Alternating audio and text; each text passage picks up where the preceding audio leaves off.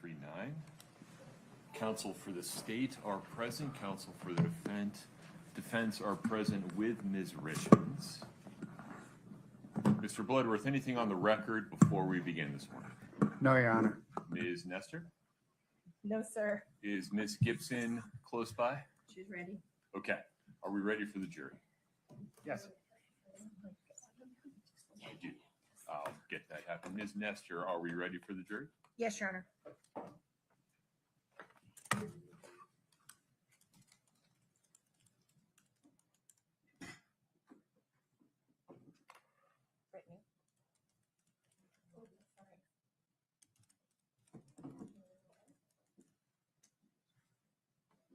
Thank you for our screen. Oh, is it working? Very good. That's really nice. Thanks, Brittany. It's great. Much better. You can.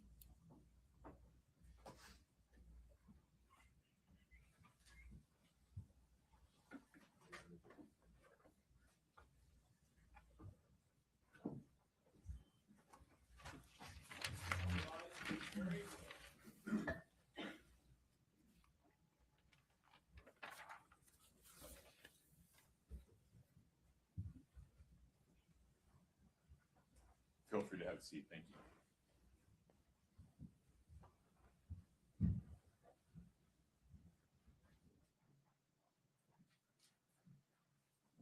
Please have a seat.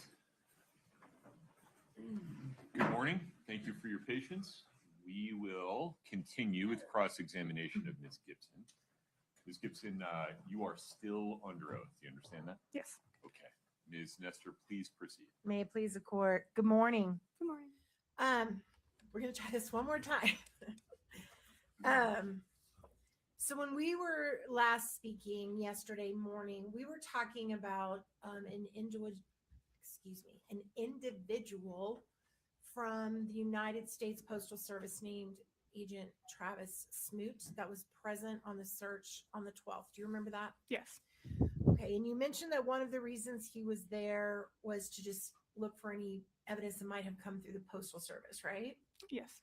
Well, was there another reason he was there? I believe he was also there to test any drugs for narcotics. Right. And the reason that you all asked him to do that, or well, I'm not going to say y'all anymore. The reason that he was asked to do that was that there was a thought there may be fentanyl in the home. Is that correct? Correct.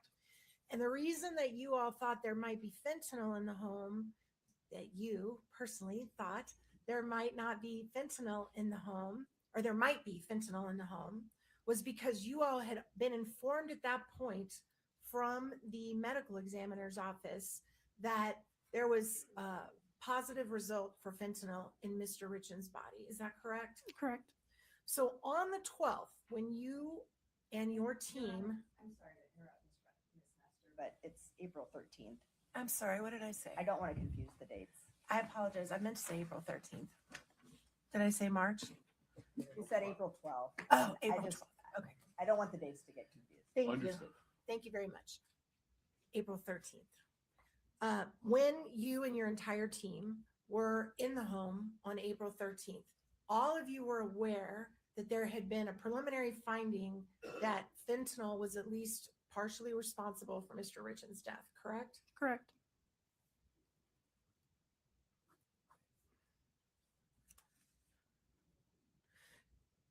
When you were there, you noticed, I'm sure, and you have noticed since you've done the Matterport videos, that there was a very large garage detached from the home behind the home, correct? Yes. And in that garage, did you all examine any vehicles that were in that garage? Not that I recall. Are you aware, or were you aware then, of what vehicle Mr. Richins regularly drove in? Not that I recall, no. Did you know whether he had a work truck, a personal truck? Did you know any of that? I believe he had both. And were those vehicles within, you're about a month away from his death, a little over a month and a week. Did anybody search his vehicles? I'm not sure which one you're referring to. I believe we did search a vehicle that was inside the main garage of the home. A personal vehicle, right? I'm assuming it's a personal vehicle. I don't know for sure. Were any of the vehicles that Mr. Richins drove in the detached garage searched? I don't believe so. I'm also interested in that warrant that you had on the 12th. It was also included I did it again. It's because I have the 12th written on my paper, so I'm fixing it right now. The 13th. The warrant, the search on the 13th, it was also for electronics. Is that correct? Correct.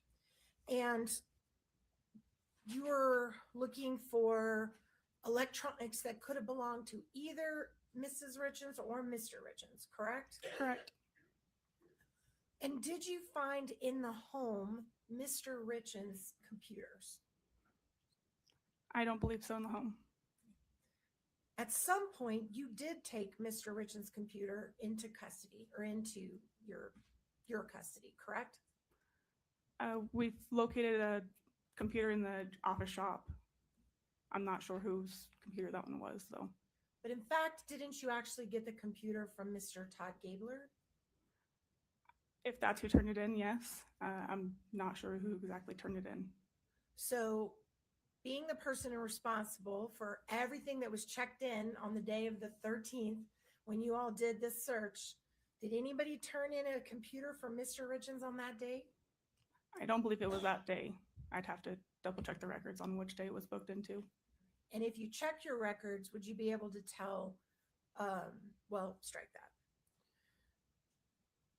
So just to be crystal clear, on the 13th of April, Mr. Richins' computer was not in that home or the detached garage where his office was located, correct? I don't believe so, but it's a large home and I'm not sure who owns what. Did you ever go back and get a warrant to search that truck that Mr. Richins drove on a regular basis? Which truck are you referring to? The one that was in the home or outside? The red truck. Yeah, I believe we searched it that day. The red truck? I believe that's the one that was inside the garage. Okay.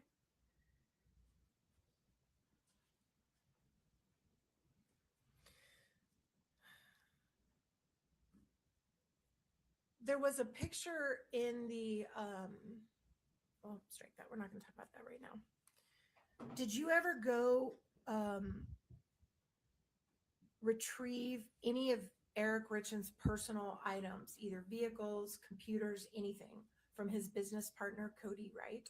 I did not personally know. Do you know if anybody did and brought them to you? I believe so, yes. And what items were taken from Kouri Wright and brought to you? I believe it was a computer or a hard drive from a computer. And before, were you present when that hard drive was obtained from Kouri Wright? No, I was not.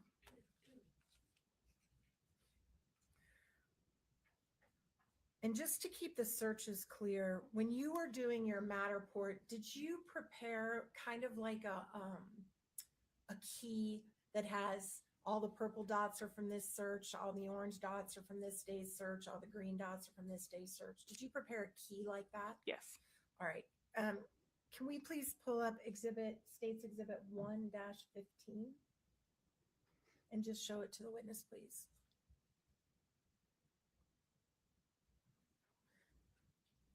Can you see that? I can. Is that the key that you prepared? It is. And it has a link on it where if you click on the link, it'll take you to those Matterport walkthroughs, right? Correct. Okay. And has this been altered in any way since you prepared it? No. Your Honor, at this point, I would move to admit State's Exhibit Can we, 1. sorry, before we do that, can we have a side note? Yes? Hold on. Let's make sure we know what we're asking for. Oh, you mean with the judge? Or what are we asking? Pause for just 1 second. Okay. Ms. Sherman, Mr.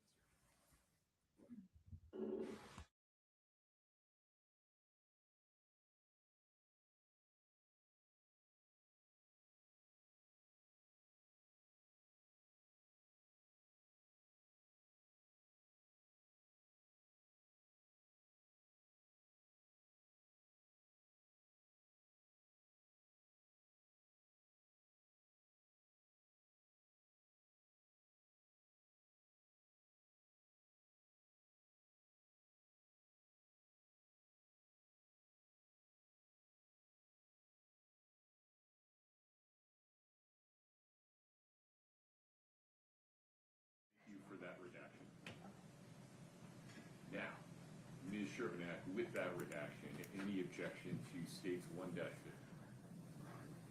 I can't show it to the jury. Hold on, not yet. No, I need to clarify. I want to make sure this box is going to travel when we publish it. So just one moment. It won't, okay. Sorry. May we approach? Of course.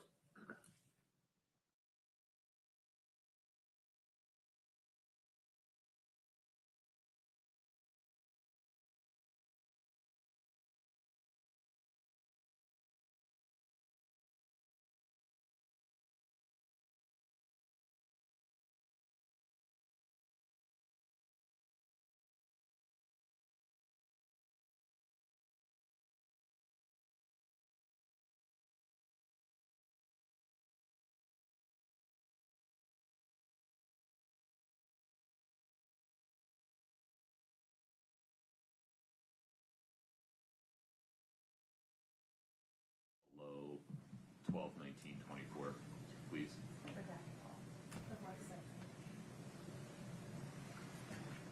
Perfect.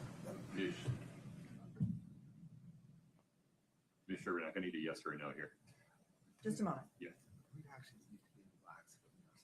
Yeah, if they could just be in black so we know that they're not just removed, so that it looks like a redacted version. Sure. That would be helpful.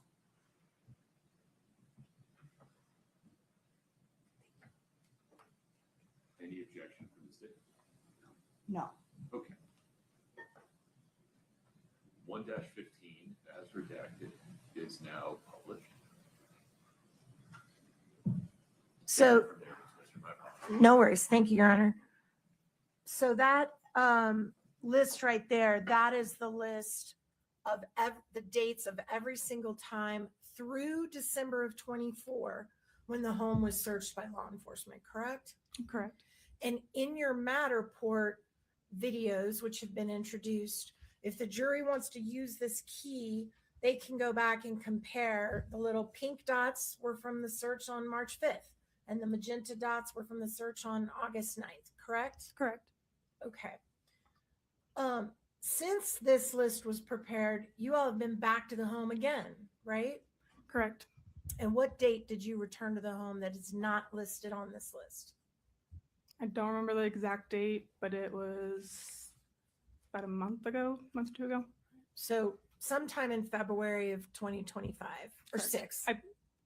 Yes, I believe it was February 6th around that time. Okay.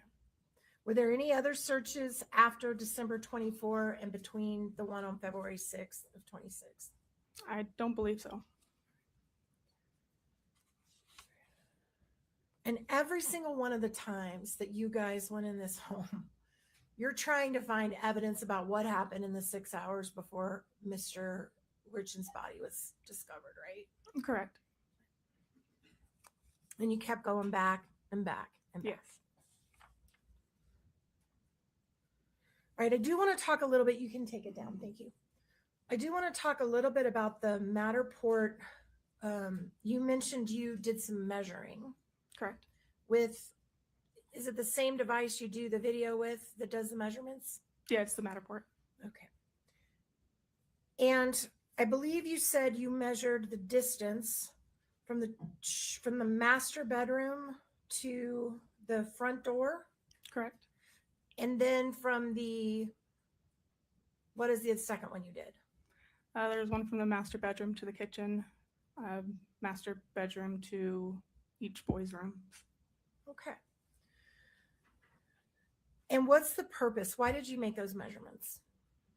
I was asked to try to figure out how far they were to correlate with data that was retrieved off of a cell phone. Perfect. Did you also take any measurements from the master bedroom to the back porch door? I have not, no. Did you notice the day that you were there when Mr. Richins died? Did they have a dog? I believe so, yes.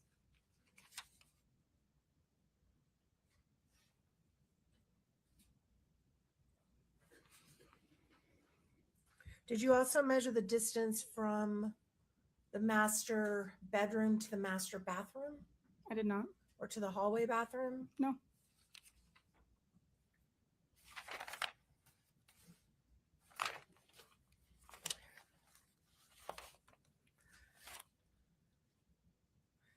Also, in your report from the search on the 13th, you mentioned that you all collected some hydrocodone pills. Is that accurate? Correct. Where did you find those? Okay, my apologies, Ms. Nestor. Keep going. Where did you find those pills? I didn't personally find them, but they were located in the laundry room in the cabinet. And how many hydrocodone pills did you find? Like I said, I wasn't the one that found them. I collected them. I don't know the exact, approximately 10 around that. And were they in a bottle or were they loose? They were in a bag. And in the garage, I know you were very careful about marking where every single thing was found. When these hydrocodone pills were found in the garage, what were they near? They weren't in the garage. They were I'm in the sorry, laundry room. the laundry room, which is right at the door where the garage starts, right? It's near it, yes. And what was it near? It was inside the cabinet in the laundry room. Up high? Correct.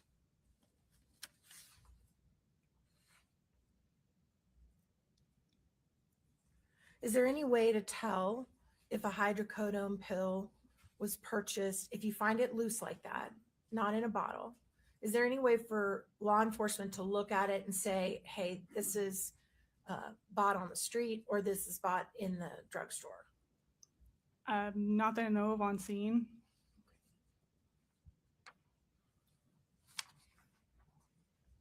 You also had a picture that you referred to when Ms. Shervanack was questioning you that had the picture of all the gummies on it. I believe it is exhibit number.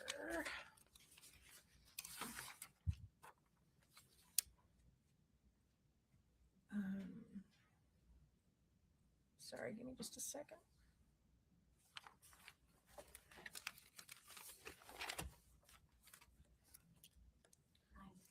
Thank you. 9-12. Can we put that up, Your Honor? It's been admitted. Make sure it's the one you want before I show it to the jury. Yes, sir.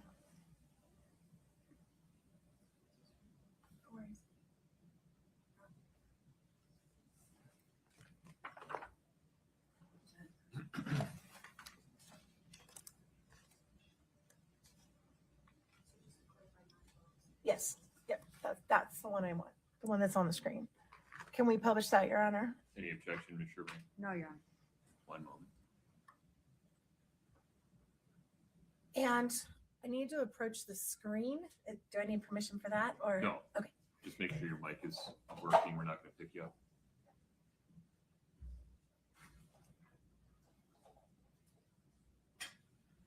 So this picture that you have in front of you, you told Ms. Shervanack that all of these gummies were seized together. Is that right? Correct. Okay, but I'm seeing these two little plastic baggies of gummies up at the top that are not labeled, that don't have any commercial labeling. Are you saying these two were all in the same place with all the rest of these? Correct. That's what I was told. So if there's a picture of these in the top of the kitchen where you actually have a dot above the fridge, then you would be incorrect that they were all found together. That's a different package that was found above the fridge. Oh, so there was at least 3 clear packages that had no commercial marking on them? Correct. With gummies in them? Okay.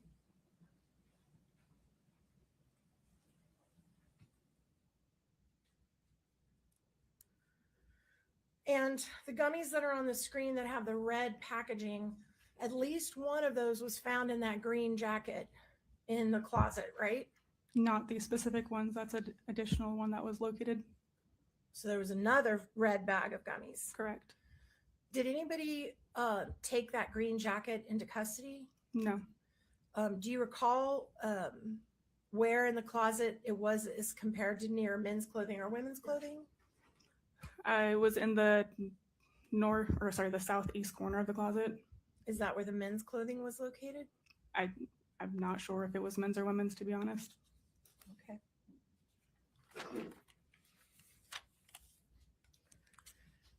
All right, now I want to move to the search that occurred on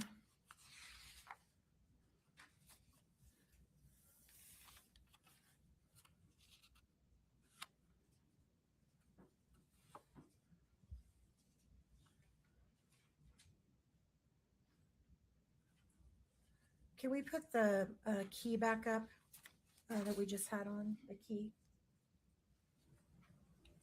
Make sure I have the right date. I don't want to say the wrong date and get correct. Oh, there it is. March 14th of 2022, right? Is that the next one that was on your key?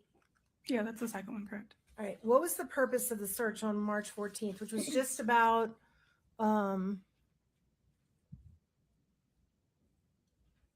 I think that's a typo because you that didn't.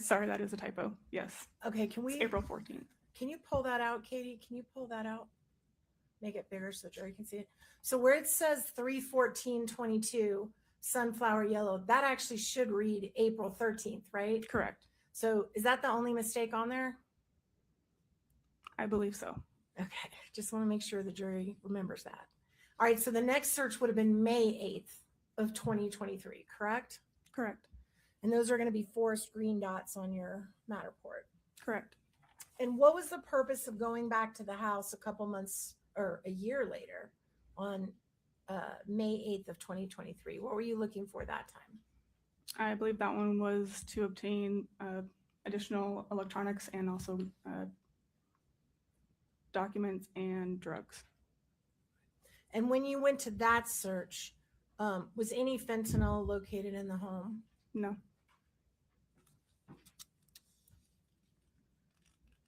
All right. And then the next search you did, which was October 24th of 2023, what was the purpose of going back for that search?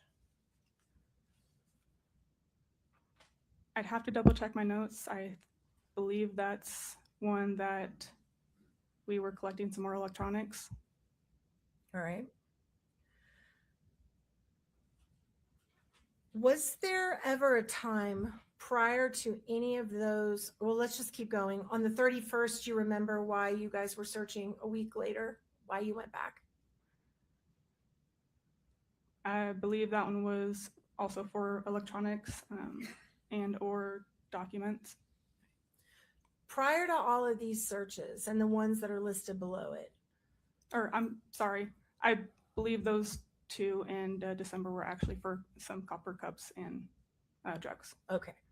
And the copper cups, you actually found them, right? We found several, correct. And where were they when you found them?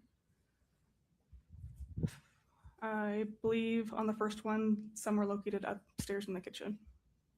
And they were tested, I'm sure. Yes. All right. And so if Ms. Richins in any of her interviews stated that they had a gift of copper cups and had a drink that night, you found something that corroborated that part of her story, correct? We found copper cups, correct. All right.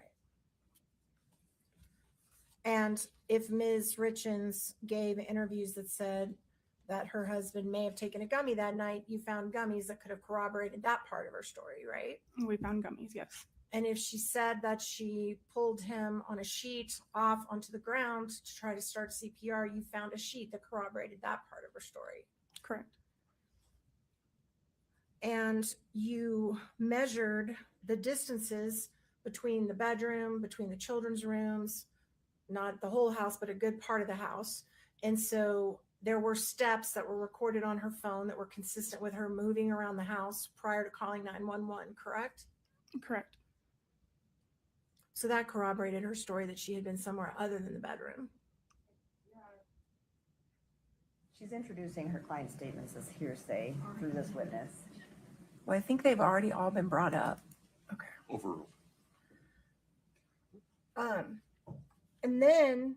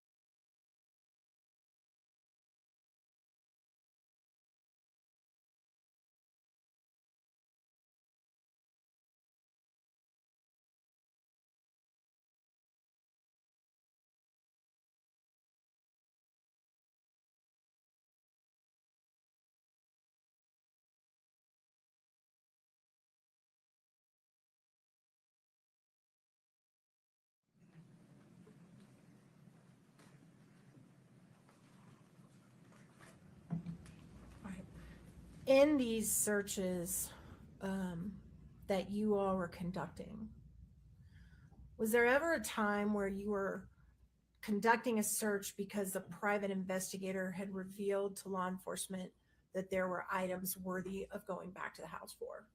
Yes, How many times did that happen? at least one that I recall.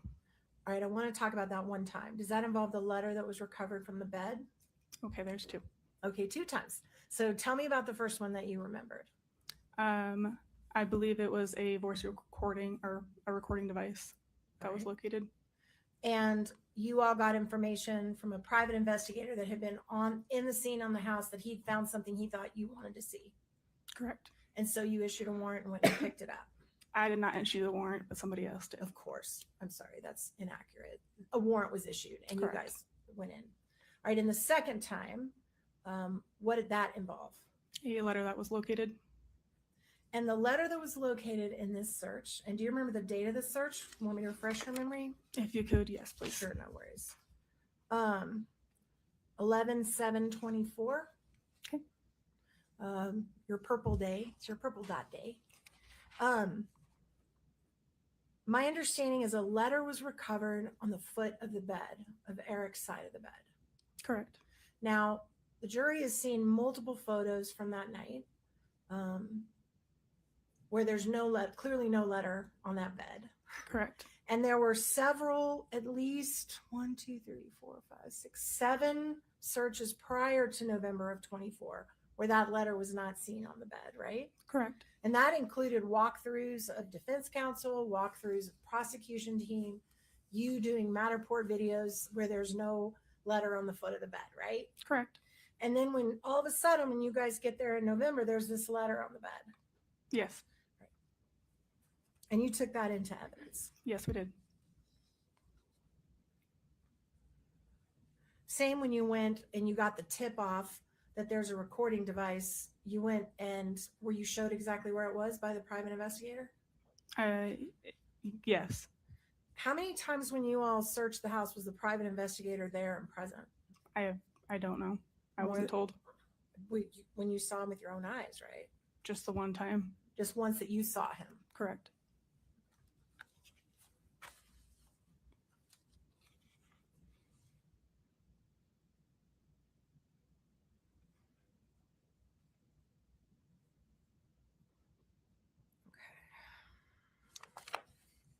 At some point, and I just need to clarify this for the jury too, in addition to the physical evidence that's seized at the scene, documentary evidence, electronic evidence, you also were in charge of maintaining video footage of witness interviews. Is that right? Correct. And every witness that was interviewed that had an audio or videotape, you saved it and did all those procedures we talked about at the very beginning of your testimony. Correct. At some point, did you become aware that 2 witness interviews, the audio or the video was missing? I vaguely recall that. Yes. Does it refresh your memory if I tell you that you were unable to locate interview footage for witnesses Nick Bonsavage, and Nancy Peterson? I don't know for sure if those were missing or if they hadn't been booked in yet. Have you ever located those 2 interviews to this day? I'm unsure.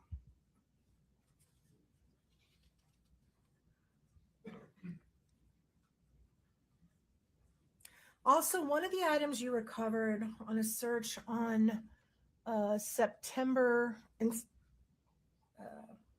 well, I'm not sure of the date, so I'm just going to say one of the searches you seized or took custody of an Apple Watch that belonged to Eric Richins. Is that right? Correct. And when you took custody of that Apple Watch, it had a massive amount of data on it, correct? I wouldn't say a mass amount of data. It had a gigabytes worth of data. So it wasn't deleted. No. So if someone testified that the Apple Watch had been deleted, that might not be true. Wasn't true because you got it. On Eric's Apple Watch, Mhm. we had very little data off of it. You had how much data? I don't recall the exact amount. But you had data on it. We had some data, yes. So it wasn't deleted. I don't recall if anything was deleted off of it. Thank you.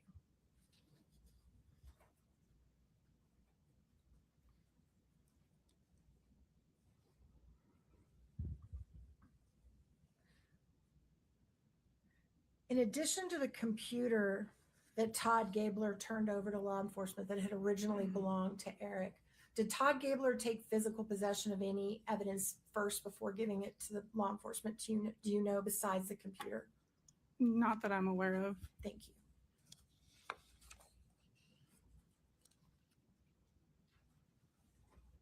One of the things you found on the search in November 7th of 2024, you all found what's called an epinephrine medical injection unit, right? Correct. And can you tell us what that is? I believe that one was just a EpiPen that's used to administer insulin. Or maybe not insulin, maybe something for an allergic reaction. Yes. And that's something that you normally find on a scene if someone's severely allergic. Correct. And where did you find that epinephrine medical injection? I believe it was in the kitchen. I believe it was inside the refrigerator. Wasn't there also one located in the master bathroom? At one point, I believe so. All right. And you did not take that into evidence? No. You just noted it? Correct. You also found syringes in the master bedroom? Yes. In the master bedroom. I'm sorry, master bathroom? There was some in the master closet.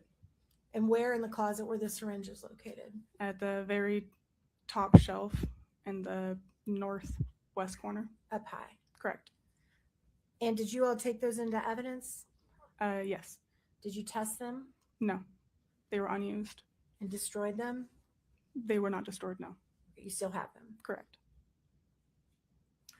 And there was one syringe that you found in the master bathroom, I believe, that did have residue of substance in it, right? There was a syringe located in the kitchen. Okay. And was that tested?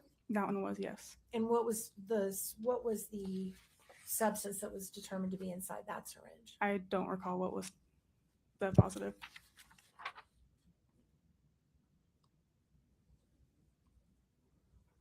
When you were searching the home, did you also find oxycodone pills? I'm unsure.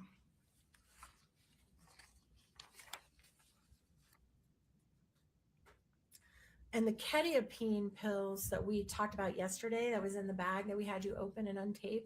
Quetiapine? The quetiapine pills that were in the bag that we opened, actually I think it was yesterday or the day before, I can't remember, but it had some little substance in it that was 2.5 pills. that's what I was about to ask. Quetiapine. Quetiapine. Yes. And that pill was cut in half, correct? I don't recall if it was. It's in 2 halves right now. Yes. Okay. So the pill was in 2 halves. Correct. And you didn't do that. No. And you've protected that, so that must be the condition it was in when you got it. Yes. All right.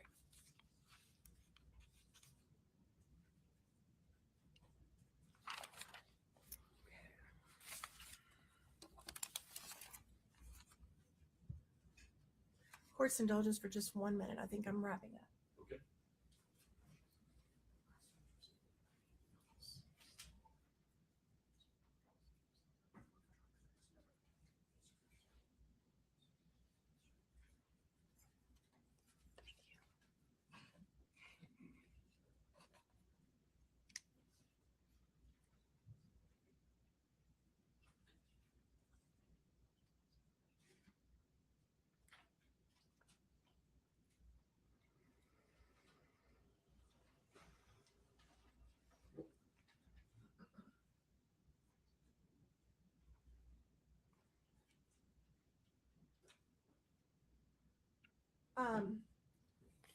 I believe, if it refreshes your memory, that the last search that was conducted on the house might have been February 9th. Does that sound familiar? Yes.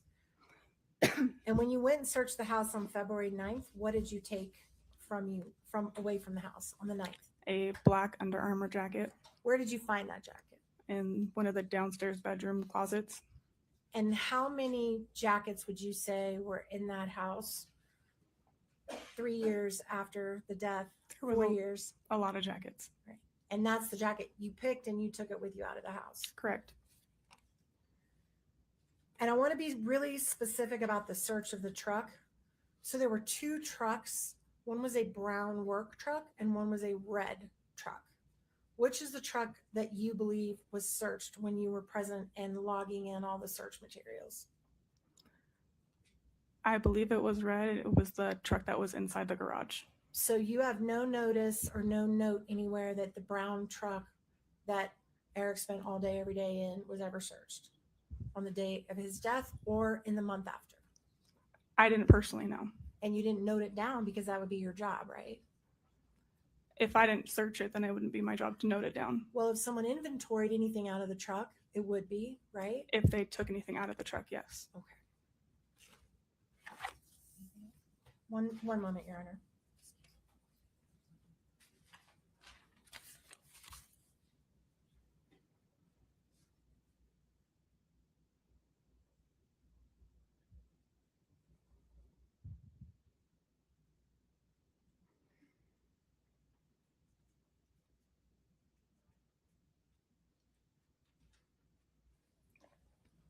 There was a canine search run at one point with a dog. Yes. When was that approximately? You don't need to know the exact date. That was on the April 14th of 2022 search. And was the canine just run through the home? I can't attest to where it ran. I believe it just ran through the entire home. To your knowledge, did the canine go into any vehicles on that day? I'm unaware. Okay, thank you, Your Honor. I tender the witness. Thank you, ma'am. Thank you. Ms. Sherman. Let's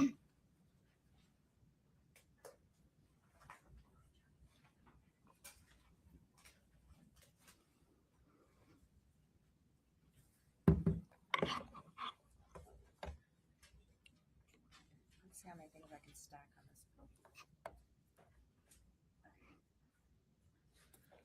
on this. Ms. Gibson, let's talk about March 4th.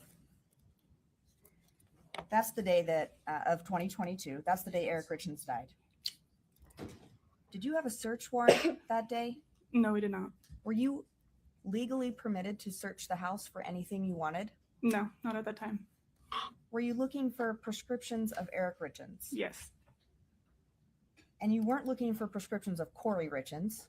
No. Why not? A little closer, yeah. How's that? Are we better? Yeah, thank you very much. And you weren't looking for prescriptions of Kouri Richins? Correct. Why not? Typically, when we have a death investigation, we only look for the decedent's medications or any other medicines that could be potentially misused.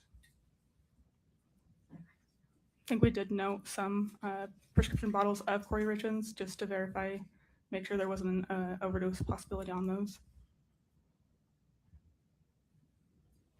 And you didn't find any hydrocodone that day? No. So let's move forward 5 weeks. April 13th, 2022. That's the first time the house is searched by a search warrant. Correct. You weren't in the house between March 4th of 2022 when Eric died and April 13th of 2022. Correct. There was no search warrant on the home in that time frame. Correct. And you went back on April 13th with a search warrant looking for fentanyl Yes. because fentanyl killed Eric Richins. Correct.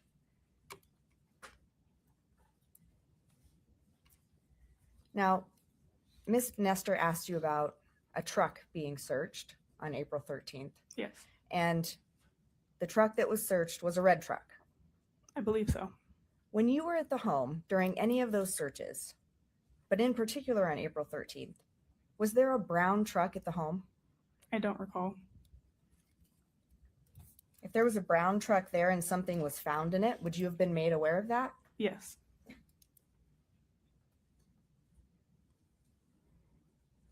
If we could, Scott, put up Exhibit 1-16 and 1-18 side by side.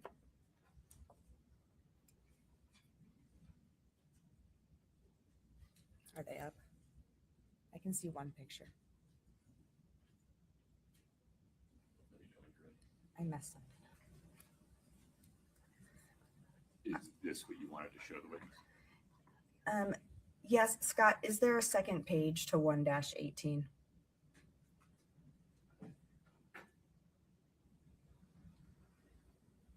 Okay, go.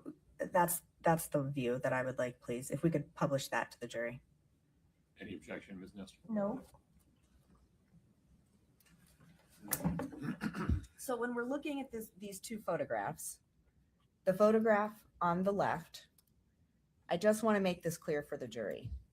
These items were located on April 13th, 2022. Correct. And the items on the left were located in the cupboard above the toilet. Correct. The item on the right was located in the kitchen. Correct.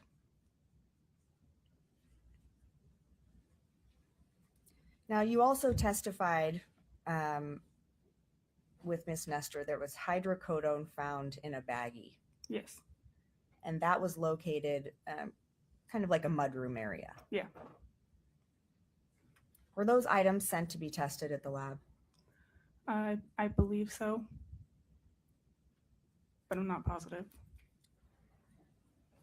Scott, if we could show the witness exhibit 1-17, please.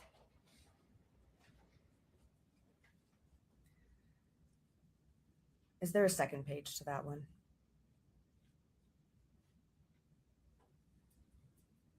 Okay, that view is fine. If we could show that to the jury, please. No objection. Is this a photograph that you took? Yes. Did you look at that jacket? I didn't look inside the jacket. Not inside the jacket, but did you look at the jacket? Not really, no. Could you tell if it was a men's jacket or a women's jacket? I can't tell now. You can take it down. Now, I want to talk about the black jacket, the Under Armour jacket.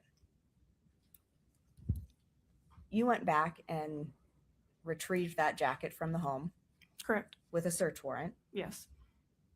Why did you retrieve that jacket out of all the jackets in the home? It was the jacket that a pair of tweezers and a small piece of plastic was located in.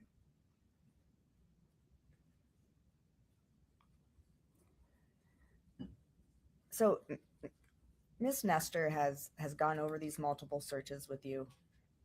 Why do you keep going back to the house? We obtained additional information that could potentially lead to something else that we could have missed originally. We're looking for different items. The investigation, is it developing between those searches? Yes. You're receiving new information? Yes.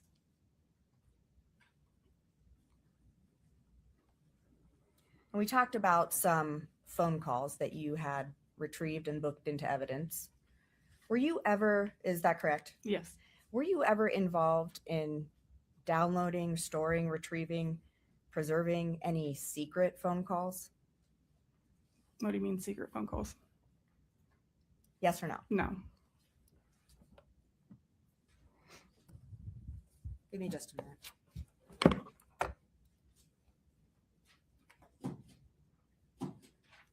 Those are all my questions for you. Thank you. Thanks. Within the scope of redirect, I will, please. absolutely. So what you just said to Ms. Chevernick, you would go back in case you missed things, And we obtain additional information in case you missed it. with additional information. And you had to do that, looks like a minimum of 10 times. Yes, we kept obtaining additional information. So each time you went back, you found things you'd missed before.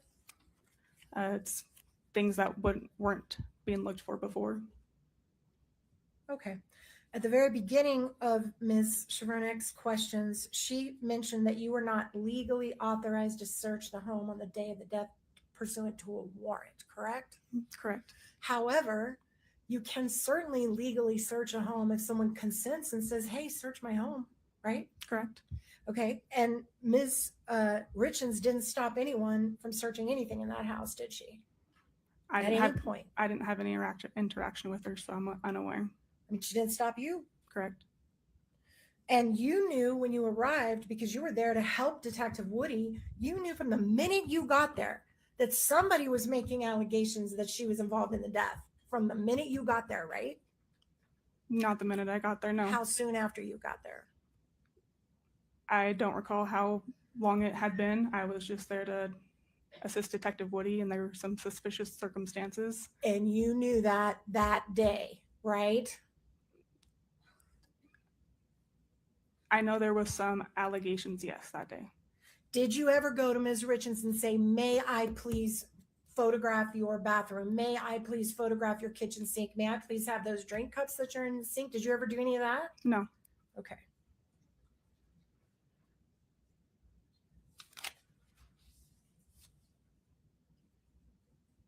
I think that's all I have. Thank you, Your Honor.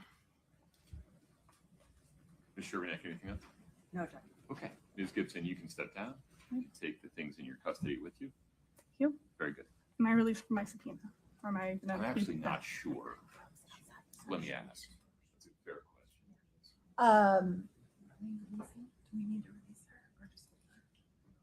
If we could just not release her, but we promise if we need her, we'll give her much advance notice that Fair she needs to notice. come back. So you're not released. We'll make sure you get fair notice. Okay. Thank you. Thank you. All right. And if she could be advised not to discuss her testimony. Yeah. Counsel, would you approach? Yes.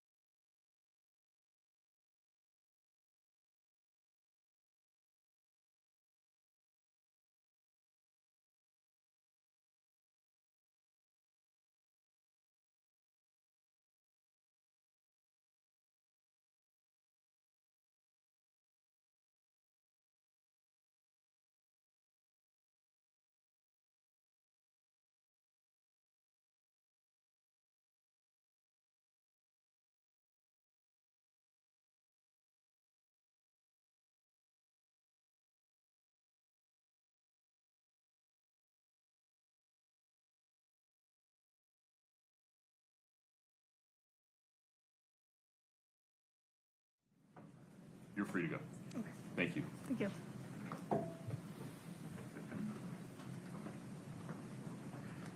Ms. Sherman, Mr. Bloodworth, the state's next witness. Dr. Peterson. Okay.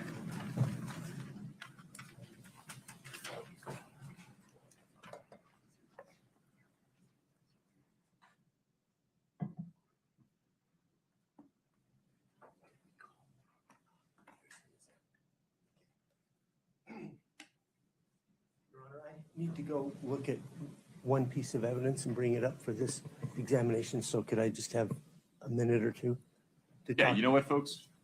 We'll just let you stretch your legs for 5 minutes. All rise for the jury, please.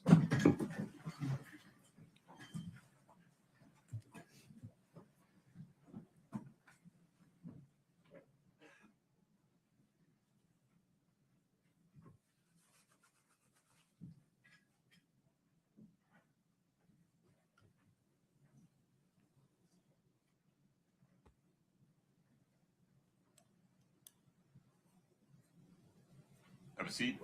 The court will be in recess until Mr. Burmester, why don't you do that? And I'll give Mr. Bloodworth the benefit of the record. How about that? Okay. Very good. Mr. Bloodworth. Your Honor, I appreciate that. I've actually asked Ms. Payer for a quick dirty of the transcript. I think that would help the argument. I don't have it yet. No problem. We'll do it later. Thank you. Okay. We'll be in recess until 9:30.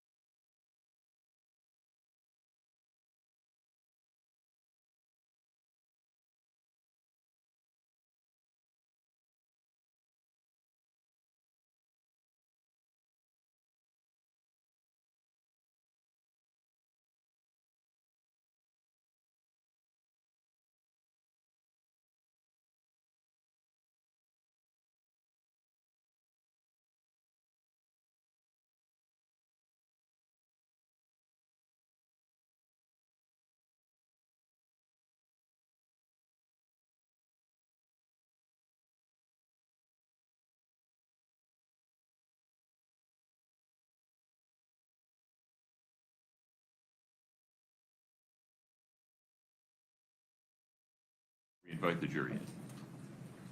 No, Your Honor. Ms. Lewis. No, Your Honor. Okay. We need Mr. Burmester.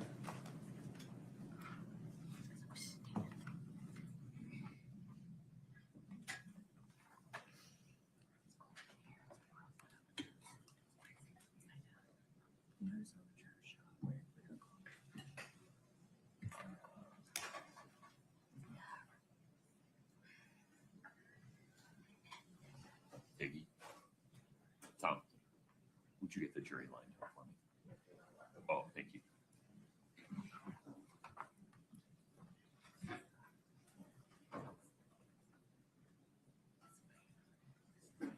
Sir, if you just wait in the gallery for just a second. Yeah, I'm sorry. Yeah, right there is fine.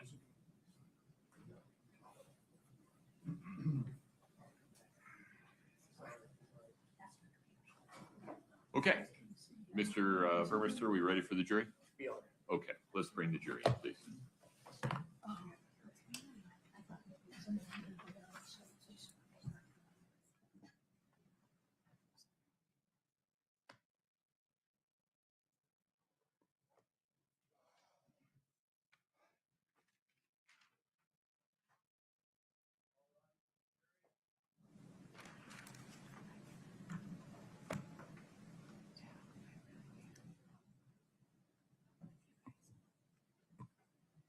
Have a seat, folks. Thank you.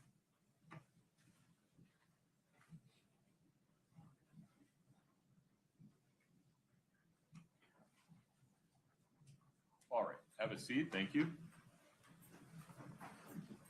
Mr. Burmester, the state's next witness, please. The state calls Brianna Peterson. Okay. Dr. Peterson, if you'd step in front of Brittany, we'll get you sworn in. Do you solemnly swear the testimony you're about to give in the matter before the court to be the truth, the whole truth, and nothing but the truth, subject to the pains and penalties of perjury? Yes. Thank you. Please have a seat.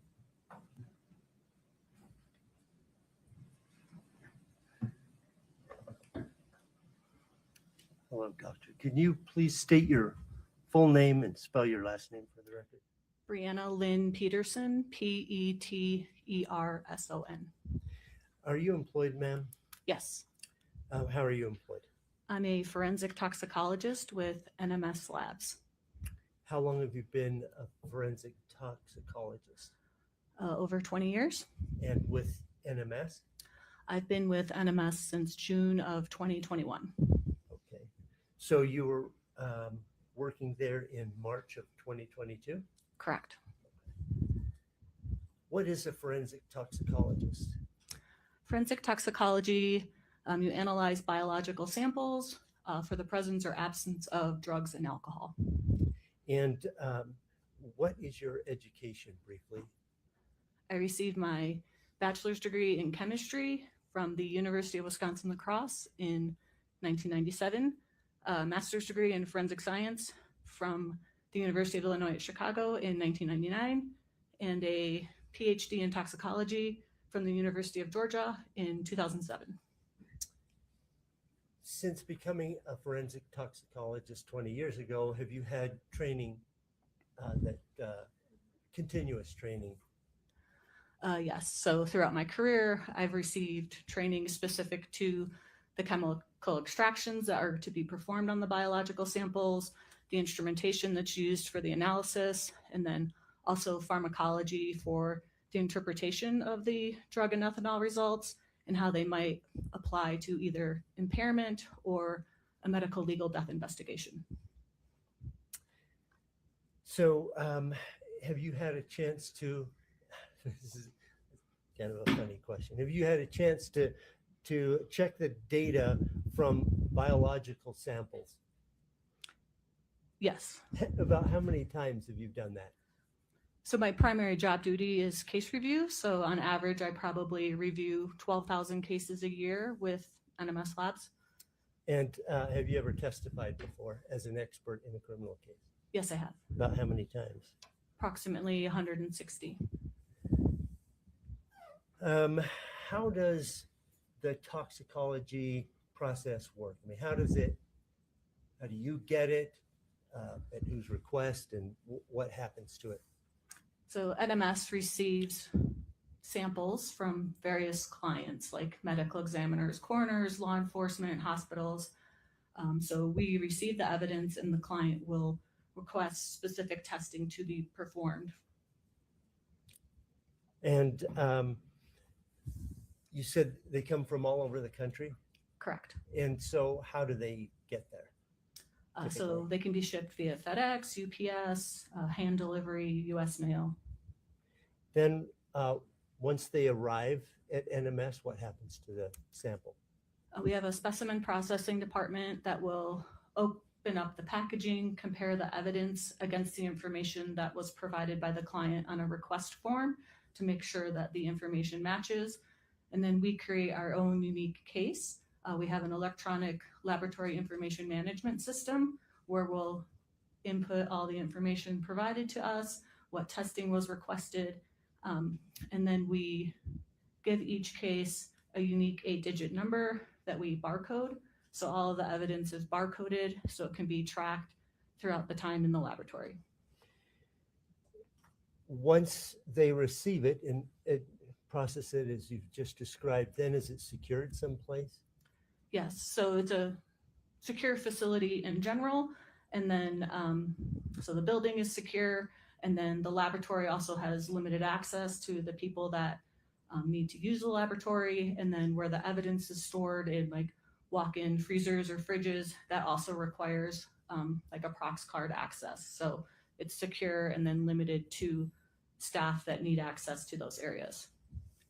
So when it comes to testing, what happens?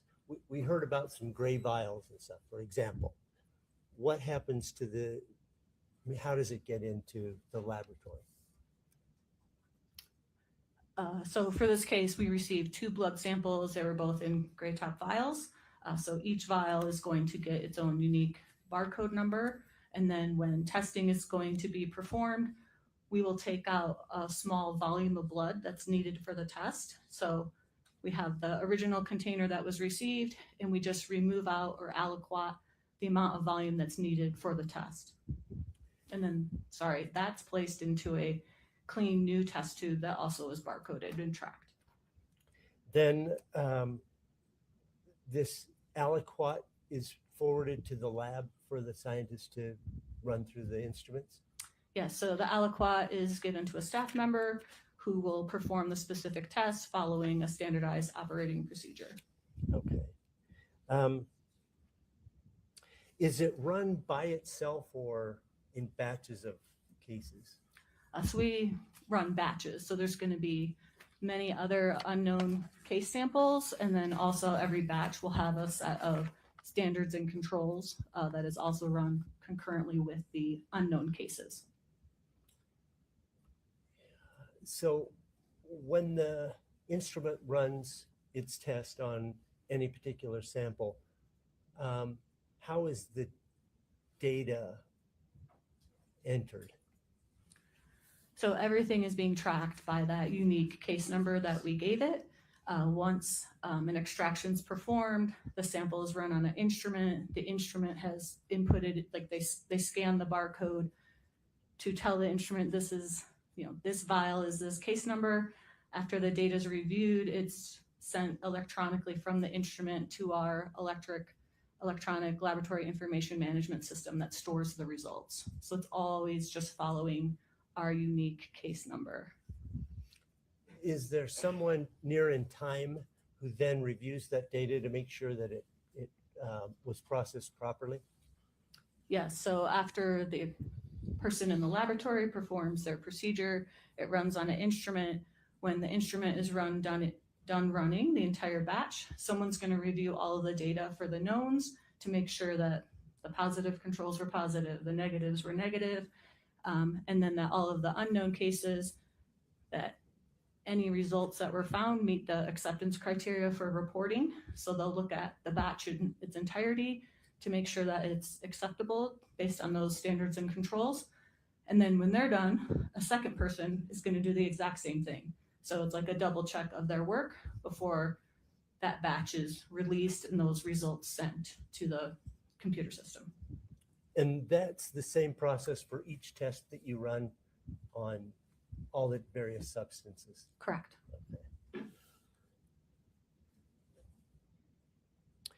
When do you come into the picture? So after all testing has been completed for a case, then in my role as a toxicologist, I'm going to review the data from all of the testing that was performed for this specific case. I also have access to the administrative information provided by the client on that request form. So I'm making sure that the correct testing was performed that was requested. So I review everything, and then I will issue a final toxicology report with the findings from all of the testing. So in this particular case, you received some samples from the Utah medical examiner on March 8th. Correct. Okay. And was assigned the unique number at that point. Correct. And what did you receive? We received 2 tubes of blood, vitreous fluid, urine, liver tissue, and gastric fluid. Okay. And initially, what were you asked to do? Initially, it was just requested that we perform a test that screens for alcohol and drugs in one of the blood samples. And did you do that? Yes. Okay. In the screening, were any of those, did any of those come up positive for substances that you subsequently tested a confirmatory test? Yes. Okay. And tell the jury about that. So we first perform a broad drug screen that looks for hundreds of different drugs. And then based on those results, if there's any positive findings, then we will perform a second confirmation test that's more specific and sensitive for that drug or drug class. And so that's, we're taking a separate aliquot, performing a separate test, running on another instrument to confirm those original screening results. And in this case, what did you find in the confirmatory test? Fentanyl and norfentanyl. Okay. Did the confirmatory test identify levels? Yes, so fentanyl was reported at 15 nanograms per milliliter and norfentanyl at 3.3 nanograms per milliliter. What is norfentanyl? Norfentanyl is a metabolite of fentanyl. So when your body is trying to eliminate drugs, they'll break them down into a different form called metabolites sometime that are easier for the body to excrete. So it's inactive, it doesn't cause any effects, but it just shows that some fentanyl has been metabolized to norfentanyl. Did you screen for hydrocodone? Yes. And did the screen identify anything for further testing? No. Any other opioids tested in the screening? Yes. And any others besides fentanyl positive for further testing? No. Do you know how long hydrocodone stays in the body that you're able to find it in the subsequent toxicology test? So hydrocodone has a half-life of maybe 4 to 6 hours. So a half-life refers to how long does it take for the concentration to go in half. And usually drugs will be completely eliminated from your body in 5 half-lives. So if someone took a dose of hydrocodone, we would expect it all to be eliminated within 20 to 30 hours based on that 4 to 6 hour half-life times 5. Okay. When a person dies, does it freeze in place whatever is there? I mean, you don't continue to eliminate it, or it doesn't evaporate once the blood is drawn out. It freezes it in place. Is that correct? In general, it's going to be a snapshot of what was going on. There are some drugs that might have limited stability, like cocaine can be broken down after death just due to enzymes that are present that can break it down into its metabolite. So there are a few drugs that we know have limited stability in the biological samples after death, but for the most part, yes, it's, your body has stopped working, like it's no longer going to be metabolizing, etc. Is that true for opioids then? That it should be a snapshot of them, yes. Yeah. Okay. Have you ever heard of a principle or a theory or something called postmortem redistribution? Yes. Can you give a brief explanation of what that is? So postmortem redistribution, so after someone dies, the pH of your blood starts to change and the permeability of the tissues isn't maintained the same. So it means if there was like drugs stored in like major organs like your heart or your lungs, they might start to seep out of those organs and go into the neighboring blood. And so this means like they're being redistributed. So maybe there was a concentration of drugs in your heart, and now after death, due to the changes the body might be undergoing, they might go into the blood and increase the concentration. So the blood might not be, and the concentration that's there might not be an exact representation of the concentration at the time right before death, right? So it might have increased due to the tissues releasing some of their drug stores into that blood sample.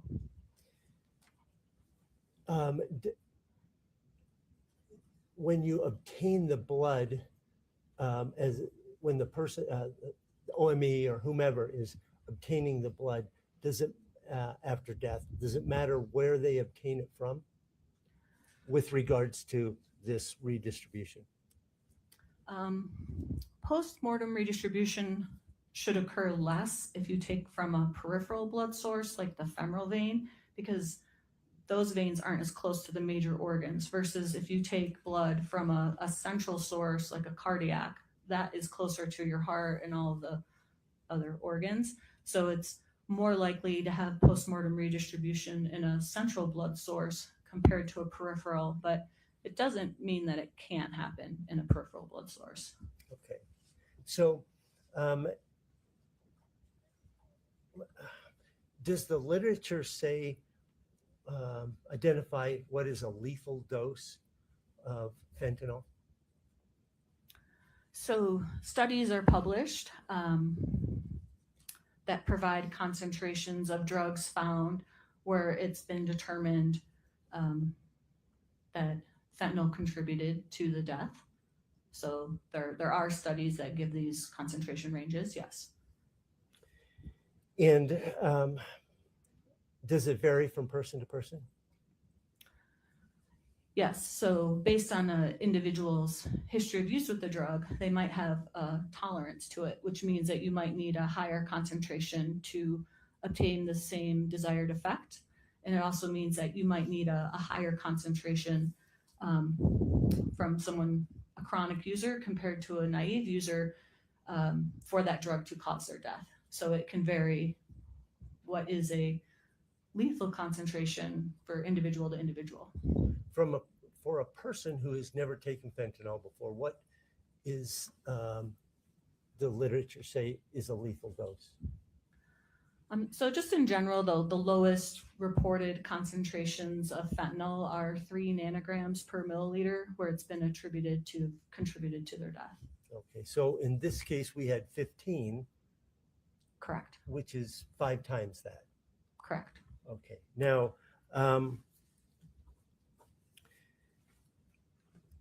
even assuming this redistribution, postmortem redistribution, is that significantly still above this 3 nanograms per milliliter? Yes, 15 is greater than 3. Thank you. I am just a lawyer, so pardon my math.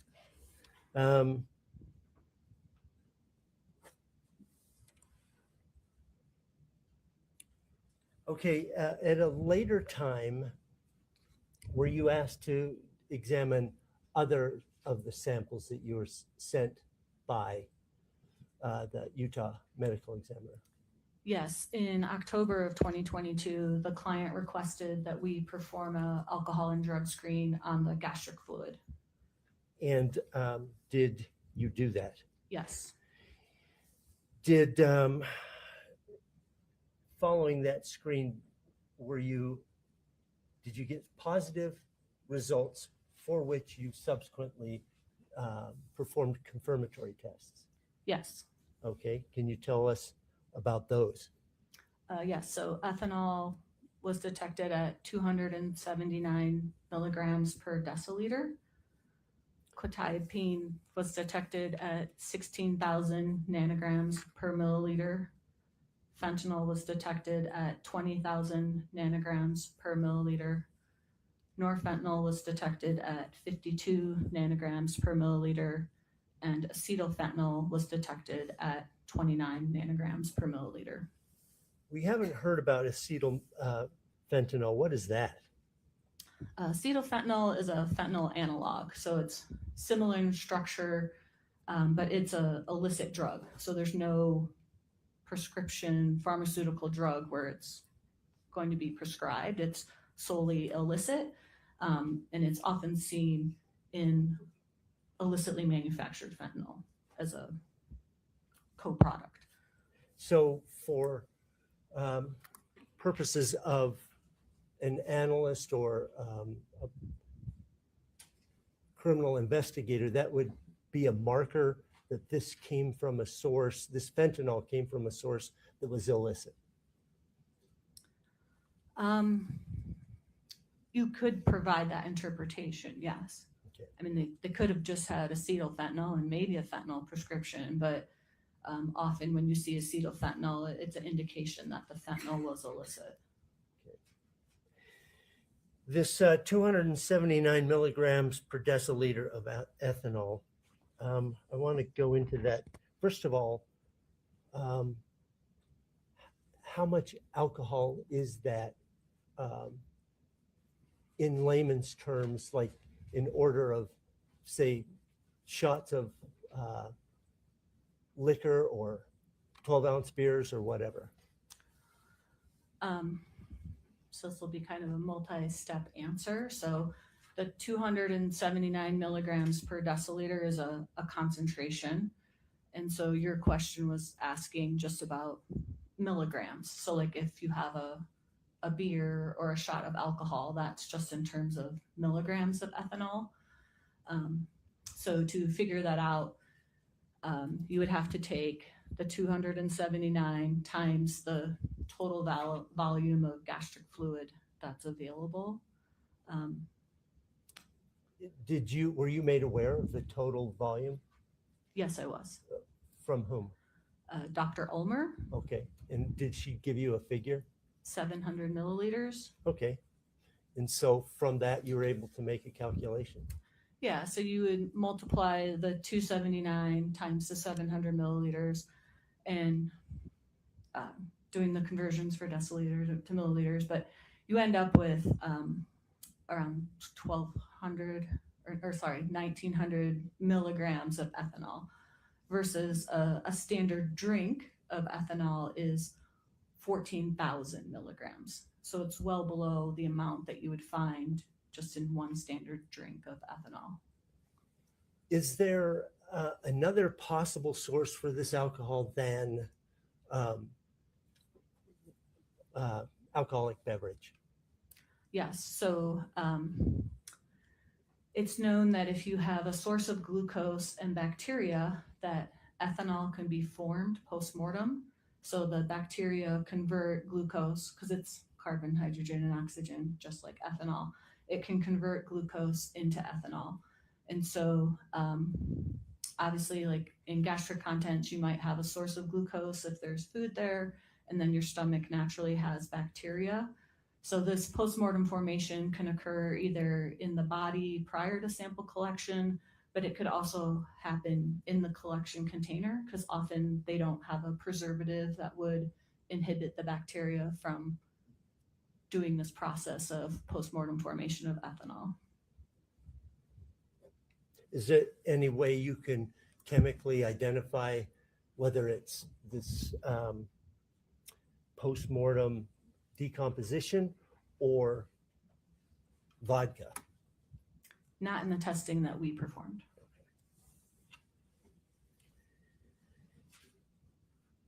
Can you tell us, based on your knowledge of the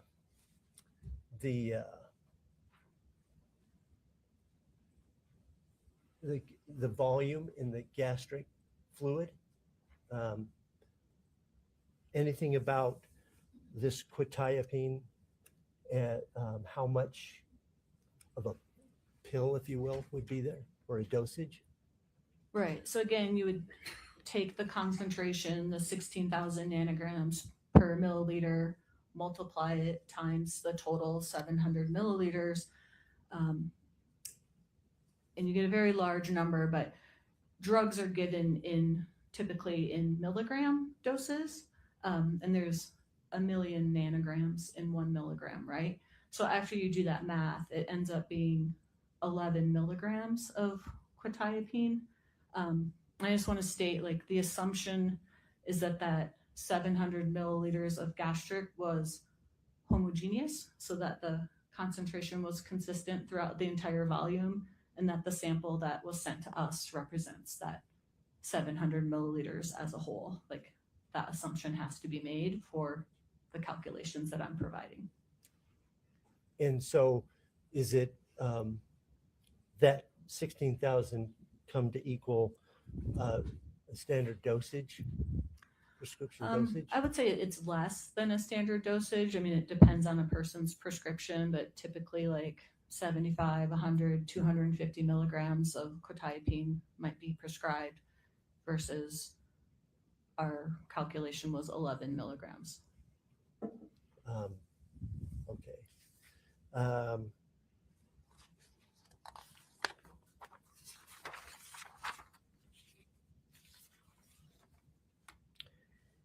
Did you, a few minutes ago, did you have an opportunity to look at State's Exhibit 9-1, a quetiapine bottle with its label on it?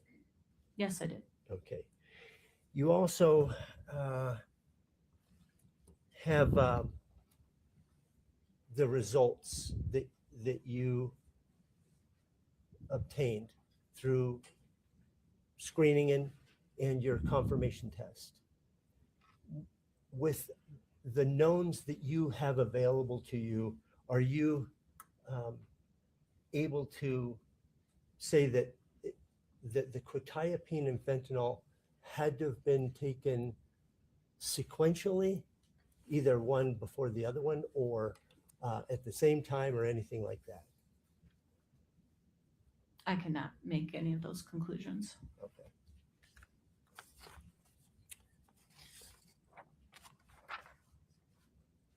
I have nothing for this. Ms. Lewis.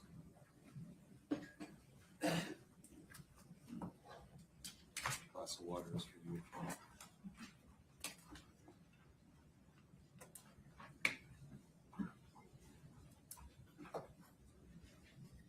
Good morning, Dr. Peterson. Morning. I'm Wendy Lewis. I'm one of Ms. Richins' attorneys. Nice to meet you. So you've been working at NMS Labs, you said, for how long? Since June of 2021. All right.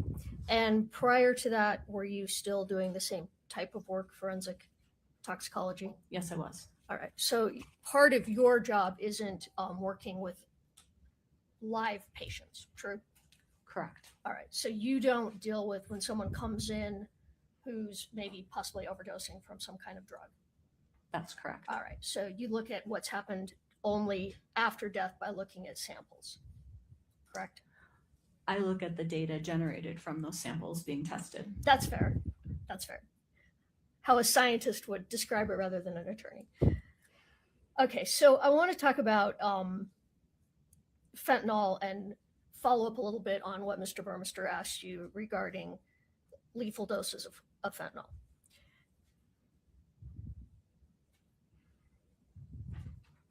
So here you said we had 15 nanograms per milliliter of fentanyl in the bloodstream. Did I get that right?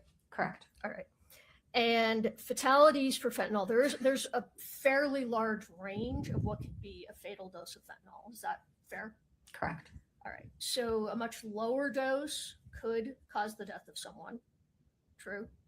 Lower than 15? Yes. Yes. And in some people who have some tolerance, it could be a higher dose than that before it would be fatal. Fair? That's correct. All right. So when someone takes fentanyl, is it fair to say that it would take about 30 minutes from the time the fentanyl is ingested before it starts to show up in the bloodstream? Yeah, some of it's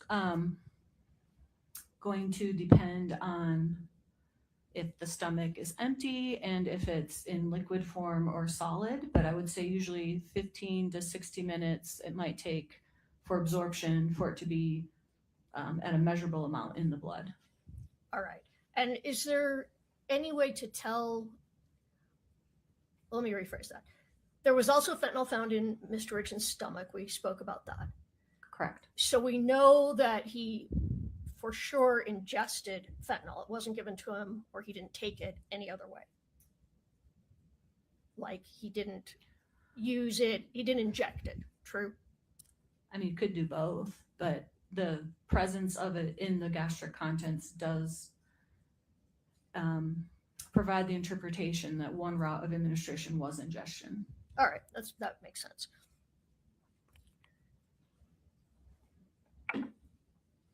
Now, you mentioned that also present was norfentanyl. Correct. And norfentanyl is a metabolite. Did I say that properly? Of fentanyl. Yes, that's correct. So when the body starts to metabolite the fentanyl, you'll see norfentanyl also in the system or in the samples. Well, correct. Okay, well, let me ask another question. Maybe we can clarify. It's possible that someone could die of a fentanyl overdose so quickly you wouldn't see norfentanyl in the system. True? That's correct. All right. So in someone who's never taken fentanyl, hypothetically, it's possible that first exposure, they take it, they die so quickly, norfentanyl is not observed. Yes, that can happen. All right. So when someone has a high dose of fentanyl and we see norfentanyl on the report, the body has started to metabolize the fentanyl. Correct. And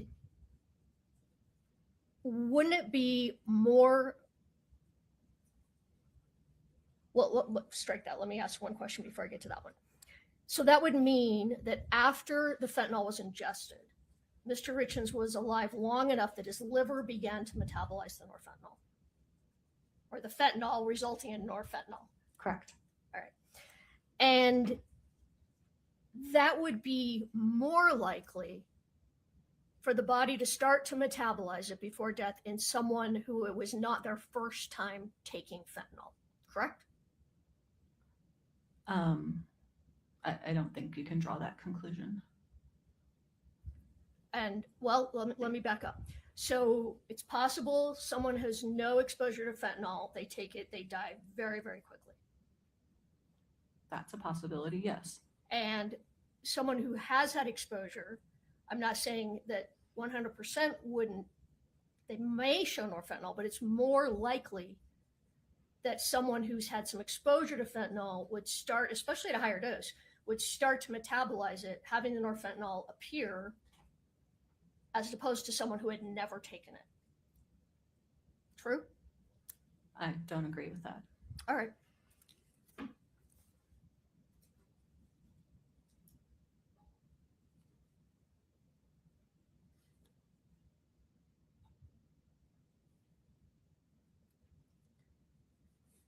You talked about things that were not found in the blood, and was naltrexone tested for? Yes, it was. Okay, and there was no naltrexone in Mr. Richins' blood? The screening result did not meet the threshold to go to that second confirmation test. All right. I want to move to post-mortem production of alcohol that you talked about with Mr. Burmester. So post-mortem production of alcohol is more likely to occur in some scenarios than other scenarios. Fair? Yes. I mean, not every body is going to have post-mortem production of alcohol. We don't see that just because someone dies, that's not there. True? That's correct. All right.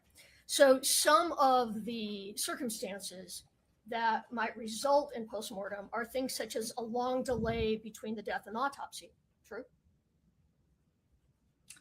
I mean, the two variables that are needed are glucose and the bacteria. All right. But is it also true that there are certain scenarios where it's more likely to happen, such as a long delay between the autopsy and the death? You're more likely to see it than an autopsy that happened fairly quickly. Fair? Are you talking about in any matrix or gastric in particular or just general? Well, Sorry. no, now you're getting scientific Yeah, on me. I'll just answer your question that yes, a longer postmortem interval is a pre-analytical factor that could lead to postmortem formation of ethanol. Okay. Yes. All right. And I'm not saying every time, but these are Correct. circumstances that make it more likely. It can be, yes. And we didn't have a long delay here between death and autopsy. No idea. Well, is assuming he died somewhere between 10:30 p.m. and 3 a.m., autopsy's done at 7:30 a.m. That's not considered a long delay in terms of an autopsy, true? That's just not something I do. Okay. So I don't have So an that would be a opinion. question. I'm sorry, I didn't mean to talk over you. Question for an Emmy. Yes. All right, fair. Does trauma to the body increase the chances of postmortem production of alcohol? It can, because if you have trauma where the gastric tract gets broken open, then that bacteria is released and can be in the blood, and you need the bacteria to do the postmortem formation. And that didn't happen here. No idea. So a body being warm for a long period of time, that also increases the chances It of could. postmortem. It could, yes. And are you aware if when a body arrives at a ME's office, typically it's refrigerated? Fair? Yes. All right. Was there testing done for yeast in his system that could produce alcohol? No, there was not. Because yeast in the system is something that would result in postmortem. Well, I might be phrasing that wrong, but yeast in the system could result in the production of alcohol that would be seen, such as it was here. Yes. All right. But that wasn't tested for. No. All right. So it's possible that there was postmortem decomposition, but it's equally possible that he took a drink before bed, correct? Correct. How long after taking a drink of alcohol? Well, is it fair to say alcohol takes about 10 to 15 minutes to hit the bloodstream? Again, it depends on the stomach and if it's full or not. So if you have an empty stomach, then the alcohol can get to the intestines faster, which is where the majority of the absorption occurs. So yeah, maybe 15, 30 minutes if your stomach is empty. But if you have delayed gastric emptying, then it might take longer for you to reach that peak alcohol concentration. All right, peak alcohol concentration. Yeah, that's for some alcohol to be in the blood, sure. 15, Okay. 30 minutes. within 30 minutes. Yes. And some fentanyl would be in the blood probably within 30 minutes of ingestion. Again, yeah, within 15 to 60 minutes in general, yes. So if Mr. Richins had fentanyl in the blood, but not alcohol, a real possibility is that he ingested the fentanyl and then took a drink, give or take maybe 30 minutes later, maybe less, 15 to 30 minutes after he took the fentanyl. Fair assumption, correct? I can't provide a timeline of when things were ingested. Some of it is, you say, take a drink. Did you take a sip? That might not even become measurable in the blood. Or how long did he live after the alcohol was consumed, and the body could have just metabolized it below our threshold for reporting. So I can speak generally about both. Yes, can be absorbed and be present in the blood within the 15, 30 minutes. Well, that amount of fentanyl, typically someone would pass away, would die from that dosage of fentanyl within 20 minutes. I can't provide an exact time frame. Sometimes there's delayed deaths with respiratory depression, so I can't pinpoint. Okay, you can't I understand. I mean, we're talking in generalities here. So if someone takes that dosage of fentanyl that you found, what would you expect? Would someone live for hours after that? They wouldn't. Again, I don't even know what dosage was taken, and I don't know this individual's history of use with this drug. So I can just say what was detected in the blood, what was detected in the gastric, and I can provide general information about absorption of alcohol and drugs and timeframes. All right. So he might have lived longer this was not the first time he took fentanyl. He may have lived longer after he took the fentanyl. Again, I don't know what dose was taken. All right, I'm basing it on what was in the blood. You know how much was in the blood, which can give you an idea approximately of a dose that was taken. Fair?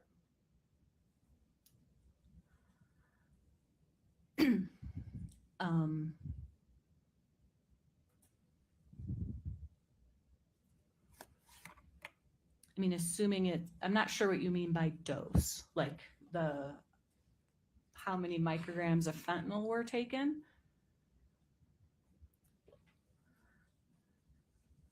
All right.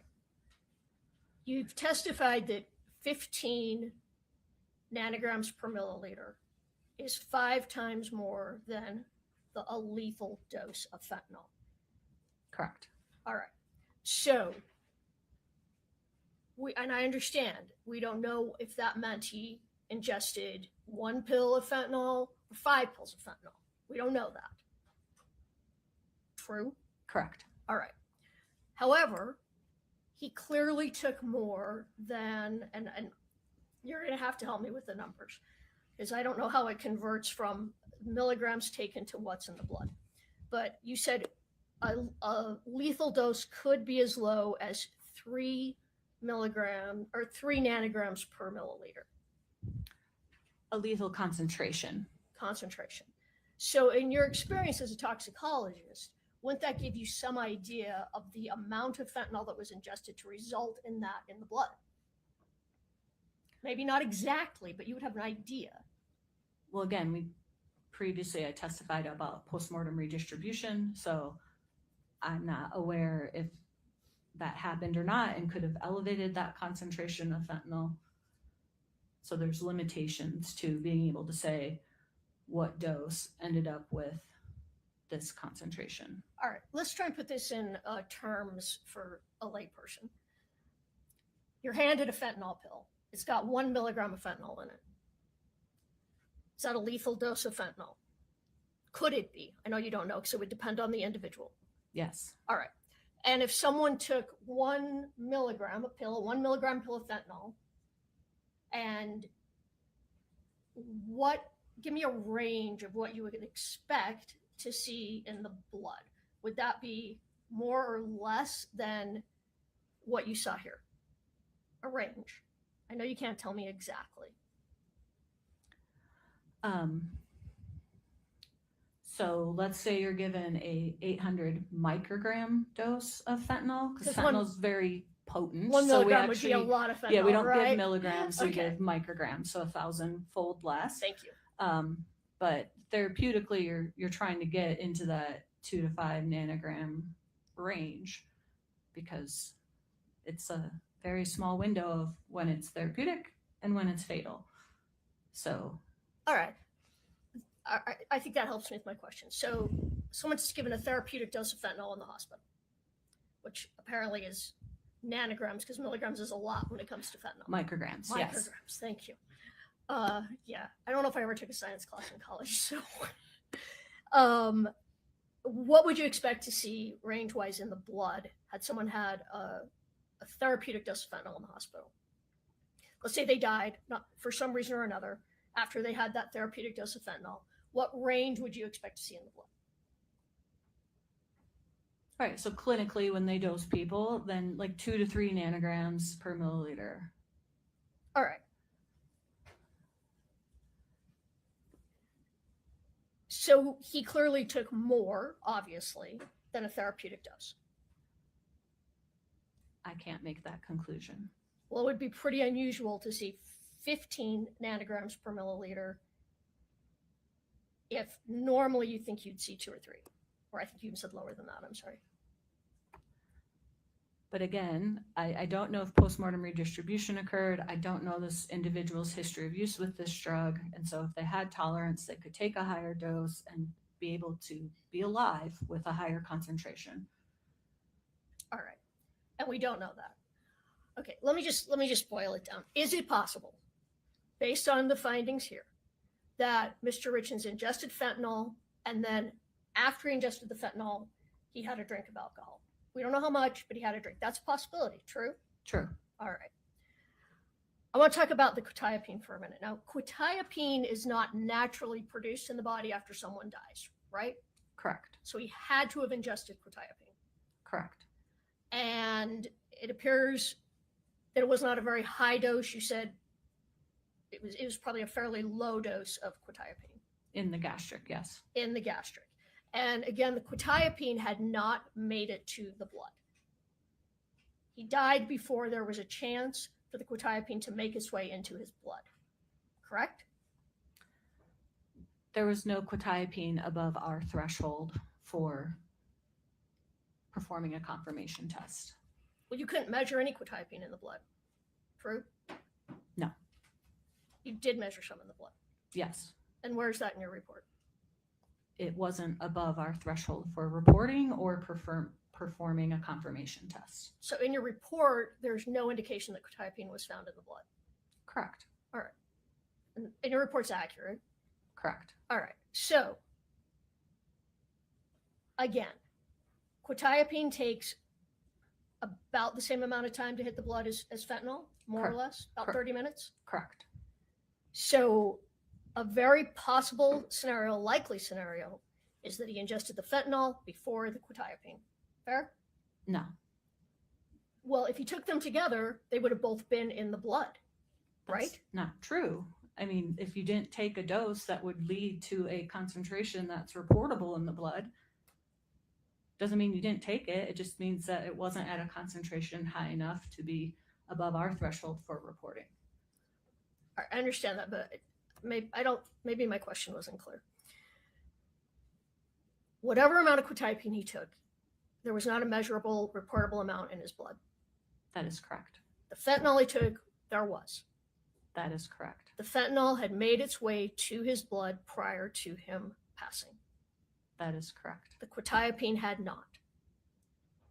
Not above a concentration that would be reported by us. Not even in a concentration that you noted in any way. Correct. So it is possible that he took the fentanyl and then later took the quetiapine. That's a possibility. Sure. All right.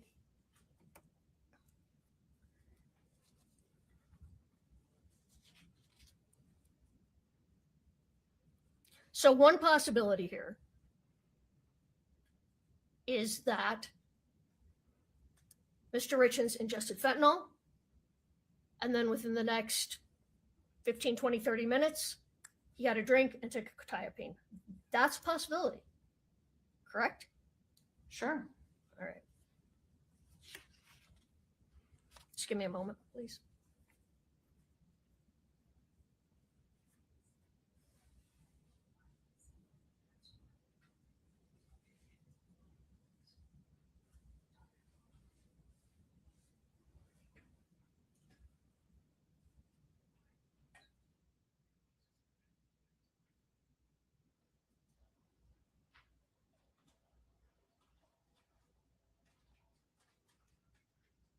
Your Honor, I have no no further questions at this time. Thank you, Dr. Peterson. Mr. Burmester, within the scope of cross, please.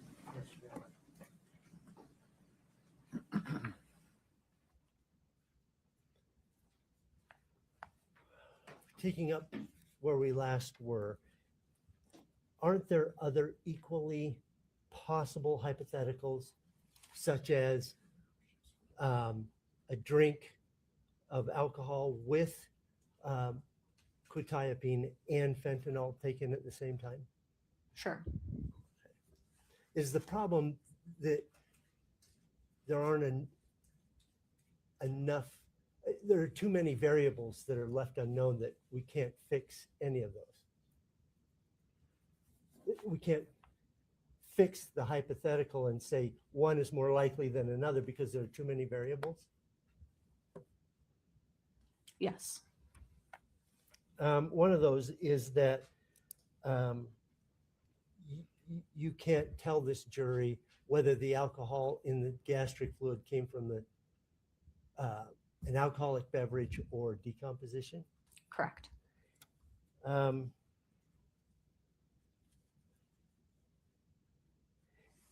When you look at the 15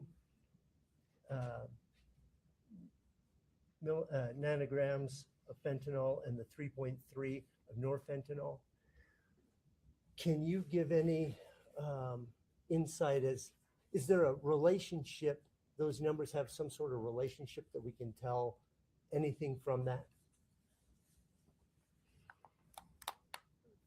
For example, how long ago it was taken, that sort of thing?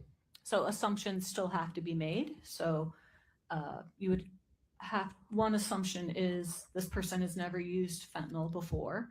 Then that means that they lived long enough for the body to form norfentanyl.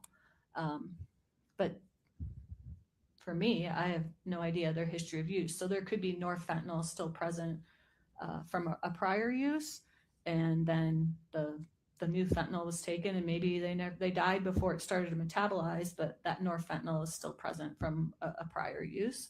But once fentanyl is absorbed into the blood, as soon as that happens, it's circulating, can get to the liver, and that norfentanyl can start to appear right away. So within a few minutes, you're going to start having norfentanyl formed and present in the blood once the fentanyl is absorbed into the blood.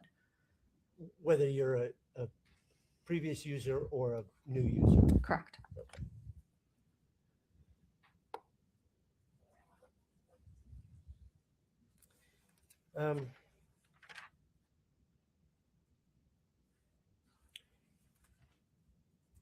We have the marker, possible marker of the acetyl fentanyl. And if we make an assumption that that came from the same source as the fentanyl. Your Honor, I think that's beyond the scope. I didn't ask her anything about this fentanyl. Well, let's see what the rest of the question is, and then you can renew your objection. Go ahead, Mr. Burmester. We can make the assumption that it was an illicit source as opposed to a illicit source. Same objection. Sustain. Just keep it. Okay, it's fine. I'll just, that's all the questions. Anything I have. further, Ms. Lewis? No, Your Honor. Okay, you're welcome to step down. Thank you.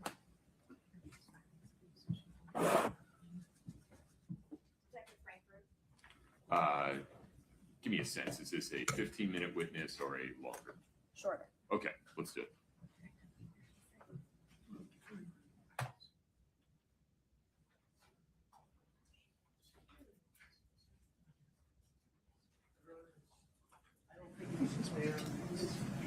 I need you next to a mic, Mr. Burmester. My apologies. He wants to know if the witness can be released from her subpoena. Ms. Lewis, any objection to releasing Dr. Peterson? No, Your Honor. Doctor, you are released. Thank you for your time.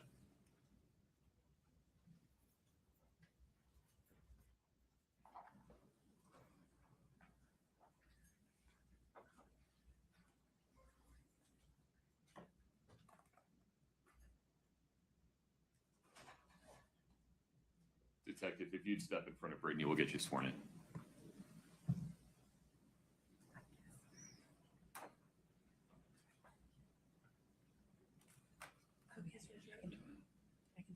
solemnly swear the testimony you're about to give in the matter before the court to be the truth, the whole truth, and nothing but the truth, subject to the pains and penalties of perjury. Thank you. Have a seat.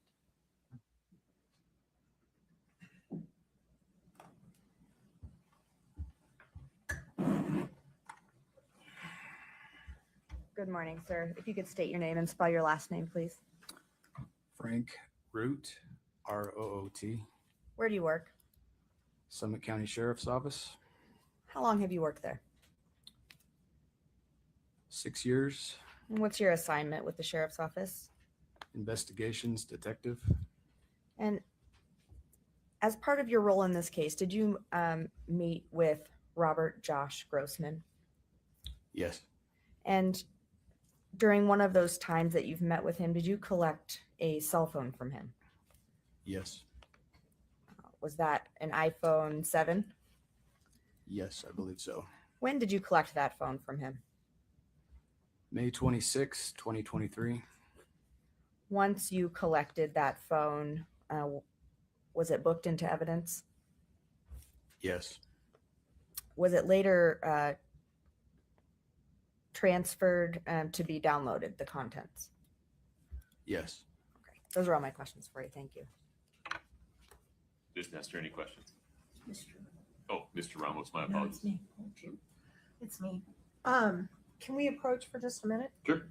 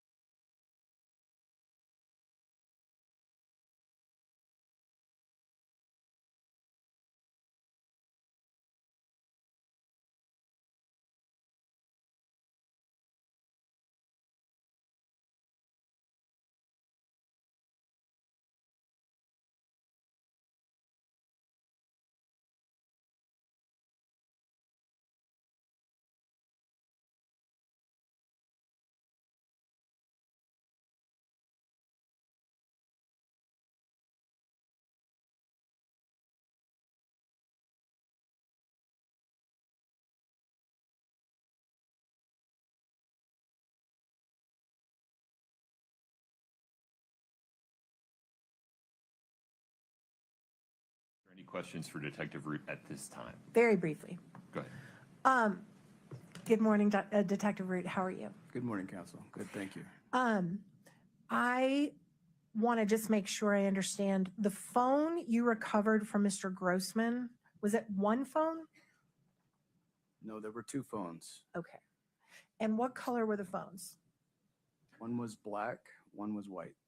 Did you recover both of them at the same time, or did you do 2 trips to get phones from him No, I recovered 2 phones at that time. together? Yes, ma'am. Was that the first time you'd ever met Mr. Grossman? No, it was not. Right. So you knew it to be Mr. Grossman because you had met him before. Yes, ma'am. And the way you had met him before is interviewing him? Correct. I can't go into the interview. Okay. Not right now. We're going to talk about that at another time. Yes, ma'am. At some point, were you ever asked to return the phones to Mr. Grossman? I was. And then were you ever asked to go back and get them again? I was. So how many times total did you pick up phones, deliver them for review, take them back, pick them up, take them back? How many times did you do that? I transported phones multiple times. More than 2? Yes, ma'am. And did you give Mr. Grossman a reason why you had to keep coming back and getting his phones over and over and over again? Yeah, I think we're beyond the scope at this point. No, why don't you just ask him? if he had a reason. Did you have a reason for why you kept going back to get his phones, take them, bring them back, take them, bring them back? I was instructed to retrieve them by my chain of command. So you don't know the reason? No, ma'am. And in those periods of time, in between when you'd pick up the phone, take it to the station, bring it back, pick it up, bring it back, in those in between times, you don't know what he did with that phone, do you? Can you be specific about the he? Mr. Grossman, sorry. I'll try not to use a pronoun. In one specific instance, Mr. Grossman had the phones. During that time, no, I do not know what he did with them. Okay. Did he ever show you things on his phone when you were with him before you took them into your custody? On those phones, no, they were not operable. They were not operable. Correct. So you took inoperable phones from him. Correct. Did you ever take operable phones from him? When I was instructed to get them back from Mr. Grossman, they were operable at that time. And when you went to go visit him and look at his phone, did he show you anything on the phone? On those phones, I don't recall. Did he show you anything on any phone?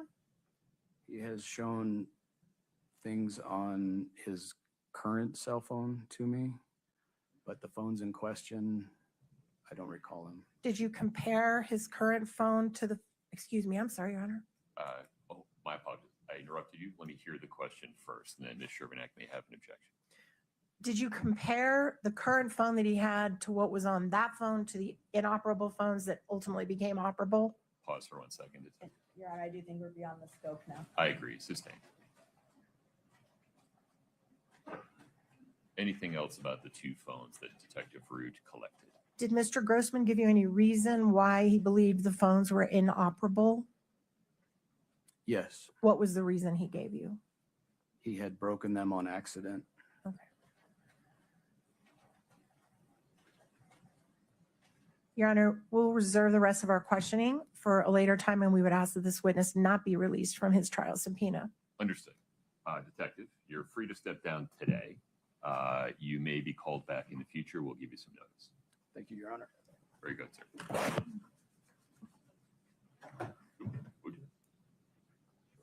Yeah, watch out. Appropriate time to take a break, Ms. Shervinack? Sure. Okay, let's take a restroom break, folks. Thank you. Please rise for the jury.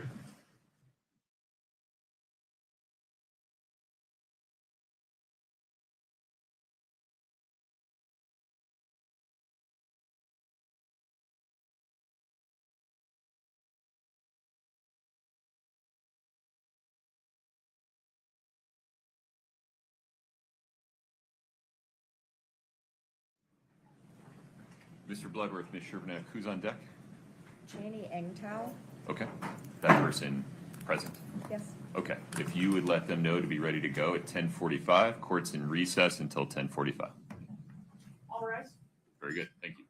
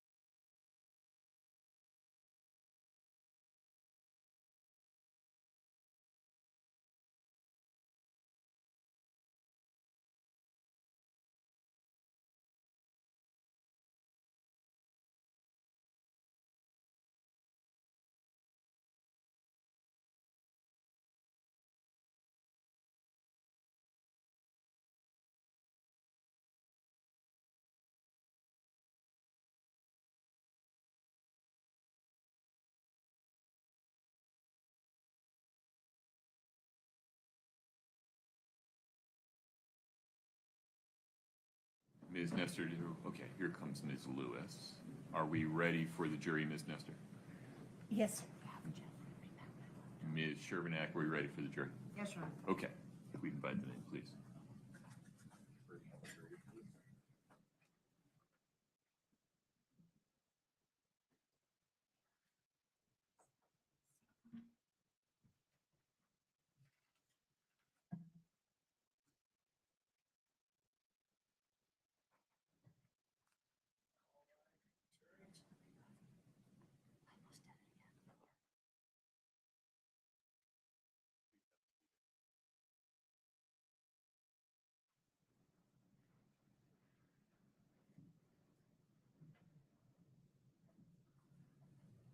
All right, folks, have a seat, please.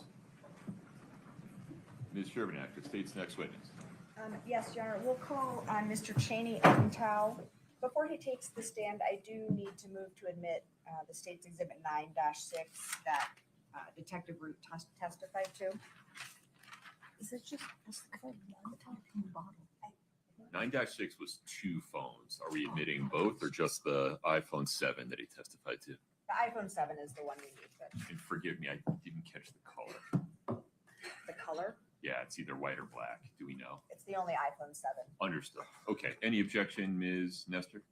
I'm so sorry. Can you repeat the exhibit number, please? It's 9-6. 96. No objection, Your Honor. okay. So the iPhone 7 that is part of 9-6 is admitted. Thank you. We're ready for our witness. Sir, if you would please step in front of Brittany, we'll get you sworn in.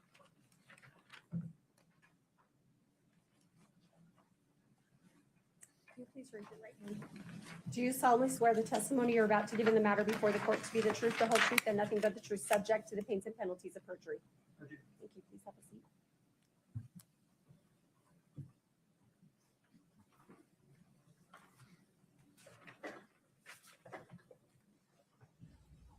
Good morning, sir. Good morning. You could state your name and spell your last name, please. My name is Cheney Engtow. Last name is spelled Echo November Golf hyphen Tango Oscar Whiskey. Where do you work? I work for the State of Utah Department of Public Safety Bureau of Forensic Services, but I'm assigned to the Intermountain West Regional Computer Forensic Laboratory. How do we refer to that place in shorthand? IWRCFL. IWR. IWR, yep. And what do you do? Is it okay if I refer to it as the RCFL? Absolutely. Thank you. What do you do at the RCFL? I'm a digital evidence laboratory technician there, and my primary role is to access data from Apple mobile devices. Are you trained to perform cell phone downloads? Yes. What kind of programs do you use to do that work? For Apple devices, we typically use a device known as Gray Key. Are you certified to, well, I guess, do you need to be certified to use that program? No. Are you also familiar with Celebrate? Yes. Are you certified to use that program? Yes, certain aspects of it, yes. And what are your certifications in Celebrate? Cellbrite certified operator and Cellbrite certified physical analyst. What is Celebrate? Cellbrite's just software that can be used to download phones, and it can also be used to parse out extractions which are obtained from phones. So it puts the data in a readable format for people. Did you receive a request from the Summit County Sheriff's Office to do extractions or downloads from cell phones? Yes, they submitted 2 phones to the IWRCFL. And were you able to complete downloads of those 2 phones? Yes.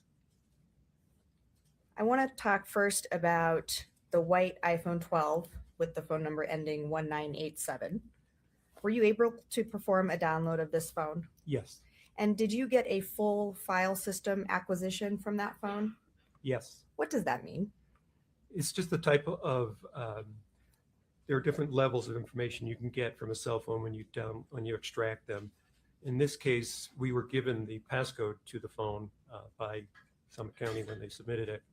If you know the passcode or are able to break the passcode of a phone, you will get what's known as a full file system, which is essentially all the data from the cell phone.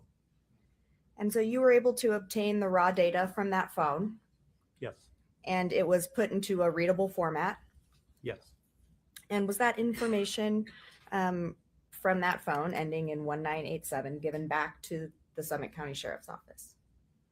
yes. I'm going to ask you the same questions for the second phone. You said there were two phones. Did you able to complete a download from a green iPhone 11 phone number ending 9317? Yes, I believe it was a 11 Pro Max. Though. 11 Pro Max. And same question, you're able to perform a download for that phone. Yes, we were given the passcode to that phone as well. And did you similarly get a full file system acquisition? Yes, And was that raw data then put into a readable format? yes, And was that information given back to the Summit County Sheriff's Office? yes. Those are all my questions for you. Thank you. Mr. Ramos. Very briefly. Good morning. Morning. Could we geek out for just a little bit? Sure. All right.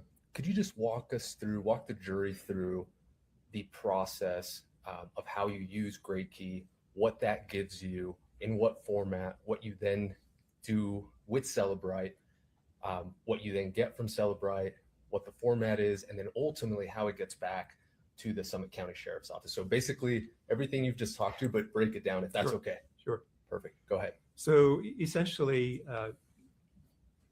we take the phone. Now, in this case, as I mentioned, we knew the passcode. So we would verify that the passcode worked.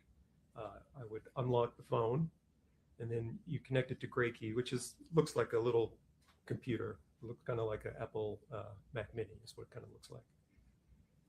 Through a combination of the hardware proprietary, which is what Grey Key is, hardware and software, it then accesses the data on the phone and it gets an extraction, which in this case, as we mentioned, was a full file system extraction.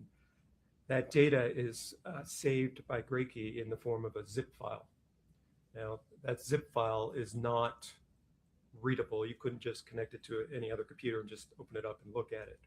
So that data has to be parsed out, essentially. Sorry to interrupt. Could you explain how the data would look if we were to open it up before putting it into it, the Celebrite system? You couldn't really even open it. Okay. Yeah. So Perfect. it would not be accessible. You need forensic software to access it. Perfect. Thank you. Yeah. So then we use a program which was previously mentioned called Cellbrite. Now in this case, we're using Cellbrite Physical Analyzer, which is just a Cellbrite software that takes this extraction. So you load the extraction in, and then it parses that data from the extraction into the various types of data that everybody would see on your cell phone today. So you would see it parses it out to the SMS, text messages, MMS, messages, emails, Word documents, pictures, videos. All the data is just put into a format that when you go into Physical Analyzer, you could say, I want to see all the texts that came from this particular phone number, and then you could read the texts that were sent. Once that information is parsed out, you then create a report. So it generates a report of all that data, and it creates something we call using a UFED reader, which is just part of Cellbrite. It's like a standalone reader that allows us to give all the data from this report, along with the reader, back to the agency that submitted to us. And they take it. It typically is put onto like a Blu-ray disc. It depends how big the phone is. It may be saved to a Blu-ray disc. It may be saved to a thumb drive or hard drive. But in any case, that detective would then take what we've given them. They would load it into their computer, open up this reader program. The reader then is populated by the data from the extraction, and then they can go through and look for text or pictures or videos or whatever information that they're looking for. And that's when the analysis will come in. Is that Yes. correct? Or the review of that information? Right. Okay. Right. you did mention that you had two, would it be called certifications for Celebrite, I believe? Yes. Could you explain what those are and if they have any acronyms? One is the Cellbrite Certified Operator, CCO. It's a certification that gives you familiarity and experience with using Cellbrite as a whole. And then CCPA, which is the Cellbrite Certified Physical Analyst, is using that physical analyzer program, which is what we use to parse that data out from those zip extractions. And do you have any other certifications in Celebrite? I have a certification in Cellbrite Premium. And what is that? Cellbrite Premium is kind of a competitor to GrayKey. It's used to access cell phones, mainly locked cell phones. Perfect. With the CCO and the CCPA, those certifications, do you need to renew them at any point, or are they kind of lifelong? Yeah, I mean, you do it once and you're solid. Yeah. I imagine, because of the constant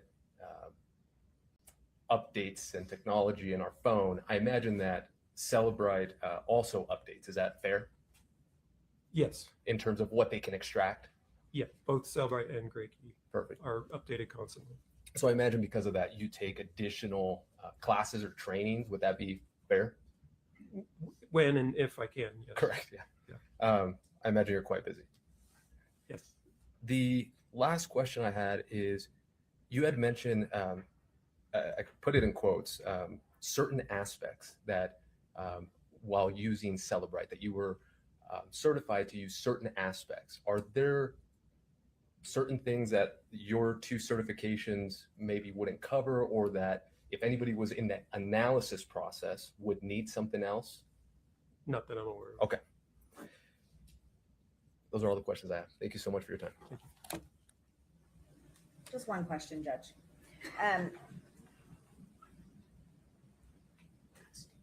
So you went through the process of how the raw data comes from the phone and then it's placed into a readable format.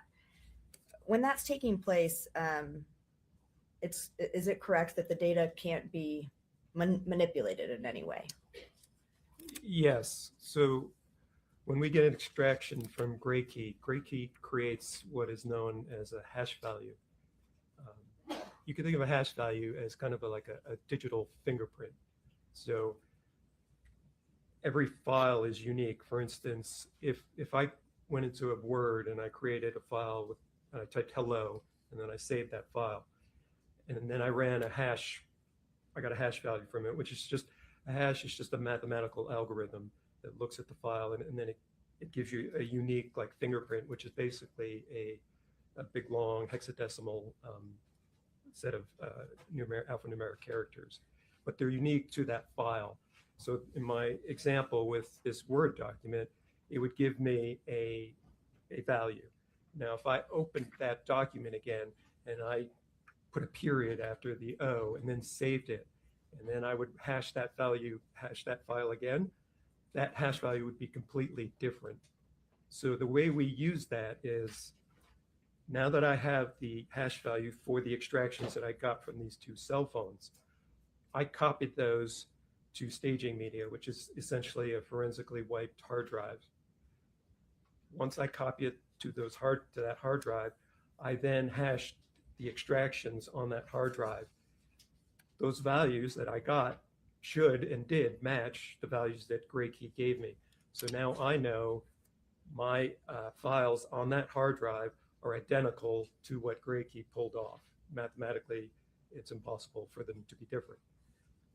That hard drive was then provided to an examiner in our laboratory who then processed the data. When he was done processing that data, he would then hash the extractions again at the end.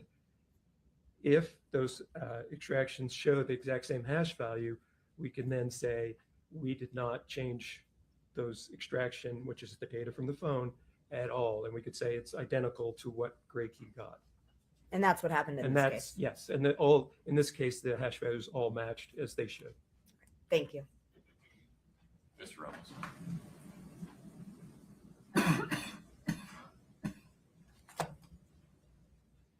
So that's kind of like a double blind kind of validation process, correct? If you want to refer to it that way, Yeah. sure. Just to make sure that everything's the same. Yeah. Now, because of that, because it can't be manipulated or you verify that it can't be manipulated, there's no reason to do another extraction, correct? Correct. No further questions. Thank you. Mr. Mack, anything else for this witness? No, Judge. You can step down, sir. May we release this gentleman? Yes, sir. Thank you. Yes. You're free to go. Thank you, sir. Thank you. Brian Holden is the next witness, Judge.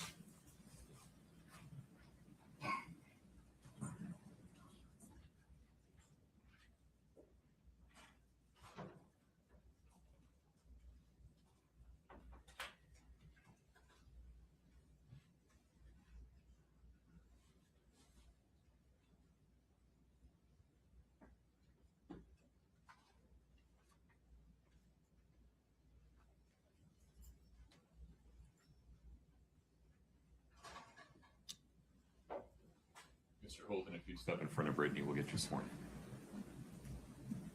in.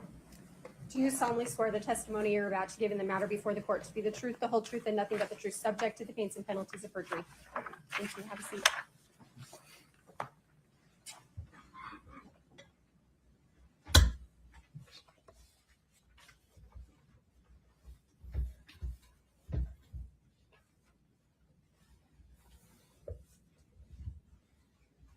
Thank you, Anna.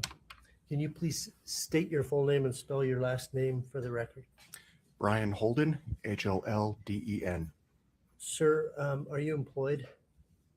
Yes, I am. By whom? I'm employed by the Utah Bureau of Forensic Services, also known as the Utah State Crime Lab. How long have you been with this state crime lab? I've been with the State Crime Lab for over 20 years. And what is your current capacity? Currently, I'm a senior forensic scientist. I analyze unknown substances, determine their identification, and determine if that substance is controlled. And were you serving in that same capacity in March of 2022? Yes, I was. Or I guess continuing through 23, 24 in that same capacity? Yes. Okay. All right. So in this particular case, were you given a number of items to test? I was, yes. What were you asked to test? I was asked to analyze. Can you clarify? Are you asking what I was asked to look for, or what were you items? No. You were given a large number of items to test. Okay. Were you given specific instructions to look for certain properties or certain substances? Okay, thank you. Yes, I was asked to look for a compound or a controlled substance named fentanyl in all of the items that were submitted to the lab. Okay. And of all those things, let me just back up. When you receive something, is there a two-process testing that you do? Yes, to be able to identify a controlled substance based off of our operating procedures, we do a presumptive test followed by a confirmation test. And the initial presumptive or screening then tells you, oh, I can move on to this next step? Correct. I see. Okay. So of all the items you were given, did you run this screening? I did, yes. And after doing that, did you find, what were you looking for, I guess, is what I should be asking. Like I previously stated, they asked me to look for fentanyl. Nothing else? No. Okay. So were you able to confirm any fentanyl on anything that you tested? No, I was not. Okay. May I have one moment, Your Honor? Of course.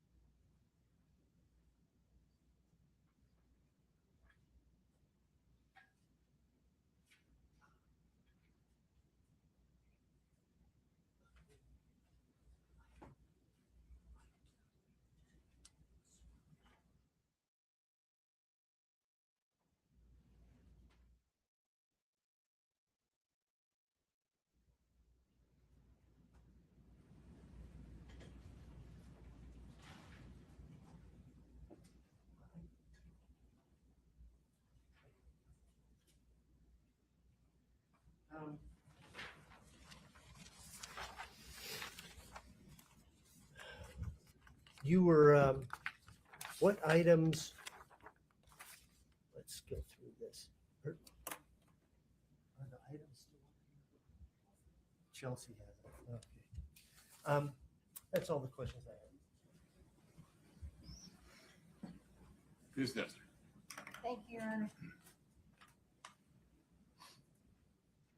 May it please the court. Good morning. Good morning. My name's Kathy Nestor. I'm one of the attorneys representing Kouri Richins. Okay. I do have just a few questions for you. Sure. If we could pull up for the witness only, States Exhibit 1-19.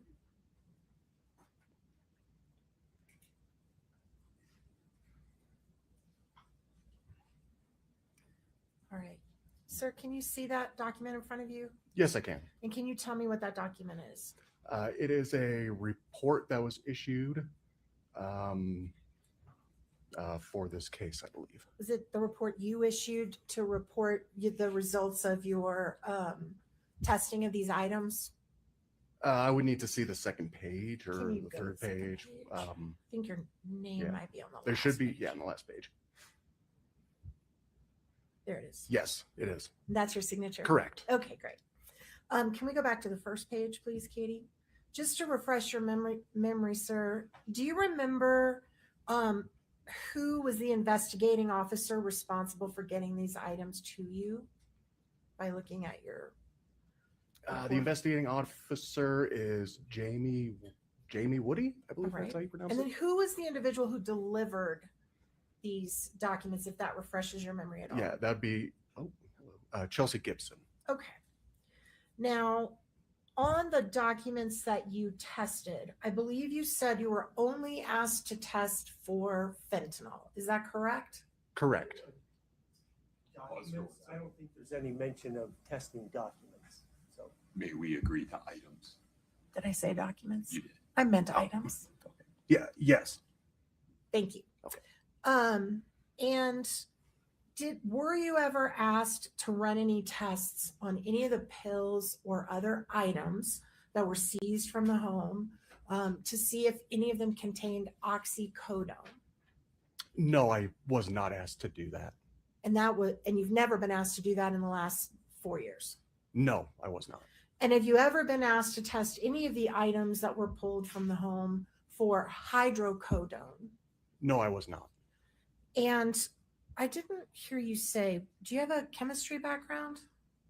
No, I have a degree in forensic science, which is heavy in chemistry and biology. So do you know the difference between oxycodone and hydrocodone? If I looked at the structure of them, yeah, they have a different molecular structure. But are they both considered pain pills? Correct. They're both opiates. They're both controlled, Schedule II controlled substances. And you were also not asked to search any items for OxyContin. No, OxyContin would be like the brand name, which would contain oxycodone. So Okay. no. Thank you. And I believe you tested, it appears to me, and please refresh your memory if you need to, if we want to go to page 3 of the report, but it looks like you tested a total of 19 items that were brought to you. Is that right? Correct. And of those 19 items, were you asked to test an empty pill bottle, an empty hydrocodone pill bottle with residue on the inside of it? I would have to refer to my notes. Pause for 1 second. What's the objection? Mr. Burmester. It exceeds the scope. Your Honor, may we approach? Sure.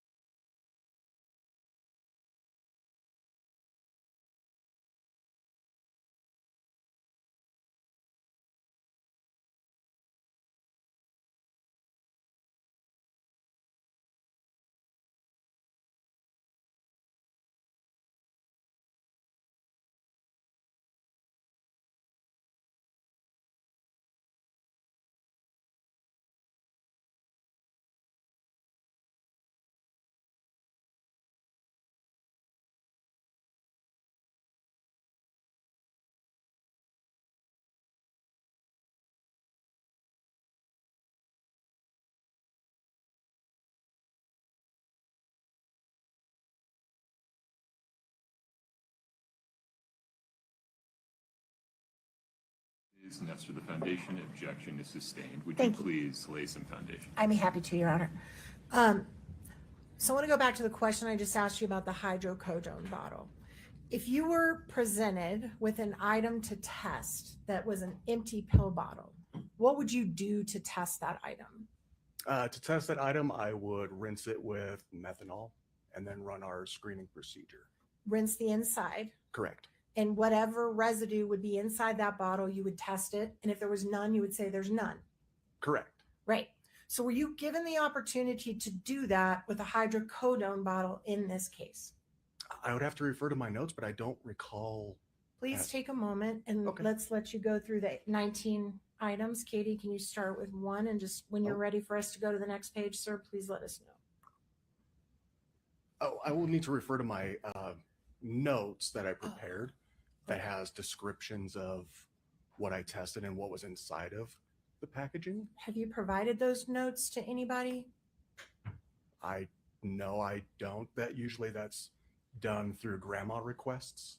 Did you bring those notes with you today? I did, yes. Can you take a look at them? Yes. And can I see them for just a moment, please? I can provide you with a copy of them. Yes. Yes. Can we do that now? May I approach you? With Mr. Burmester, please.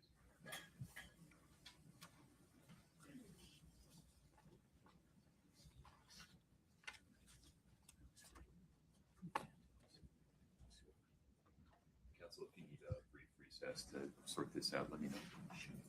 Yeah, I think it would be helpful. Okay, folks, let's let you stretch your legs. Please rise for the jury.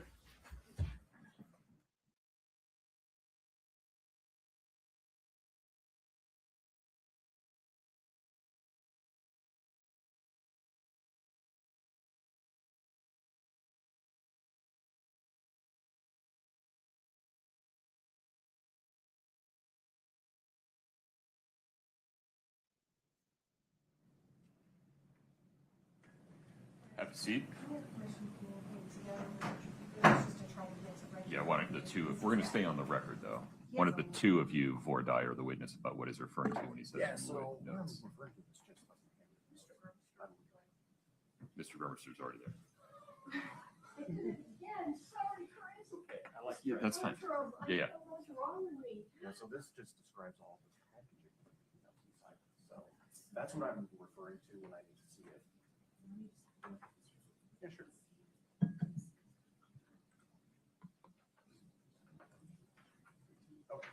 Okay, yeah, that's all.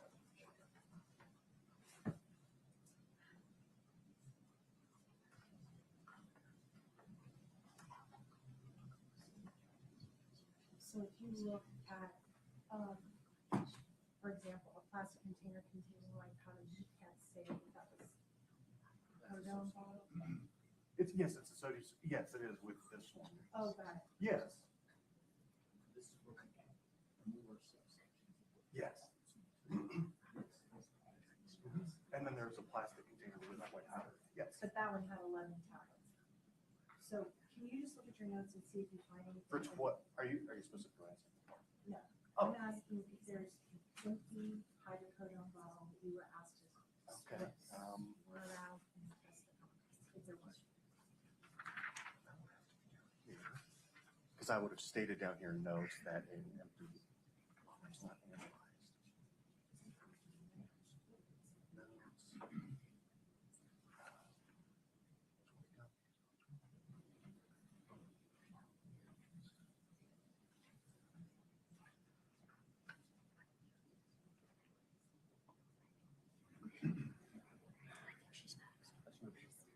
She's not.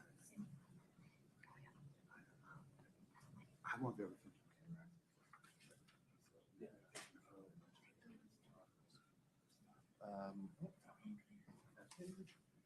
No, it doesn't appear like there was. Yeah.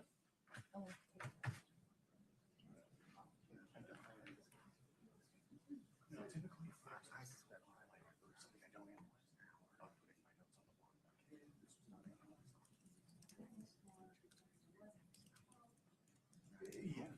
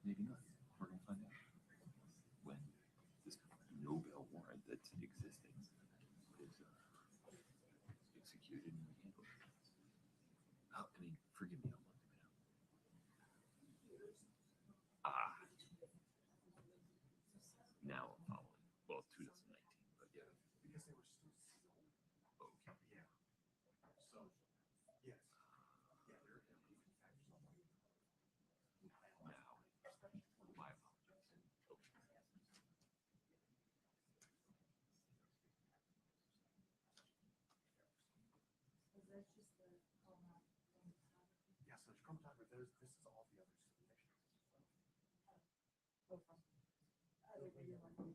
submissions. Yeah, yeah, yeah. Yeah, you're welcome. Yeah, let's just have a clear record. You okay? Yeah, this chair is awful. No, I agree. I Jeez. apologize. I was expecting wheels. You're the 10,000th person to say that. I'm so sorry. Ms. Nestor, anything else before we invite the jury back in? No, sir. I only have a couple more. Mr. Burmester, Mr. Bloodworth? Nothing from the state. Okay, let's invite the jury back in, please.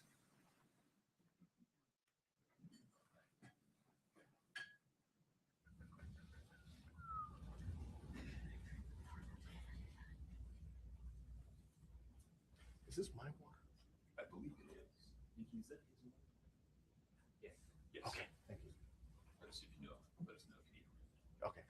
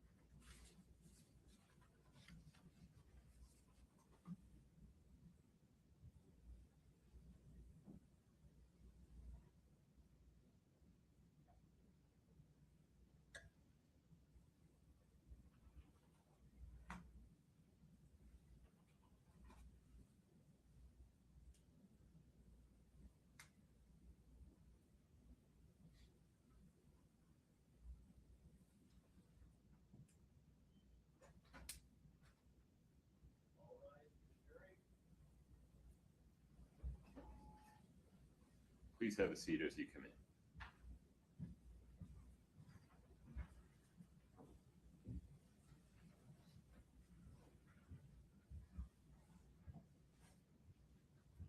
All right, please be seated. Mr. Holden, you're still under oath. Please wait for Ms. Nestor's next question. May it please the court. Okay, so we took a little break and you had an opportunity to review your notes that would refresh your recollection if you were handed or asked to test an empty hydrocodone bottle. After reviewing those notes, what is your answer to that question? There was no empty bottle that was submitted for me to test. Thank you, Your Honor. At this point, that's all I have. Thank you, sir. I appreciate your time. Mr. Burmester, anything further for this witness? No, Your Honor. Counsel, may we release this witness? Yes, sir. Mr. Burmester? Yes. Mr. Holden, you're free to go. Thank you you. for your time.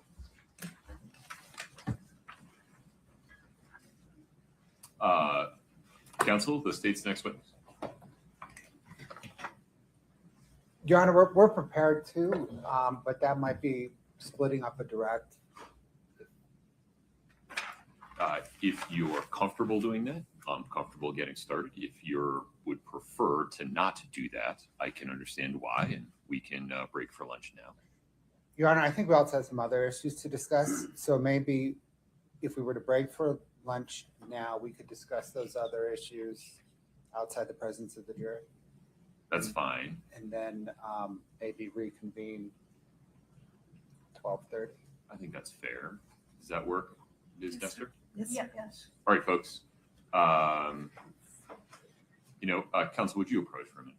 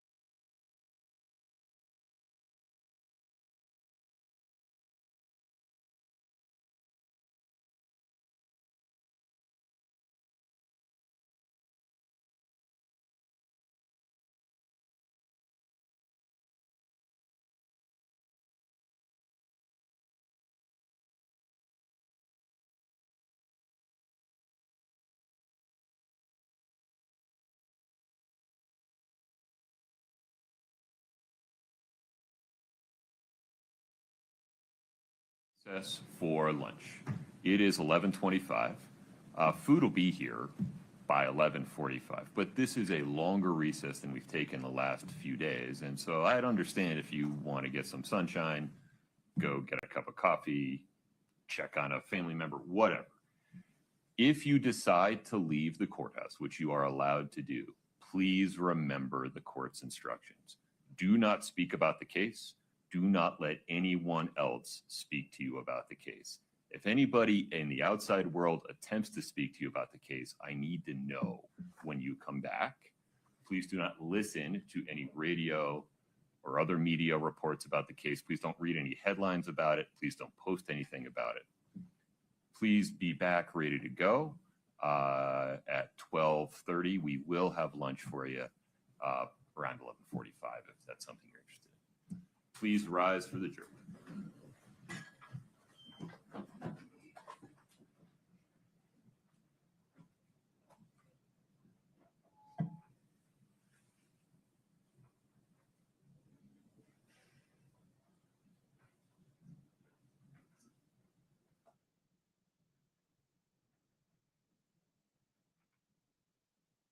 Have a seat.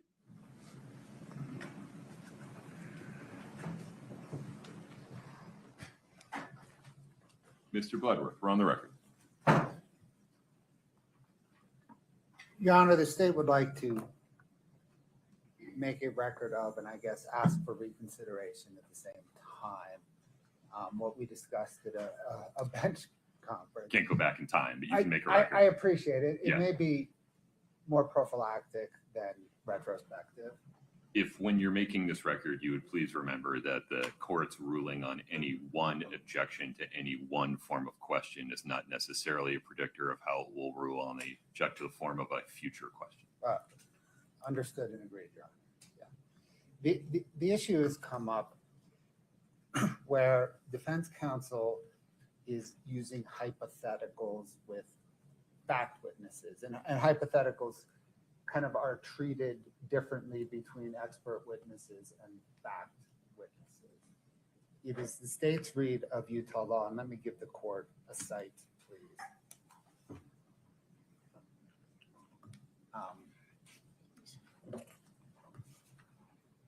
It is Utah Department of Transportation versus 6200 South Associates, 872 P second 462. Quick and dirty, that's kind of, I think, the case, at least to start with. I also think, to be fair, it's a little unclear because it deals with hypotheticals in a expert witness context versus a fact witness context. But it's the state's read of Utah law that for a fact witness, a hypothetical has to involve admissible evidence. I think the defense, and I can give examples, I have a dirty of this morning's transcript, is presenting hypotheticals to fact witnesses based on inadmissible evidence. That inadmissible evidence is statements of the defendant that I do not see a hearsay exception to. Now, so I don't think those hypotheticals are, as a matter of law, permissible. Now, I can see a read under Utah Department of Transportation where it is in the discretion, it is in the court's discretion whether to admit those hypotheticals. And if that is the proper read of it, then I don't think it is, but it might be, then the state asserts that in these instances, the court should exercise that its discretion and exclude the defendant's, the kind of the defense counsel's hypotheticals that are based on inadmissible, self-serving evidence of defendant's statements.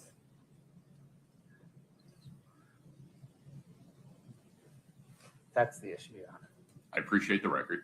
Just practically speaking, on a going forward basis, I think it would be helpful to me and opposing counsel if, when the state is objecting on this basis, you just stand up and say objection foundation. Let's see if they rephrase or if they push back, and then I can exercise discretion as appropriate. Will do, Your Honor. Okay. May I also just ask a favor? Can we have a one horse, one rider rule going forward at sidebar? You're, of course, allowed to confer, act as a team, but I just need one speaker from each side of the V at the sidebar. Appreciate that, Your Honor. Certainly. Can I clarify one thing? Sure. Does the rider at sidebar have to be the same rider that's examining the witness? That would typically be the rule, but I we can just understand that. agree that that's not going to be the case. I'm not sure how you feel about your team dynamics if the person behind you is jumping up to object. And I appreciate that. yeah. But I think so Ms. maybe, Nestor has often argued regardless, and I have often argued regardless. so what I'm asking for going forward, and if you would please just give it the college try on a going forward basis, that, for example, this is just an example, I'm not picking on anybody. If Mr. Burmester is examining the witness and an objection is made, you're welcome to confer with him right here as he comes up, but I need Mr. Burmester to be the one talking into the mic. Will do, Your Honor. Okay, any objection, Ms. Nestor? No, sir, we would appreciate that. Okay, Ms. Lewis, you're about to say something. No, Okay, I agree. all right. Anything else on the record before we recess for lunch? Mr. Bloodworth, No, Your Honor. Ms. Lewis, Ms. Nestor, Mr. Ramos. Noted. Okay, ladies and gentlemen, thank you for your patience. We will be back on the record at 12:30. I need to make this crystal clear. If any of you see a juror out in the wild, you need to turn around and walk the other way. I cannot emphasize this more heavily. All right, 12:30, we're in recess.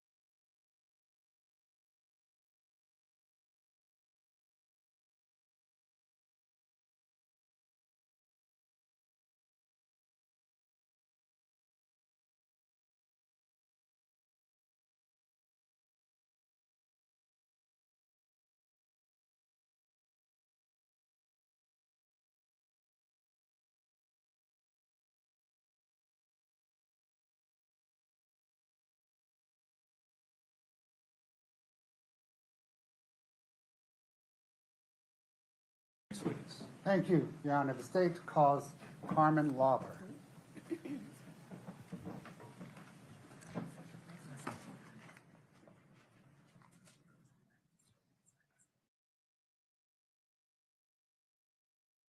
Invite the jury in. No, Your Honor. Ms. Lewis?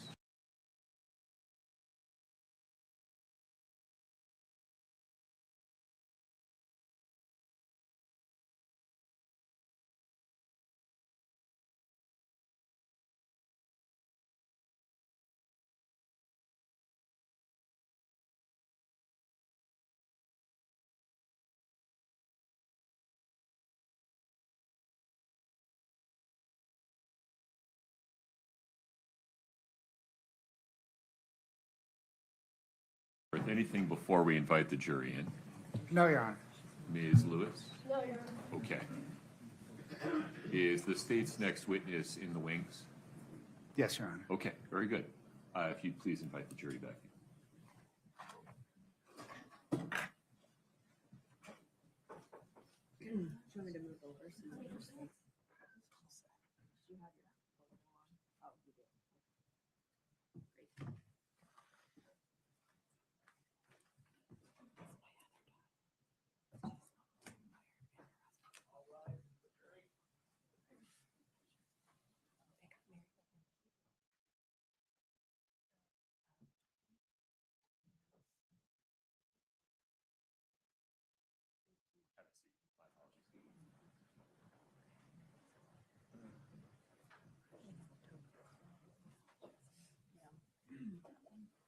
All right, folks, have a seat. Thank you. Mr. Bloodworth, the state's next witness. Thank you, Your Honor. The state calls Carmen Lauber.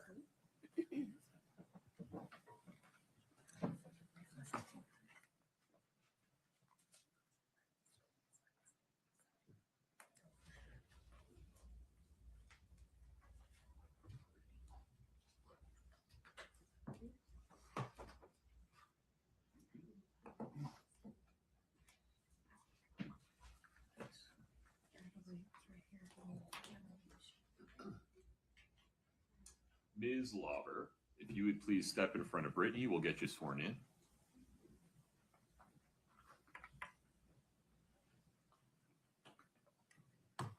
Please raise your right hand. Do you solemnly swear the testimony you're about to give in the matter before the court to be the truth, the whole truth, and nothing but the truth, subject to the pains and penalties of perjury? Please have a seat.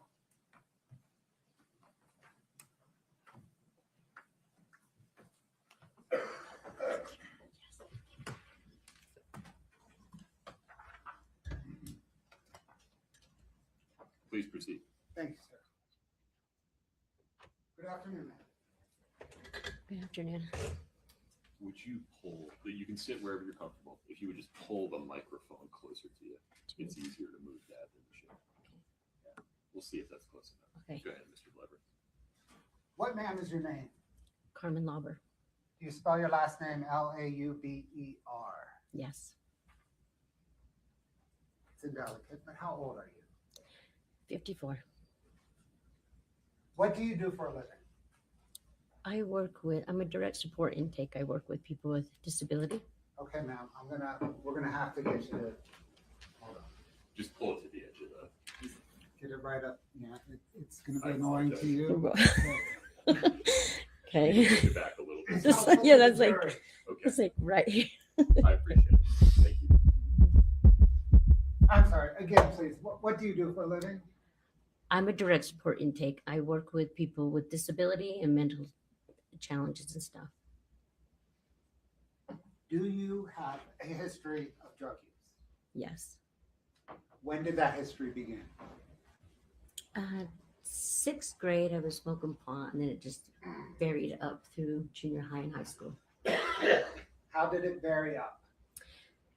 Through cocaine, through pot, through mushrooms, LSD, acid, just drinking stuff through junior high and high school. Did it continue into adulthood? Yes. For how long? For quite most of my adulthood. Have you ever sold drugs? Yes. Do you have a criminal history involving drugs? Yes.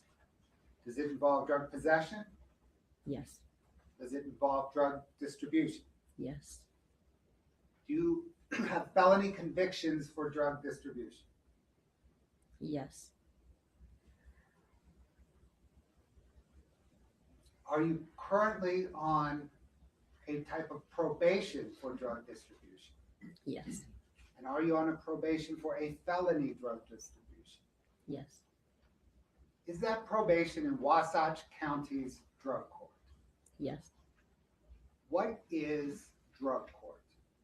Drug court is where you go in, they give you the tools to rehabilitate yourself. They give you groups, personal therapy, one-on-one treatment. They give you random UAs. They have you complete an MRT book, just tools to rehabilitate yourself.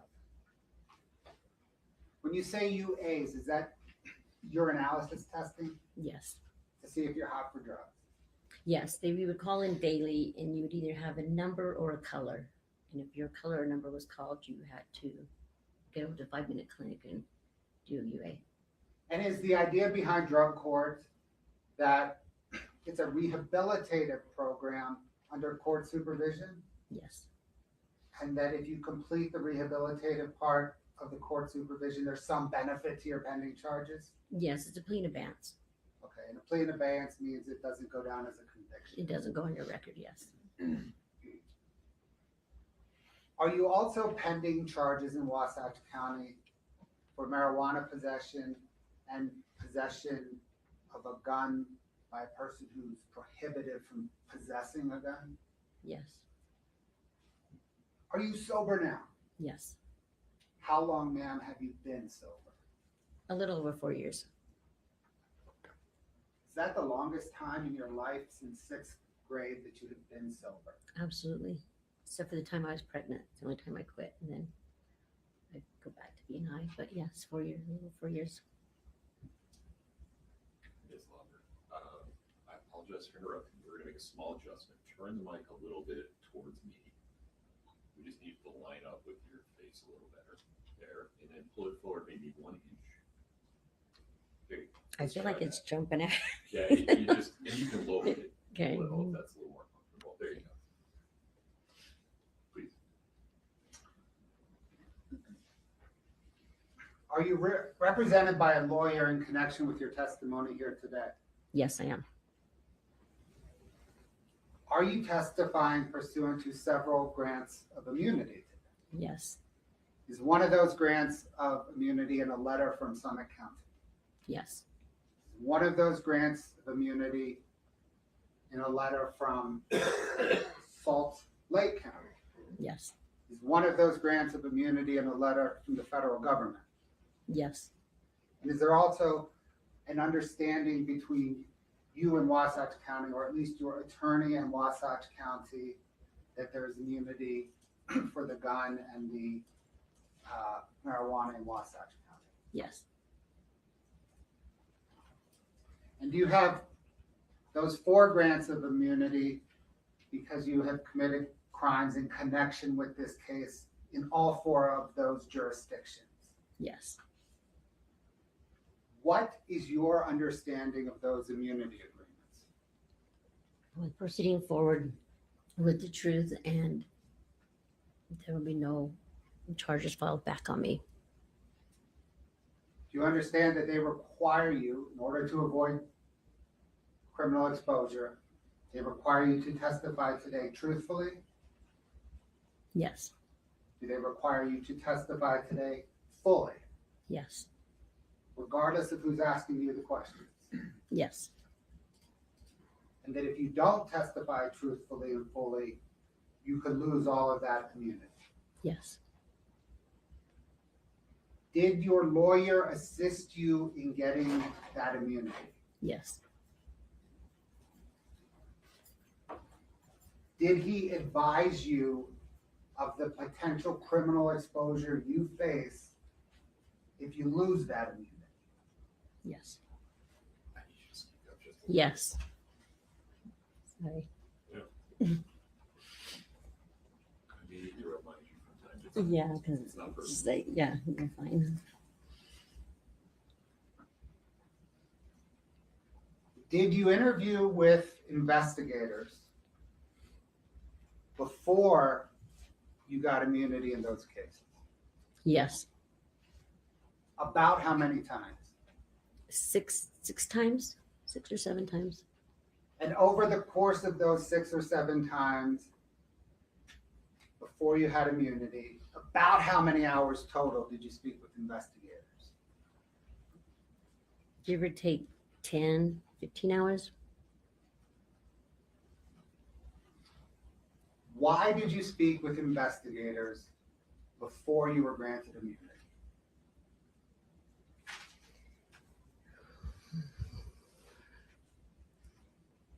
Well, after they told me what I was being held for,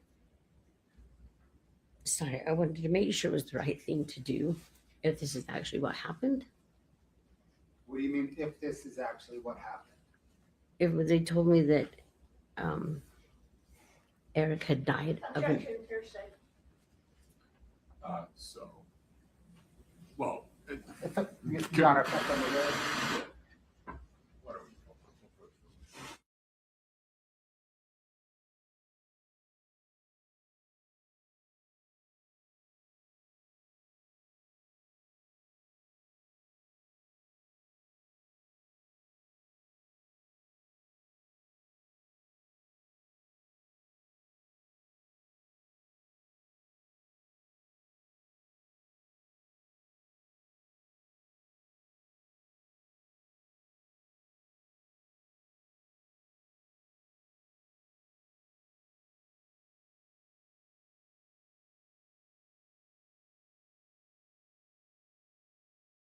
Bloodworth, please continue. Thank you, Your Honor. Ms. Lauber, I just asked you why you testified before you had been granted immunity.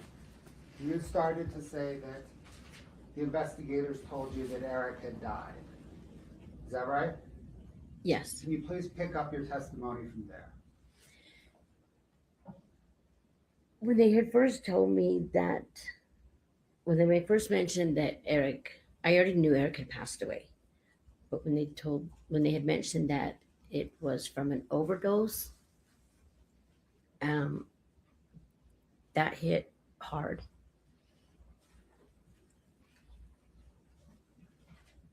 Only for the fact that if that's what happened, I needed to step up and take accountability of my part in this that happened and what I was asked for.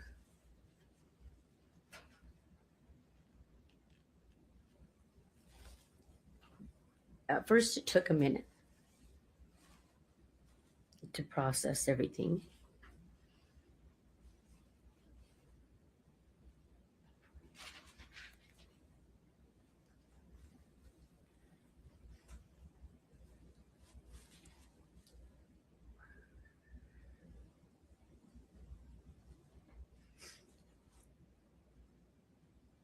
Sorry. That's fine. Is it fair to summarize, though, that you interviewed with investigators before you had immunity, in part to take accountability for your part in Eric's death? Yes.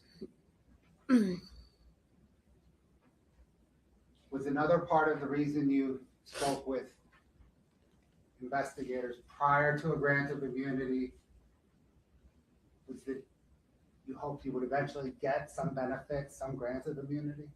Yes.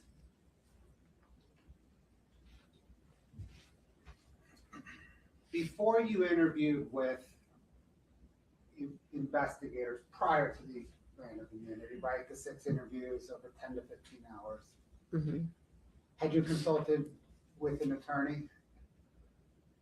No, Had you reviewed any materials to prepare for those interviews? no, I was in jail. I was in, yeah.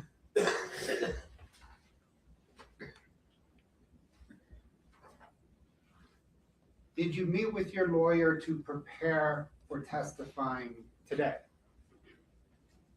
No, I didn't even. Oh, yeah. Sorry, I'm confused. Sorry, ask the question. I'll ask it again. To get ready for today, did you meet with your lawyer? No. Oh, yes. Sorry, in the back room. Yes, sorry. Not just today. Let me just ask Aaron. To prepare, you knew today was going to come, right? Oh, yes. In order to get ready for today, over the course of the several weeks or months, have you met with your lawyer to prepare to testify like you are now? Yes. In the course of that preparation, did you review any materials so that you would be ready? Yes. What did you review?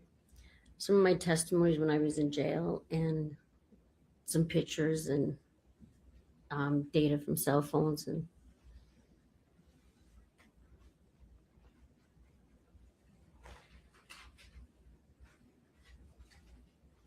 Ma'am, did you know Kouri Richins? yes. How did you know her? I worked for her aunt for LTD's personal house cleaning. And as part of working for Kouri Richins' aunt's house cleaning business, did you clean Kouri Richins' home? Yes. Every other Friday, unless she needed an extra clean or a deep clean. About how long did you know Kouri Richins? I worked for her aunt for 9 years. And did you know Kouri Richins that whole 9 years? Yes. We got to know each other throughout the years. Did you also perform other cleaning services for Kouri Richins? Yes, when I wasn't working for Doreen, I reached out to her and asked her if she had any house cleaning or landscaping or anything that she needed help with. Did you ever discuss your drug history with Kouri Richins? Yes. How so? We just talk about how how I was going in drug court and when I would graduate, and she would reach out and ask how things were going or if we'd run into each other. I tell her I'm almost graduating. That's the drug court in Wasatch County. Yes. When did you go into drug court in Wasatch County? Late 21. I had my evaluation in 2019 and I entered in late 2021.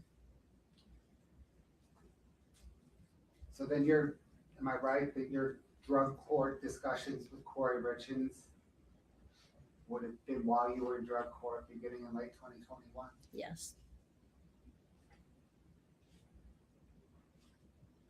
Did you know Eric Richins? Yes. How did you know him? I cleaned his house, and he'd come in and he would joke with us that we were there a little later than what we should have been. And he'd tell us, get out of here, we're working past 5 o'clock, it's time to go home. I've gone to their house with my grandkids on a barbecue when it was one of their sons' birthdays with her aunt.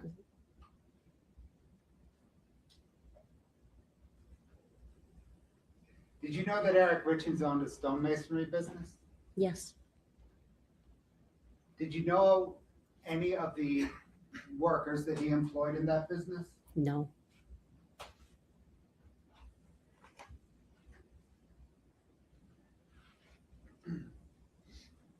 Did Kouri Richins ever ask you to purchase for her illicit drugs?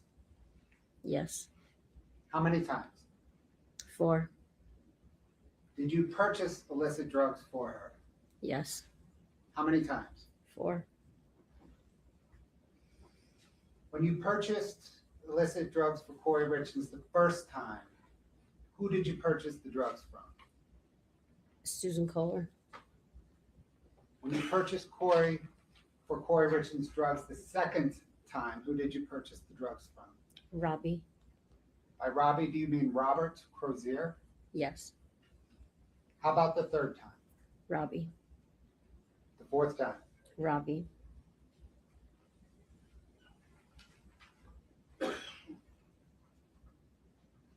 Let's please begin with the first purchase of drugs for Kouri Richins from Susan Kohler, okay?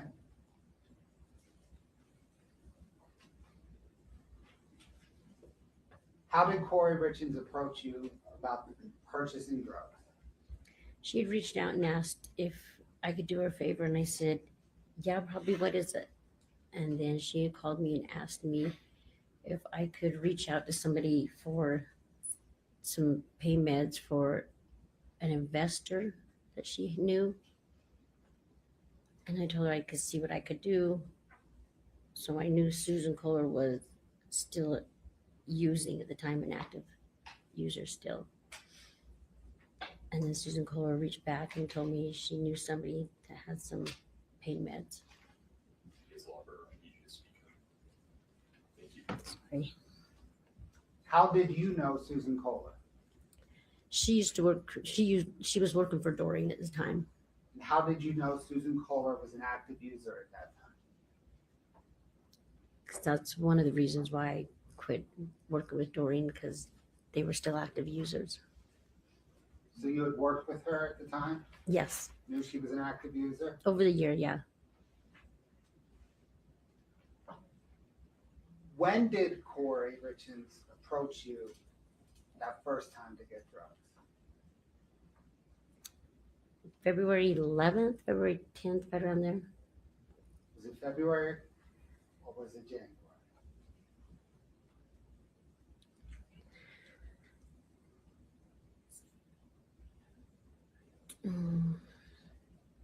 Was it early February? Early February? In January, early February. I'm so sorry, Ms. Lauber. I'm sitting within 3 feet of you and I Sorry. can't hear what you're saying. I just need you to speak louder. Okay, Thank you. Like louder than you just did. can you hear me now? Yes. Okay, That- sorry. We're gonna treat that as the floor. It's that point and louder, okay? Okay, Thank you so much. Okay, so sorry. it's okay. About what time? Month, beginning month, end of month? Is it end of January, early February, late February? When was it? Early February.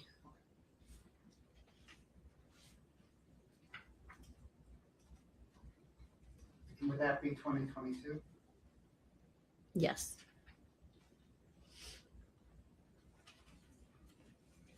How about the money for the drugs? Did Kouri Richins front you money for the drugs? For Susan? Susan, I'm only talking about Susan Okay. Kohler now. I think that might be confusing. Yeah, no. I'm only didn't. talking about Susan Kohler. No, she did not. I had given Susan the money. Okay, how much money? $600.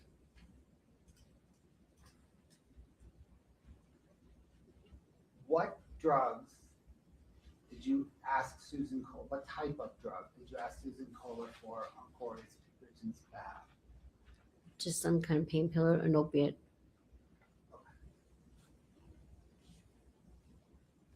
Did you, and you gave Susan Kohler $600 of your money. Yes. What in return did Susan Kohler give you? A couple hours later, she had returned back to my house with an envelope full of pills. Okay, what type of envelope? Just a mailing envelope, A normal letter? just a white envelope, yeah. Did you look in the envelope? No, How did you know it was full of pills? Susan told me that's what was in there. Did you feel the envelope? Yeah, Did it feel like there were pills in yeah, it? they were just little round pills. What did you do next? Then I had text Kouri and told her that I had got some pills for her and asked her what she wanted me to do with them. Told me she would, it was late when Susan returned, so she showed up in my driveway the next morning. Okay, when you say she showed up in your driveway. that Kouri. Kouri Richins showed Yes. up in your driveway the next morning. Yes,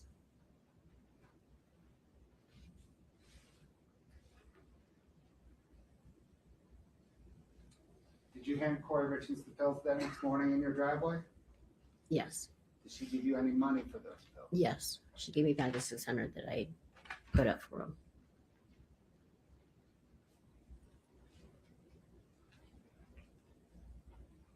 You mentioned you have the part of this transaction with Kouri Richins and Susan Kohler involved text messages. Do you have any of those text messages? No, Do you know what happened to those text messages? I deleted them Why? because if I had lost my phone or anybody else got a hold of my phone or anybody in drug court wanted to see my phone, it was evidence that I was not following drug court rules. I was still involved with people that were using, It was evidence that you're dealing drugs, And- right? participating in selling drugs.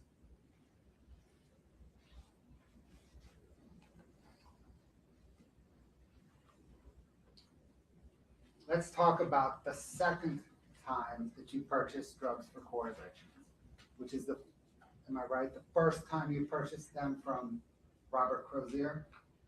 Yes. All right, let's talk about that first purchase from Robert Crozier. How did Kouri Richins approach you on that purchase? She had reached out to me in text message and said that her investor needed or wanted something stronger. And I kind of told her, well, I can reach out to the people I don't know. You just can't say, hey, this is what I'm looking for. When you're buying drugs off the street, you pretty much purchase what you get. And at the time, I didn't know anybody. So I reached out to another acquaintance that I knew that was still using, which would be Nicole. Okay, you reached out, we're going to have to keep your voice up, please. What's that? Can you keep your voice up, please? Yes. Okay. So you reached out to an acquaintance of yours, Nicole, that you knew was still using, right? Yes, at the time. And is that Nicole Cummings? Yes. How did you reach out initially? How did you reach out to Nicole Cummings? On Facebook Messenger. Scott, can I get 3-3, please?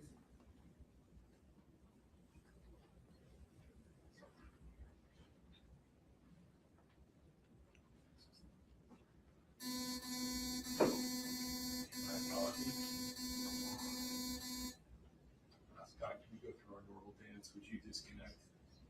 Yes, sir.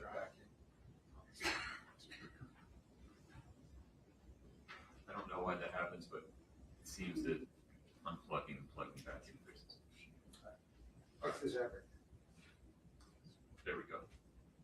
For the witness, correct? Yes, sir. Okay. Just the witness. There you are.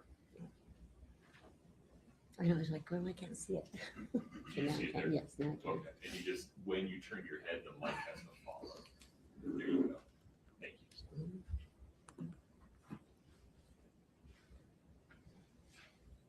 Ms. Lauber, do you recognize that document as a Facebook exchange that you had with Ms. Cummings? Yes, it's off my Facebook Messenger. And is that an accurate depiction of the exchange you had with Ms. Cummings? Yes. Your Honor, the state moves 3-3 in the evidence. No objection. States 3-3 is admitted. Would you like to publish, Mr. Bloodworth? Yes, Your Honor.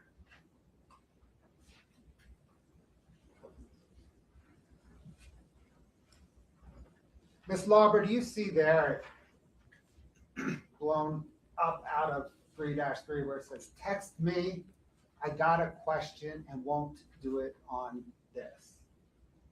Yes. Did you send that message by Facebook to Ms. Cummings? Yes. And it says on February the 5th, 2022. Is that when you sent it? Yes. Why did you send that message? I was going to ask her if she knew anybody that had any pills. And you didn't want to ask her over Facebook. No, Why not?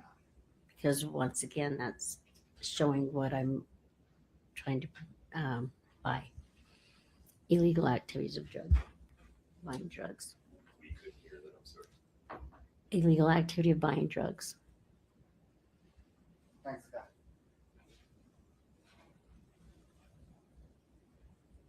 Did you ultimately speak to Ms. Cummings over the phone? Yes, I did. And what did you ask? If she knew anybody who had any opiate pills for sale. And how did she respond? She said yes, she had a friend that could help me. And did she identify the friend? Yeah, she gave me his name. She said Robbie. And is that the Robert Crozier you've mentioned before? Yes, it is. Did she put you in contact with Robert Crozier? Yeah, she gave me his number. Did you call Robert Crozier? Yes, I did. What, if anything, did you ask Robert Crozier? If he knew anybody who had any pills, pain pills for sale. And how did he respond? He said he would reach out to a couple of people. Did he ever get back to you after that? Yes, he did. When he got back to you, what did he say? He said he had a buddy that had some fentanyl pills. What then did you do? I had texted Kouri back and told her that I had a friend that could get them, but they were fentanyl pills. So you told Kouri you had a friend, a hookup for fentanyl pills. Yes. How did Kouri Richins respond? She said, okay, go ahead and get them. So, did you go ahead and get them? Yes. What was the next step in getting them? The next step was reaching out to Robbie and tell them to go ahead and get them.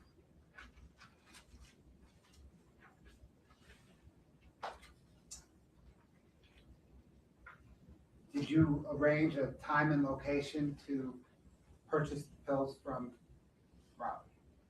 Robbie did actually, Okay. because he was coming up from up north.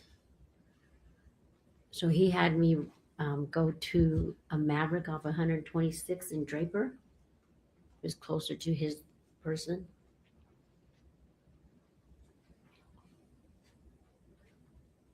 Let me maybe do this one more time. The text messages between you and Robbie, do you have them? No. Are they deleted? Yes. Did you delete them? Yes. Because they were evidence of drug distribution? Yes. Objection leading.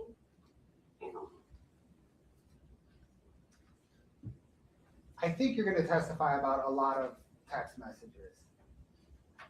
Did you delete them all Yes. for the same reason? Exactly.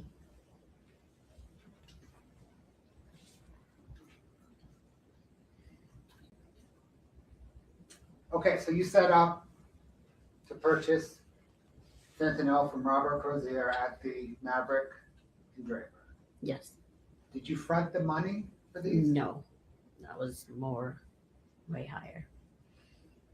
How much money was involved in this transaction? $1,000. How did the money come about? Who? So I reached out to Kouri and told her yes, that it was going to be kind of pricey. And then so I asked her how she wanted me to grab them. I had to go to the house in Midway, not the mansion. It was a Midway house that she was flipping. And that the money would be in there. Okay. So let me make sure I understand.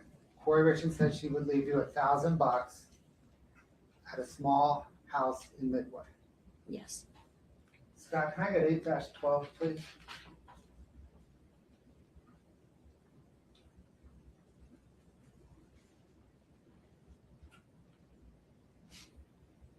Ms. Lauber, do you recognize this photograph? Yes, I do. Is that the small house in Midway that you're thinking of? Yes. Is that an accurate depiction of the small house? Yes. Your Honor, the state moves to admit 8-12. No objection. 812 is admitted.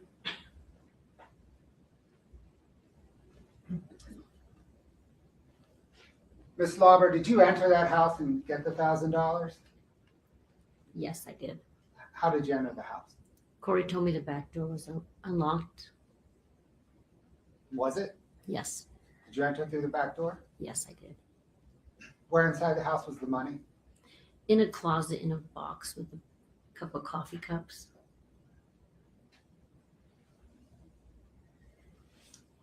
Thanks, Scott. So once you got the money, what did you do next? I had called Robbie and told him, okay, I had the money. How long it would take him to get down from where he was coming from.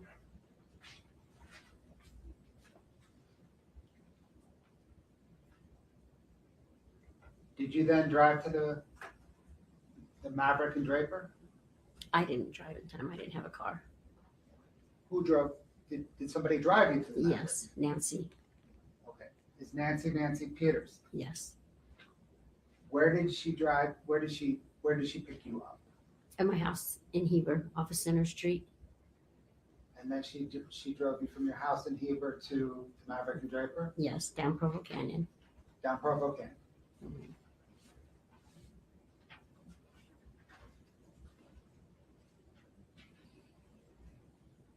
Scott, can I get 3-7, please?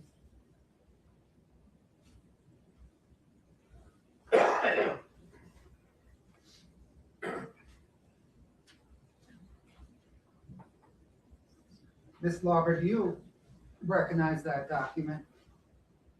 Yes, I do. Is that an extraction of your, some photographs on from your cell phone? Yes, it is. Is that an accurate depiction of the photographs extracted from your cell phone? Yes. Your Honor, the state moves 3-7 into evidence. Your Honor, we'd object. I don't think that Ms. Lauber can identify the Celebrite. Celebrite hasn't even been introduced into evidence. I suppose she could introduce the photos if they want to pull up the photos separately, but she can't identify the Celebrite, which is not She can evidence. identify them as photos from her cell phone, correct? I think she can, yes, as photos from her cell phone if they want to show the photos without it being on the Celebrite extraction. Okay, for the moment, Scott, can you, Your Honor, we're going photo by photo as D1, D2, D3. let's do that. We'll come back to this. I'm sorry, counsel, my apologies. Would you approach briefly?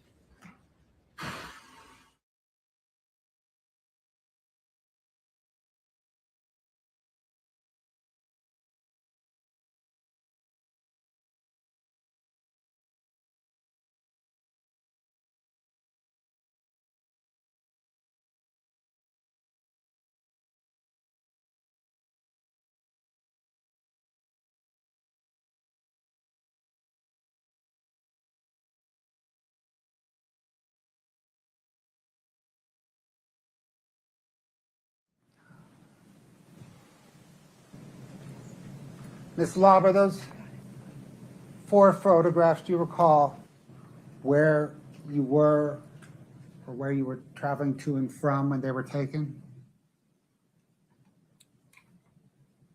I'm sorry, I didn't understand what. Can you see 3-7 on your screen? Yes. If we scroll down, I think is it 3 or 4 photographs? Scott, can you scroll down? Oh, there's a whole bunch. There's 6 photographs. I see 3 on mine. Scroll up. There's 2 pages with 3 Okay, each. yeah, Is now that there's right? total 6, yes. Okay. And do you know where those photographs were taken? In Nancy's car. As you were driving from Heber to Provo Canyon? Or from Heber down through Provo Canyon to the Maverick and Draper? Yes. And do you see the time? Scott, if you can bring one up. Do you see the time Oh, yes. and day on Yes, I do. February the 11th, 2022, beginning at 5 p.m.? Yes. Is that an accurate date and time for those photographs? Yes. Your Honor, or actually, Scott, can I get 3-7 Delta 1? Is that one of those photographs? Yes, it is.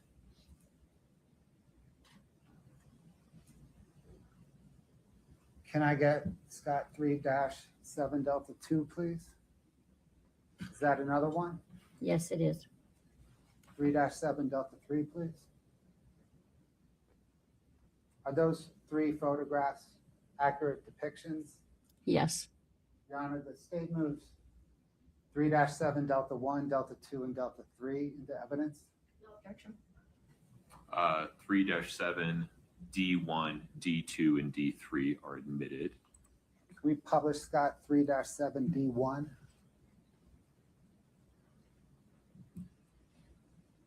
Is that you in the photograph?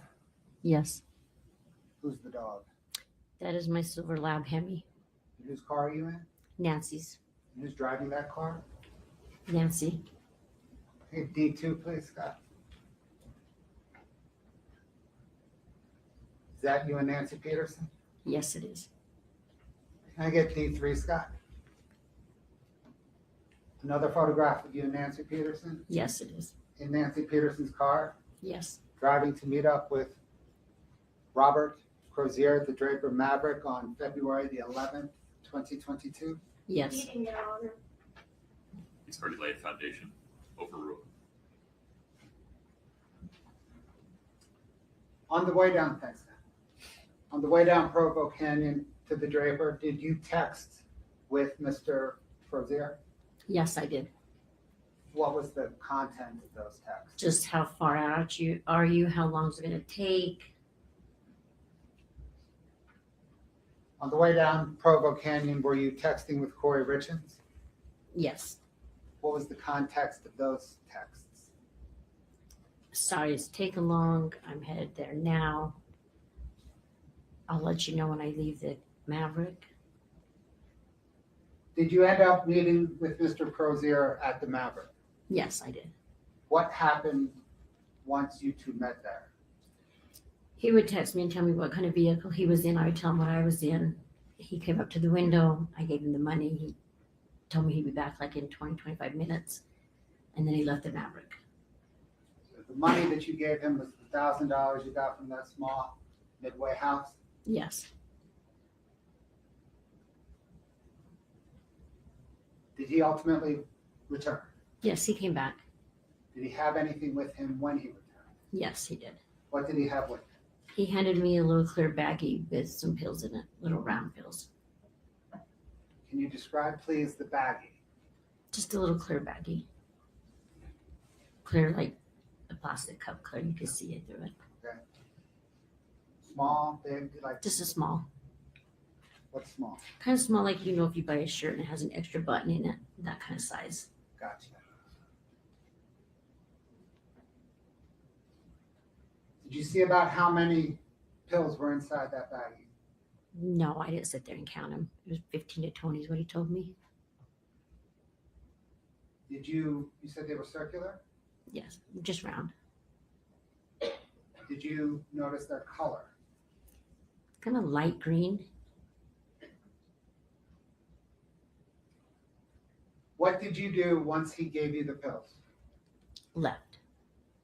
Left to where? Back up through Provo Canyon, back up to my house in Heber. On the way back to your home in Heber, did you exchange text messages with Kouri Richins? Yes, I did. What was the content of those messages? I let her know that I had him. What did she want me to do with them? I really didn't want them with me at my house.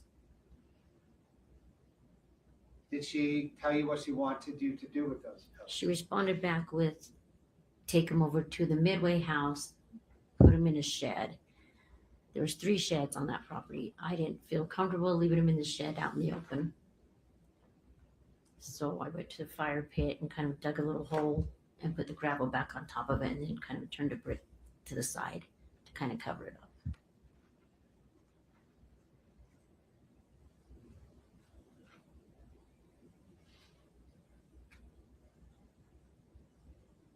Scott, can you bring up 8-13, please?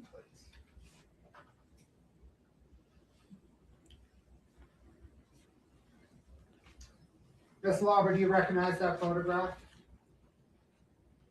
Yes, What does it depict?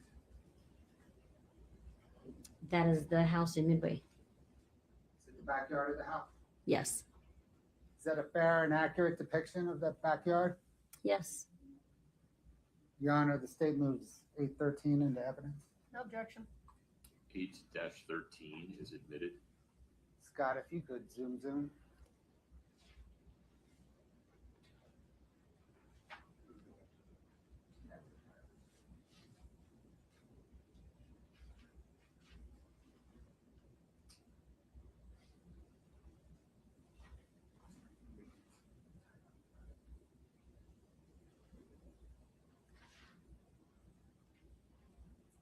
Is that the shed that you just referenced? yes, Is that the fire pit that you just referenced? yes, it is. So you put the pills that Robert Crozier sold you, the Draper Maverick, in that fire pit? Yes. There's no fire. At the time. Not at the time, no, there was no fire. Thanks, Scott.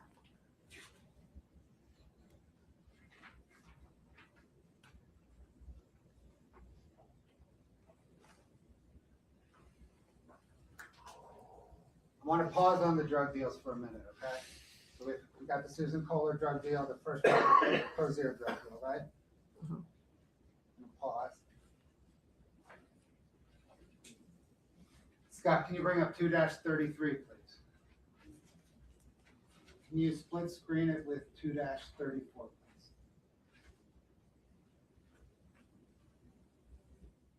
Ms. Lauber, do you recognize those two documents? Yes, I do. What are they? Letters from Kouri saying I did some community hours. Did Kouri Richins give you those letters? Yes, she did. Are they accurate depictions of the letters that she handed you? Yes, they are. Your Honor, the state moves 233 and 234 into evidence. No objection other than previous objection that is ongoing. It's preserved by the record. It's been ruled upon. Court stands upon that ruling. Forgive me, the 2-33 and 2-34 are admitted. We publish those, Scott, please, and split screen.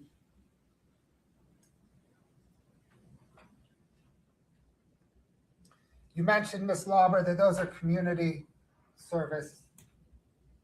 Those are letters, I guess, evidencing perhaps community service. Yes. What's the I'm genesis? so sorry to interrupt. Sorry. Yeah, we just need you to speak a little louder. What's the genesis of these letters? Why these letters? I was late for a couple of groups, so I got sanctioned from drug court to do 10 hours of community service. Okay. So groups, do you mean group therapy sessions? Yes. And because you were late to court ordered, they're court ordered, aren't they? Yes. Because you were late to court ordered group therapy sessions in drug court, am I right? The judge sanctioned you to community service. Yes.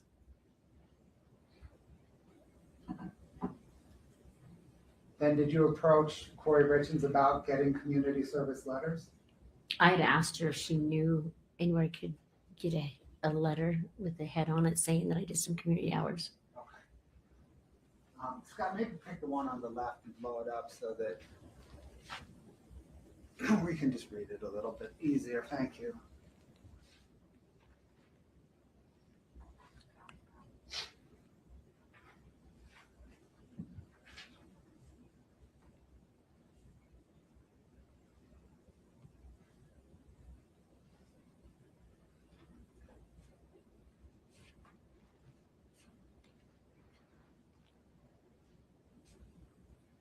Is the other one similar?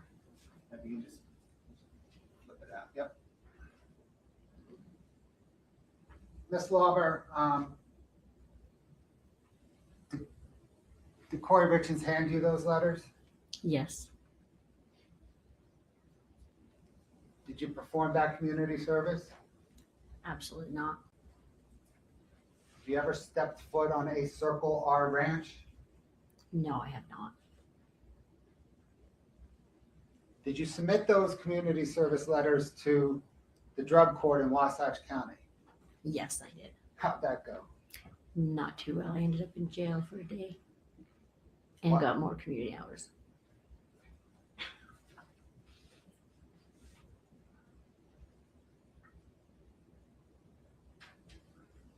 Miss Lauber, you were in drug court on a felony drug distribution charge, right?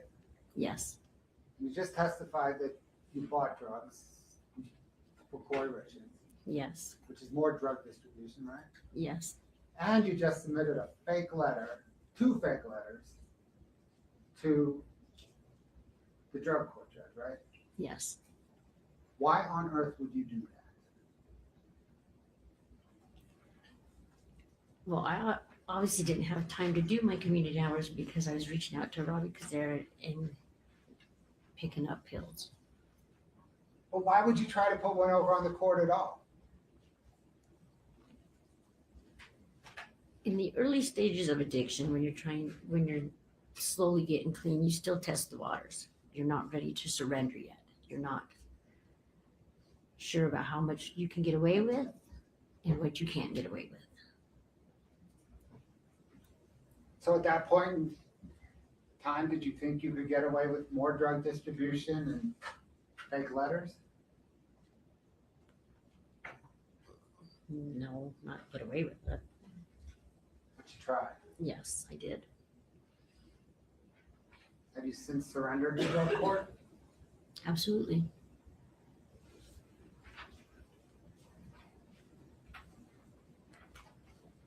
Let's turn back to the drug deals.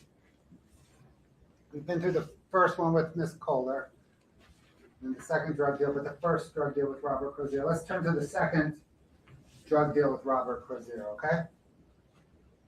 You all right? I'll take a minute. No.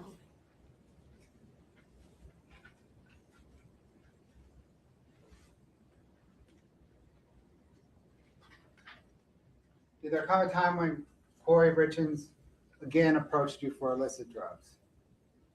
Yes. If you want to take a minute, let me know. We'll No, pause. I'm good. I'm fine. Do you recall about when that second time with Mr. Crozier was? Still in February. I'm not exactly sure of the date.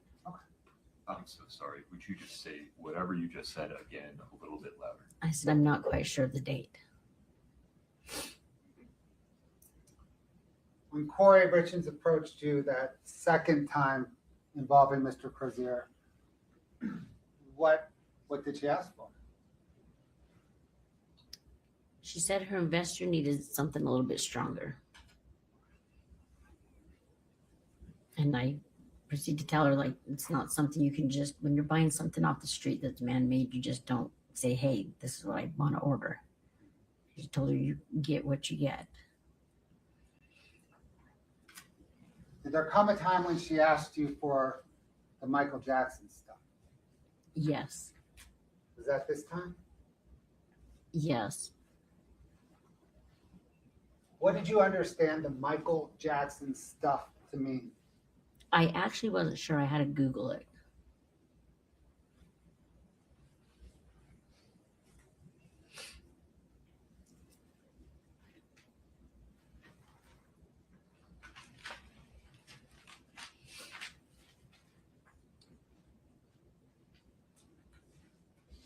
So you said there was ultimately this third buy from Robert Crozier.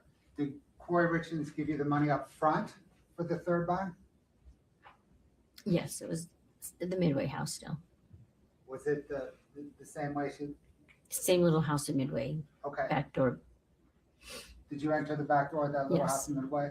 Yes, Did you get some money? yes. Do you remember about how much? About $1,000. Was it cash? Yes, Was it cash the other time also? yes.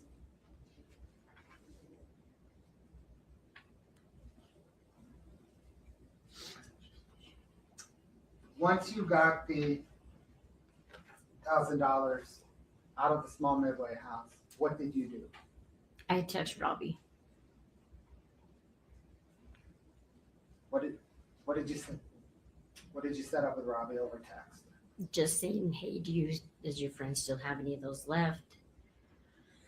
And then of course, it doesn't happen right then and there. I could text him and he'd say, I'll get back to you in a couple of days, I'll see what I can find out. So then when Robbie texted me back, I let Kouri know that I could get him, and then head back down, had Nancy take me once again down Provo Canyon to the Maverick on 126th. Just like the time before. Yes. Like before, were you texting with Robert Crozier on the way down the canyon? Yes. And what was the content of those texts? Same texts. Or how much longer? How far out are you? Because he always had to find a ride as well. Were you texting on the way down Provo Canyon with Kouri Richins? Yes. What was the content of those texts? Same thing. Sorry it's taken long. I don't know how long it's going to take, but I'll keep you posted. When you arrived at the Maverick, were you still texting with both Robert Crozier and Kouri Richins? Yes, I would text Robbie and tell him I'm here at the Maverick. How much farther out are you? And what would you text? I would Kouri? text Kouri, sorry he's taken longer than I thought. And you deleted all of those texts? Of course. Did you ultimately meet up with Robert Crozier at the Draper that second time? Yes. What happened when you met up? Same routine. He'd come up to the car, I'd give him the money, he'd leave again for 20, 25 minutes, then he'd come back. And then he'd give me the little clear baggie with pills in it, and then we'd go our separate ways. Can you please describe the baggie? Clear little baggie. Just a small little clear baggie, as if you were putting an extra button in it. Same as last Shirt. Yes. Do you recall about how many pills? 15 to 20. I never stopped and counted them, but that's what he told me was in the baggie. Were they round again? Yes. What color were they? A lighter blue.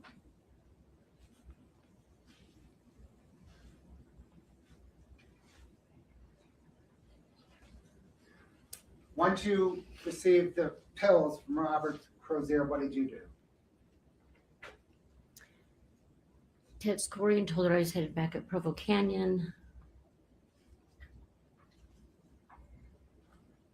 And sorry, it was getting late. So what does she want me to do with them? Okay. Did you text with Kouri Richins on your way back up Provo Canyon to Heber? Yes.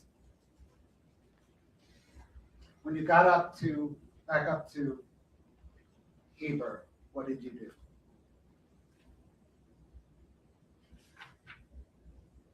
Oh, went to my house in Heber. Did you still have the pills with you? Yes. What ultimately did you do with the pills? Well, it was Nancy that drove me, so I had taken her to my house. Oh, wait, hold on, I'm getting confused. Hold on a sec. Take a minute. This is a lot. Hold on.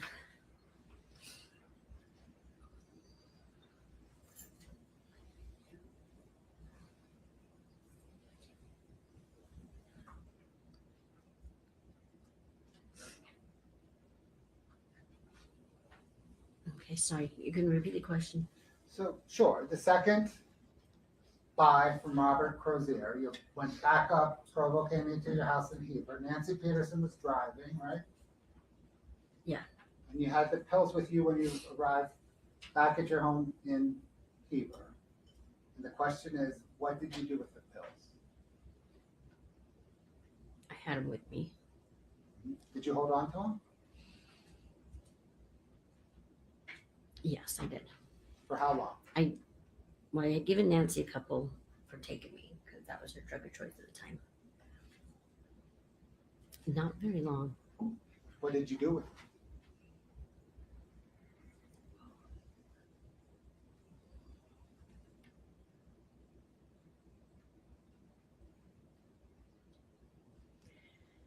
I reached out to Kouri and asked her what she wanted me to do with them because I didn't like having them on me.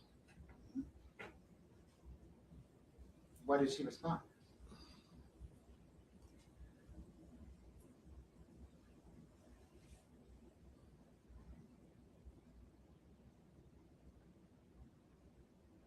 that she would come pick them up. Did she? Yes, she did.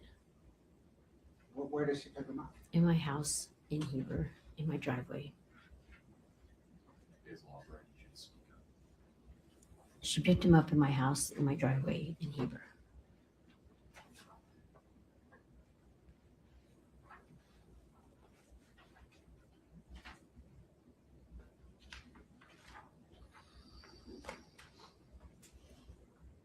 Okay, so we've been through the first purchase from Susan Kohler, then the first purchase from Robert Crozier, the second purchase from Robert Crozier. Yes, And that second purchase was the end of February? yes, Before Eric Richins' death, did you buy any other drugs from Robert Crozier yes. before Eric Richins' death? Oh, no.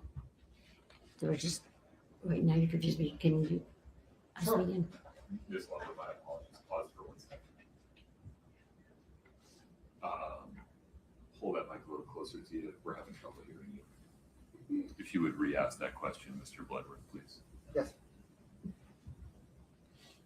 You testified about 2 drug buys from Robert Crozier, right? Yes, Other than those 2 drug buys, before Eric Richins' death, did you ever buy drugs from Robert Crozier before? have I ever bought any from him? Do you remember when Eric Richins died? Early March? Before Eric died, how many times did you buy drugs from Robert Crozier? Twice. Any more than twice before Eric died? No, those just 2 the times. twice. Before Eric died, have you ever been, other than those 2 times, to the Maverick and Drake? No,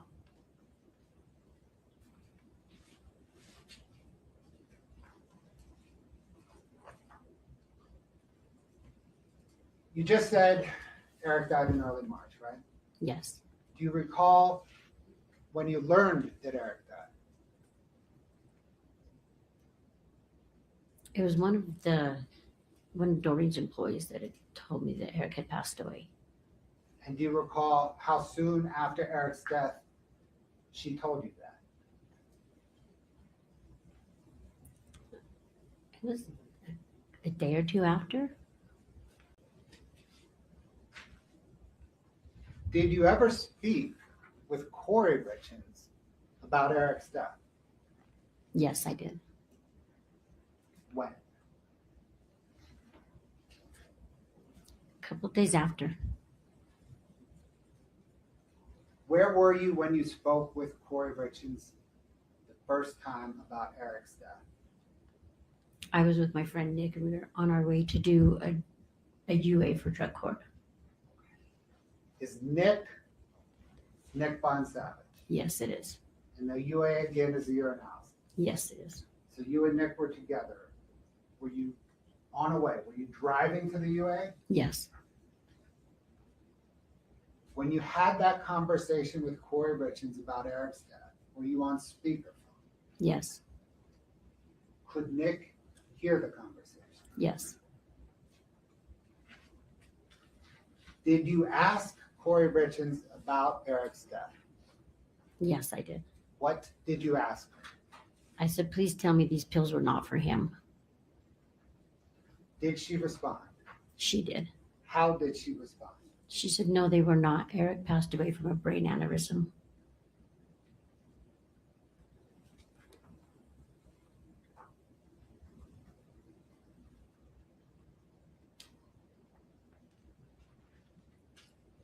Did there come a time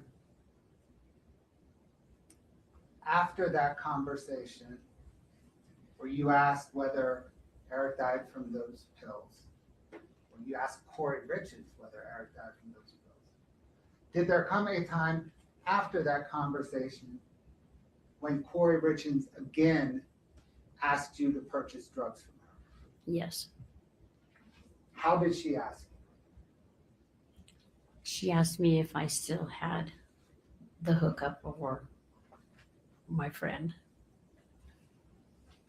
Scott, can I get 2-44?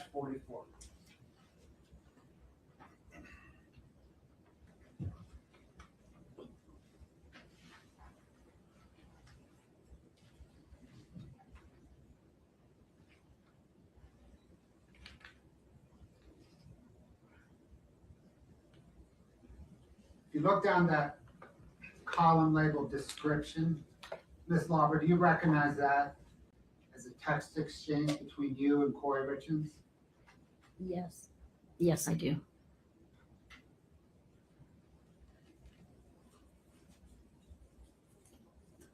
Is this an accurate text exchange? An accurate depiction of the text exchange? Yes, it is. And did it occur on March the 7th, March the 6th and into the 7th, 2022? Yes, it is.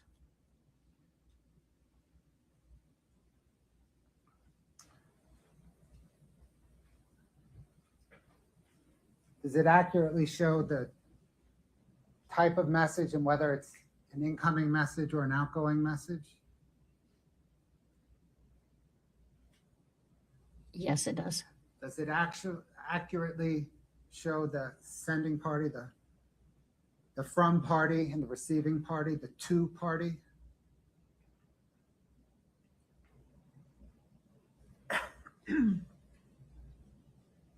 Yes. Your Honor, the state moves 2-44 into evidence. Objection, Your Honor. Celebrate extraction has not been admitted into evidence, and she cannot identify a celebrate extraction where it came from. Please.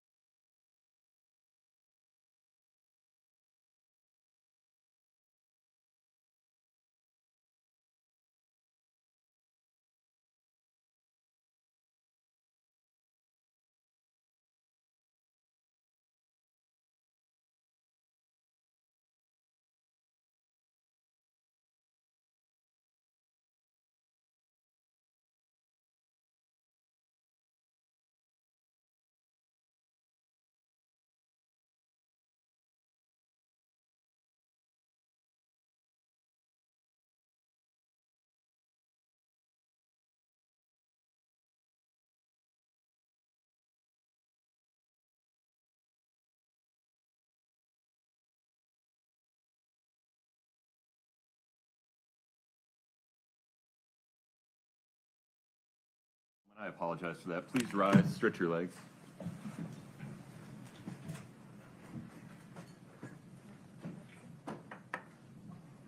You folks are taking a break.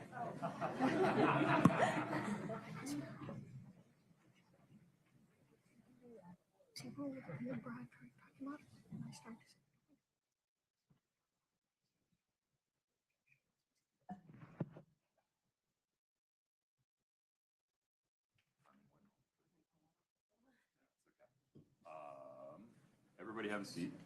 Carmen, I need you to do me a favor. I need you to go wait in the lobby. Okay? Just for a moment. I need to have a conversation about some legal issues. I need to make sure that that conversation does not pollute or affect your memory in any way. Mr. Moffat, you can't counsel her regarding her testimony during the break. Understood, sir. Thank you.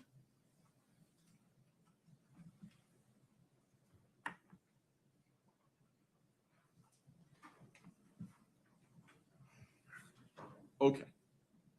Mr. Bloodworth, if you would please, however the form of it you wanted to admit to the publish to the jury and admit it as an exhibit, would you put that form on the screen? So we're all talking about the same thing at the same time. Your Honor, it is there now. Okay, so it's the zoom in that we're currently looking at, rows 1 through 5. Right, we can back it out so you can see the whole form. Is this the page? Is it one page? It's two pages. So it did say celebrate. I thought it did. Please pause. I'm sorry. Okay. You want to, I'm sorry, I don't have control yet. State's Exhibit 2-44 is a 2-page exhibit that says Cellbrite extraction report at the top, correct? Correct. And you'd like to admit this 2-page extraction report through this witness, not just the content of the text messages and the metadata regarding to, from, whatever. Your Honor, the state wants to admit the content. Now, I can see the 244 at the top is labeled with Celebrite's branding. You know, if we were to, for example, redact the labeling, that's fine. But the content. The distinction, I apologize for interrupting you, so I can just provide a little more context for my question. The distinction I'm drawing is the previous photographs. We admitted just the photographs, Yes, not the report from which the photographs were derived. correct. Here, it seems we're doing something, the state is proposing to do something different. That is, admit the report, not just the content. That is the photographs in my analogy. That is correct, but the state proceeded to just admit the thumbnails as photographs simply to keep things moving along, not because the state thinks that the report is inadmissible. The state just didn't want to bog down in this discussion. May we do the same now, understanding that the state's ultimately, as I understand your position at sidebar, are going to be, we have another witness that's going to get this report and many others in. Yes, Your Honor. That is why I think the way we can do that is to just redact the heading. And that leaves us with nothing but content without identifying the source of the content. But Ms. Lauber has already authenticated the content itself. Ms. Lewis, if you'd put your position on the record. On the record, Your Honor, this is a Cellbrite report that has not been admitted. We don't have testimony as to how it was extracted. We don't have testimony as to what it is, and it's not authenticated. That can come in through a later witness. I agree. That witness probably should have been called first, but was not. You're right that now we're doing something different than we did on the prior report. And I don't think just extracting Cellbrite, the word Cellbrite, solves the problem. You ruled from the bench just a minute ago that this could be used as an impeachment document. I did not. I said specifically you cannot use it if it's not admissible because there's no foundation for it. Well, then we discussed it further and you said, go ahead and show it to her and ask her if she remembers it and then the text. That was and then- not in the context of impeachment. That was in the context of the Mr. Bloodworth and his direct using it to refresh a recollection of a witness who may not specifically recall the content. I misspoke. That's what I meant. To use it to refresh her recollection. And you ruled that that would be appropriate. Well, then Mr. Bloodworth attempted to change your ruling, which happens a lot, which is what Don't do gets that. me. Please stay Well, that's what focused. gets me frustrated. Please stay focused. I think your ruling was appropriate, that it can be used to refresh your recollection. Discuss this, you ruled, and I think your ruling should stand. You understand that this will limit your use of this document in impeachment. That's fine. With any further record? Yes, Your Honor. Here's the photograph analogy. It doesn't matter who took the photograph. If somebody was there to observe the content of the photograph, they can impeach it, or they can authenticate it. That is what we have here. Carmen Lauber was a participant in this text message exchange. She can authenticate it. And that is the only substance in this report. She has authenticated 100% of the substance of this report. Are you comfortable presenting it to her as, this is a document? Does this document match your recollection of text messages you had with this person on this day? Your Honor, not only am I comfortable with it, that is precisely what I did when I had her authenticated. Okay. And how it was extracted doesn't matter. That is when you don't have a witness who was present to authenticate it. I understand. Okay. I hear you saying if you had a screen grab of text of bubbles from a phone and her testimony was the same, like, I remember this, Yes. I remember this exchange on this day at this time, you would seek to admit the bubble as a document that she laid foundation for. Correct. Regardless of who took the screenshot of the bubbles. Right here, Celebrate took the screenshot of the bubbles. Doesn't matter. I understand the state's position. Ms. Lewis, anything further? No, Your Honor. Okay, so the defense has a thought-provoking argument that including all the stuff in the header gives this document some imprimatur of technical proficiency or additional weight regarding which this witness has not laid foundation. So State's Exhibit 2-44, just the table, not anything from that blue line in the header or above, Scott, may come in through this witness. Yeah, show me page 2, Scott.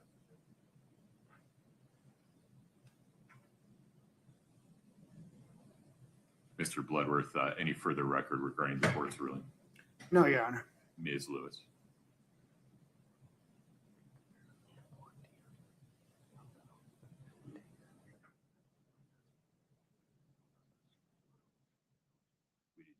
We did 3-7 by itself didn't come in. It was D1, D2, D3 only. Yeah, but those photographs I don't think had. Nothing further. Did they? No, yeah, okay. So we have, I'm really just talking to Scott at the moment. It's going to stay this way, right? That's correct, Your Honor. Okay. And can you, the state, at some point before tomorrow morning, print this version of 2-44, understanding this may be mooted through Mr. Katradimos at some point, but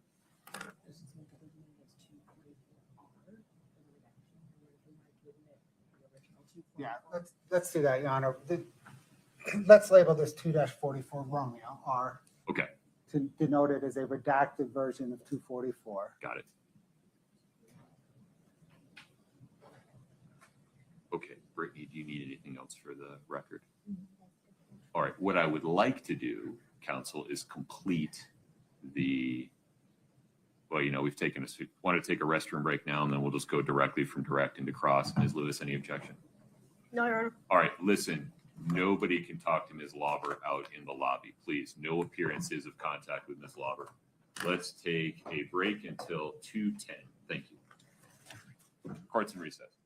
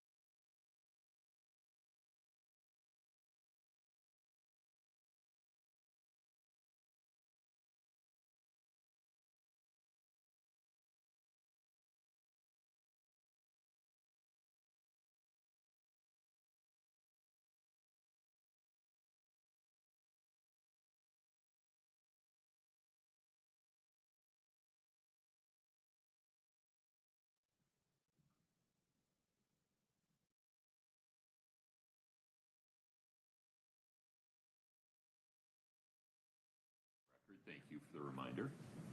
All right, Ms. Lauber, I'll give you the early warning. Just get close to the microphone.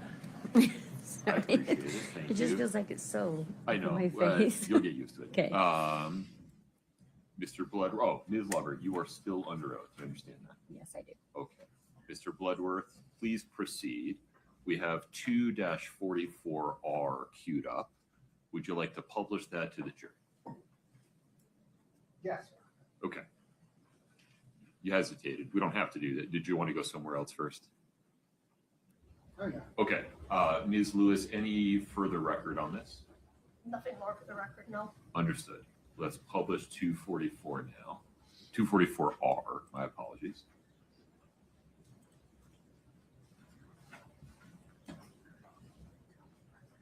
Ms. Lauber, you just testified that you recognized a text exchange between you and Kouri Richins beginning on the 6th of March, continuing on to the 7th of March. Is this that text message exchange?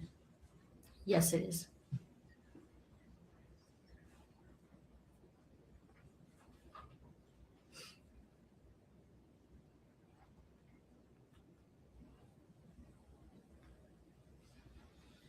Now, Ms. Lauber, you had testified that Kouri Richins had asked you if you still had your hookup. Is that right? Yes. And is that the text message where Ms. Richins asked you if you still had your hookup? Yes, it is. And when you received that text message from Kouri Richins, what did you do?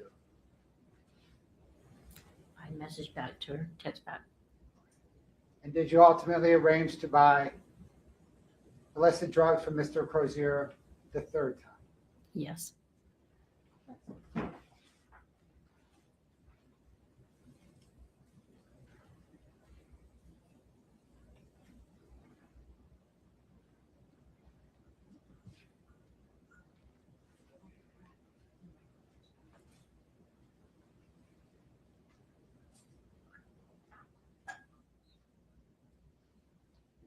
After that, do you still have your hookup text exchange? Did you speak with Kouri Richins? Yes, I did. And what was that, about a drug buy? What was that conversation about? That I could reach out to Robbie again. And how did Kouri Richins respond? Okay. Same routine. Same routine. Mm-hmm. So did Kouri give Richins then provide you with money to buy drugs? Yes. How so? In the house to Midway. I'm sorry. I didn't Wait. hear you. Sorry, what? Did Kouri Richins give you money to buy drugs that last time from Mr. Crozier, right? I'm talking about the third drug buy from Mr. Crozier now, after Eric's dead. Oh, no, she gave me she told me that the investor would leave money under her doormat at her house. The investor would leave money under the doormat of her house for you to buy drugs. Yes, in Camas. Her Okay. house in Camas. So did you go to her house and pick up that money? Yes, I was with Nick. Nick drove me. Okay, is this the same Nick Bond Savage Yes, that was in the car when you asked her whether the yes, pills caused Eric's death? yes. So Nick drove you from where? Nick picked me up in my house in Heber, and then we headed to the backside of Jordanelle to the house in Camas. Kouri Richins' house in Canada. Yes, Corey and Eric's house in Camas.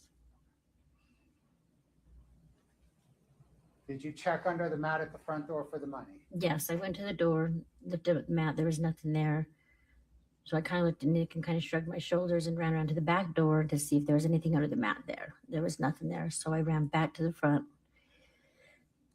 And I kind of threw my hands in the air to Nick, like, what do I do? And I went up and rang the doorbell. It took Corey a minute to get to the door. She answered it. She told me to come inside. I told her the money wasn't there. I gave her a hug and asked how she was doing. And then I told her the money wasn't there. And then she asked if she could write me a check. So then she went over to her kitchen counter and grabbed kind of a book about so big and wrote me a check. Did she hand you the check? Yes. Scott, can we bring up 5-31 for the witness, please? And it's 3 pages. If you could slowly scroll through so she can view all 3 pages, please.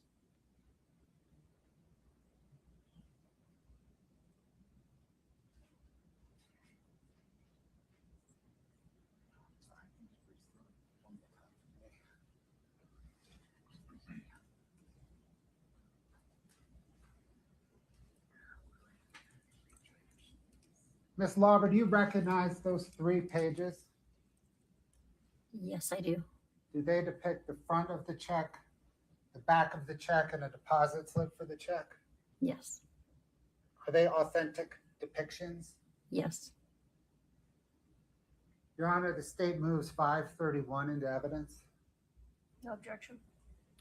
States 5-31 is admitted, published. Yes, Your Honor. Okay, let's zoom in on the check, please.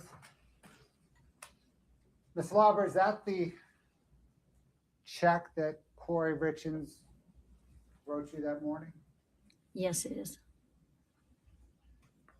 In the memo section, do you see where it says construction clean midway? Yes, I do. Did Kouri Richins owe you any money for any cleaning? No, she did not. Did she owe you any money for any construction cleaning? No, she did not. Did she owe you any money related to midway? No, she did not. Did she owe you any money that would make construction clean midway memo make sense? No, I never cleaned a house ever in my life for $1,300. Okay, let's go to second page, please, Scott. Is that the back of the check? Yes. Yes, it is. Third place. Third page, please. Okay. Do you recognize that as a deposit slip where you deposited a portion of that check and took out cash for the other? Yes, I do. Okay, please explain how this came about. I had to go to the bank and cash the check. I was in the negative, so they had me deposit some to clear up my negative balance. And then they gave me the remaining balance of $1,000. Okay, when did you go to the bank in relation to picking up the check? The day of. So you picked up the check, Yeah, that morning, did yes. you go straight to the bank? Yes, I did. And who drove you there? Nick. Okay. Do you see where the date says March 9th, 2022? Yes, I do. Is that the date that you picked up the check, went straight to the bank and deposited it? Yes. Deposited 300 of it and took out 1,000 in cash? Does that Yes, sound I right? did. Yes. Okay. Thanks, Scott. Once you deposited a portion of the check at the bank, cashed the remainder, what did you do next? Nick and I drove down Provo Canyon, touching bases with Robbie. He said it was taking longer than he thought, so Nick and I went out to couple of thrift stores. Where did you go to thrift stores? In Orem County. And you said you were texting with Robbie Crozier as you were driving again down through Provo Canyon and as you were in Orem Same County? routine. Same routine. Yes. Were you also texting with Kouri Richins? Yes, I was. Did, like before, you meet up with Robert Crozier at that same Maverick and Draper? Same Maverick up 126, yes. What happened when you met up with him? Same routine, but a little bit different. We waited there for a minute. He left for 20 minutes, came back and said he couldn't get his friend to answer the door if we wanted to follow him. So we followed him down the road to a couple of townhouses or duplexes. I didn't go to the door with him. We parked down the street where we could see what complex he walked into. And then we waited there about 20 minutes to a half hour. And I kept texting him like, hey, this is taking too long. It's too late. I don't like sitting out here. Just wrap it up. Let's go. And then he texts back. He's like, no, I got my friend. He was asleep. I finally woke him up.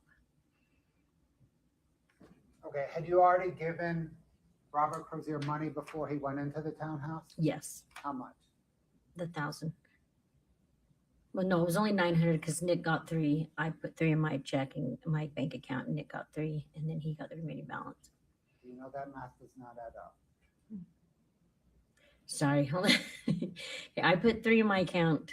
Nick got 3, so Robbie got the remaining balance. You got the rest. Yes, Can we call that 700? yes, Okay. yes. Sorry, I had to count on my fingers. I'm like, yes. When Robert Crozier came back out of the townhouse, did he have anything with him? Yes, he did. What did he have with him? A clear little baggie with 15 to 20 pills in it.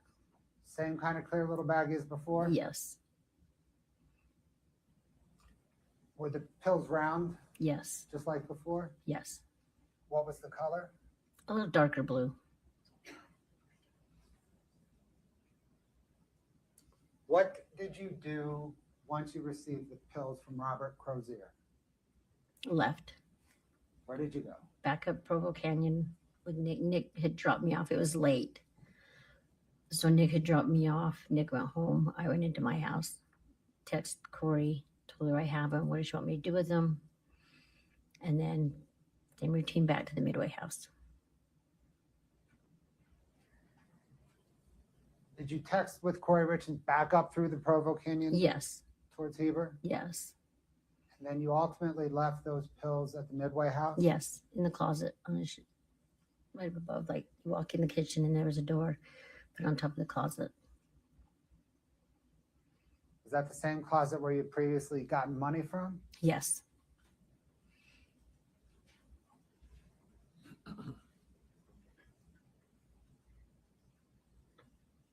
After that, did you ever have any additional drug deals with Robert Crozier? no, I did not. Have you ever been back to that Maverick in Draper? No, I have not. So am I right that the only 3 times you dealt drugs with Crozier were the 3 that you just testified? Yes, And the only 3 times you've been at that Draper Maverick were the 3 times to which you just testified? yes,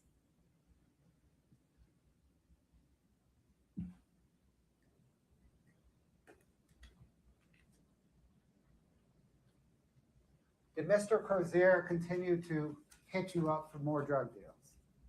later on he did. He said that his buddy had some more, and if my friend needed any more. When he told you that, what did you do? I reached out to Kouri and told her, hey, my friend said that his buddy has more if your friend needed anything. How did Kouri Richins respond? She said no, her investor had left town. Thank you, ma'am. I do not have any further questions for you at the moment, but I'm sure defense counsel will, okay? Okay.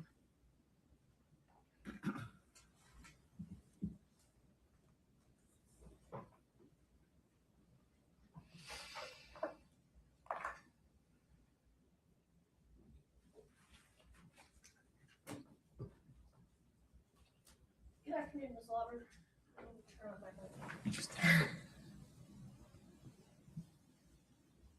Does that work? Yes. Okay. Good afternoon, Ms. Lauber. Good afternoon. My name is Wendy Lewis. I am one of Ms. Richins' attorneys. I'm going to hand you some binders. We're gonna go old school here. Oh my gosh. These are okay. You can put it over here. I'm going to ask you to refer I to just don't these like as this we bit. talk. These are the transcripts of the interviews that you did in April and May of 2023. All right, and just to help you out here, take a look. Here's the first 2 interviews, and we're tabbed here. Interview 1 with the date. Interview 2. All right. Okay. This is interview. We've got the dates: March 3rd and 4th. Okay. This is separate. This is the interview from March 10th. You want to just set that aside Yeah. so we get to that. And then your last 2 interviews, 13th and 14th, are right here. Okay. Okay, so we're going to be referring to that. Well, that's a lot.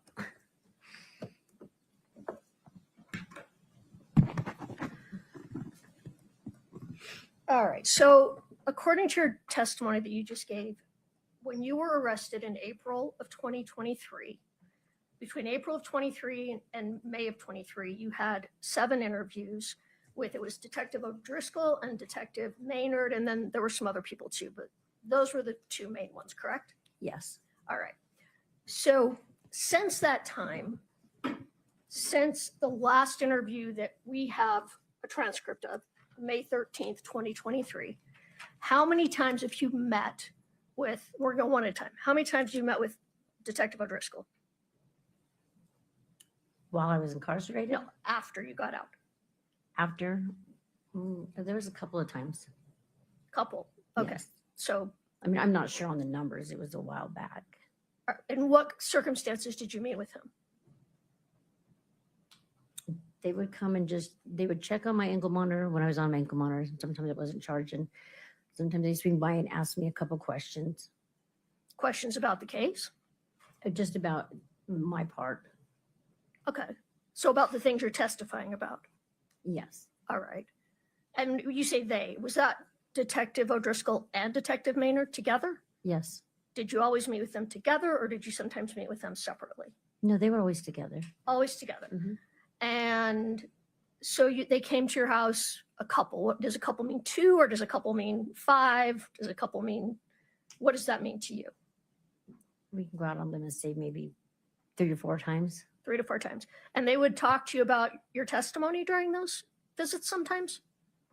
Not really my testimony. They'd ask, if the question came up like, okay, where was you at this time? Stuff like that. No. Okay. Do you know if they recorded any of those conversations with you? I do believe so.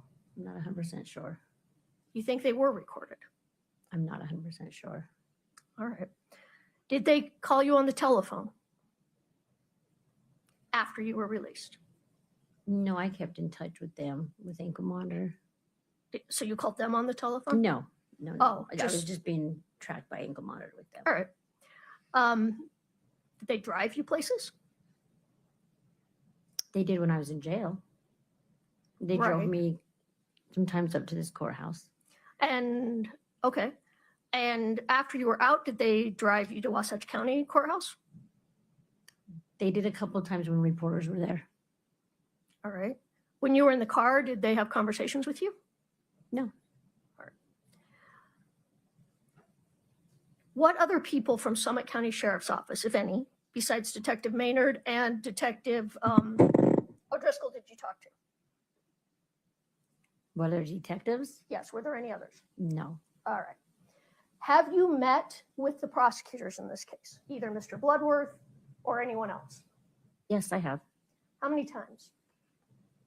There was an initial meeting when this case first came appeared with Bloodworth, and then a couple times over the last couple weeks.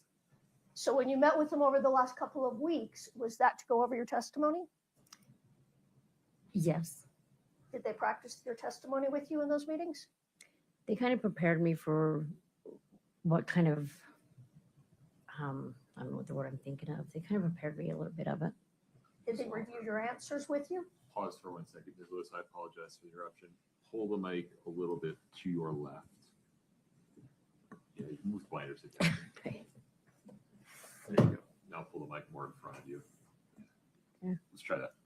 I'm sorry, if you ask your Sorry, go last ahead. question one more time. Did they review your answers with you? Yes. All right. So they reviewed with you when the drug buys happened, correct? They would ask me the questions and I would answer. Did they correct you if they thought you were, if they thought your answer was wrong? Not really, no. All right. Did they practice cross-examination with you? Yes. So they did we call it a mock cross. Someone pretended to cross-examine you, is that fair? Yeah, they kind of just brought up how you were going to bring up my past, how I was going to feel. Okay. That's all? Yes. Okay. Did they tell you how to answer the questions that I might be asking you? No. They can give you any advice on how to answer the questions. No. Did they help you put the pieces together so you would remember what to testify to? Actually, I'm the one that's asked, like, if I needed to know Robbie, I put in my phone, like, obviously it says Kouri, Doreen's niece, Robbie, Nicole's friend, just stuff like that. Wait a minute, I don't know if I understood your answer to my question. So my question was, did they help put the pieces together for you for your testimony, and what was your answer? I said, I'm the one that asked for pictures and stuff like that. So you asked them to help put the pieces together for you. I don't know if it was actually helping me put the pieces together. Kind of refresh my memory a little bit. It happened a long time ago. That's true. This happened almost 4 years ago, right? Yeah. Okay. And your original interviews with detectives was almost 3 years ago. Yes. All right, we're gonna get back to that. Who else have you spoken to about your testimony in this case? Nobody.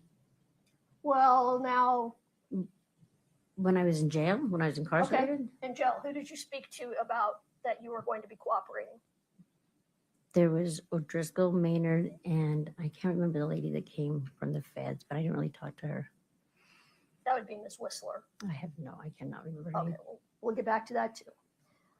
Would you talk to Nick Bon Savage that you were cooperating in this case during the time you were in jail? Yeah, he's one of my best friends. Okay, so you told your best friend that you were cooperating. Yes. And you told your best friend, man, I don't even remember what happened. You got to help me out here, right? Just in the part where, in the car, yes. Okay. Because Nick was with you one of the times you met Robbie Crozier. Yes. And you had Nick help you remember that because you did not remember that.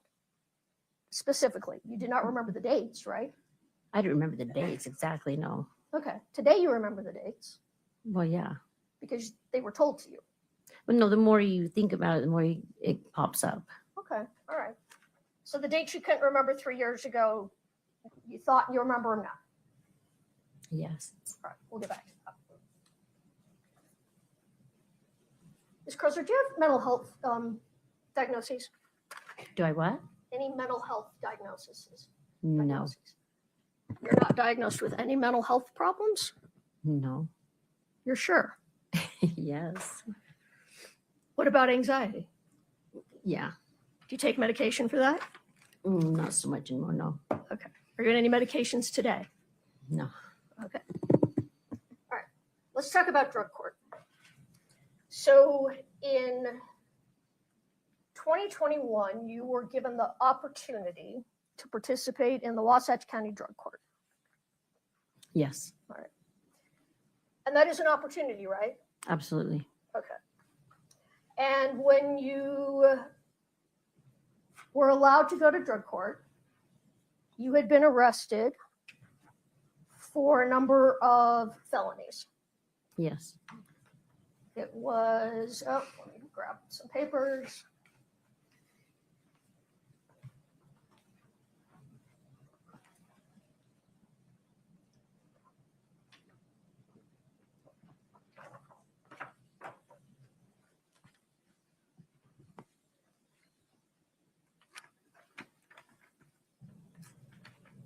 I mean, you were arrested for how many first-degree felonies?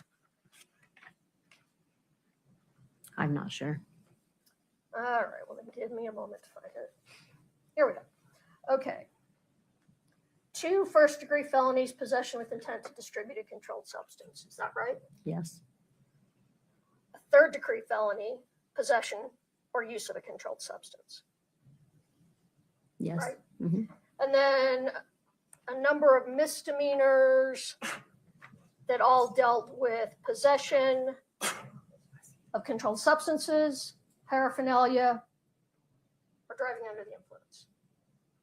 Yes. Is that 2019? Yes. Yes, that was me and my exes. Yes. All right. And that was the case that you were allowed to go to drug court on. Yes. All right. So you talked about this a little, but I just want to make sure everybody understands. And when you go to drug court, you get what is typically what you do is you get a plea in abeyance, right? Yes. So that means you plead guilty to all or some of the counts that you're charged with, correct? Yes. And then It's held. The court holds that plea. They don't put it on your record yet, right? Correct. And then if you successfully complete drug court, those will be dismissed. Correct? Yes. All right. So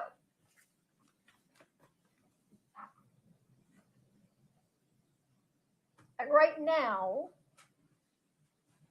I mean, you haven't been, we're going to talk more about this, but you haven't successfully finished drug court yet. True? Yes, it's on pause. Okay. But it sounds like you're doing really well Yes. and you're clean. Yes. And congratulations, by the way. Thank you. I know you had a very difficult time for a very long time. Yes. And drug court's really hard, right? It is. Yes. I mean, I was an They, attorney. they in drug expect a court. lot in the beginning. It is. I was an attorney in drug court, so I have some familiarity. But you're expected to do a lot. A lot. Yeah. You're expected to go to treatment. True. Oh, yes. Sorry. I thought you were going to continue. Sorry. Yes. Sorry, I'll Mhm. try to do better. You're expected you get very regular UAs to make sure that you're clean, Every day you call in. Yes. and then so it's random. You call in every It's day. And yes. then- It's a random color number depending what phase you were in. all right. And there's how many phases are there 5. at Wasatch Drug Court? 5. Yes. All right. And so treatment, drug testing. Do you have to work? Yes. Okay, so you have to be employed. You have to show up every week at first. Yes. For your groups. So you had not only did you have one-on-one therapy, you also had attended groups Monday through Friday, depending what phase you were in as well. So you had 5 groups. Okay. You had therapy twice, 2 or 3 times a week with your one-on-one, depending what phase you were in. All right. And you started your drug court program in 2021. 9 of 2021, I believe. I think it was September. Yeah, I think. I do believe. Well, let's take a look. Or maybe that was my initial evaluation. I think you might be right. Let's just.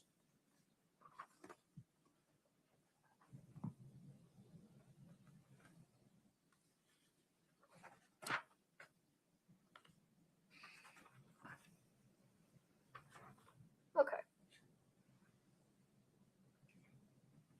Sure, it looks like September of 2021. Now, is it fair to say that between September of 2021 and when you were arrested, which we're going to talk about, you talked a little bit with Mr. Bloodworth in April Of 2026 or 27 or something like that. not quite. I mean, no, I mean the date.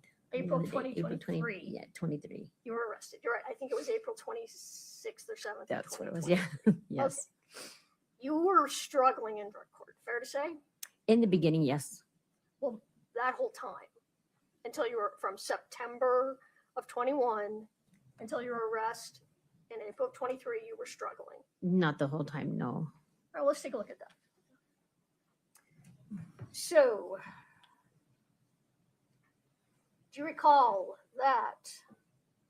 Well, let me show you. I'm going to show you a document. Might be easier.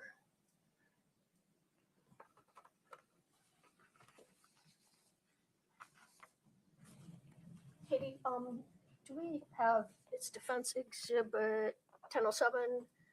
Can you pull it up on the screen just for Ms. Lauber?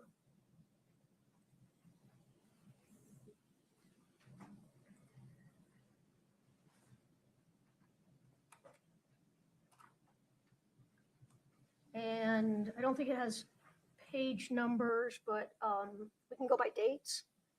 So maybe pull it up starting from 9/22/21 for her to look at.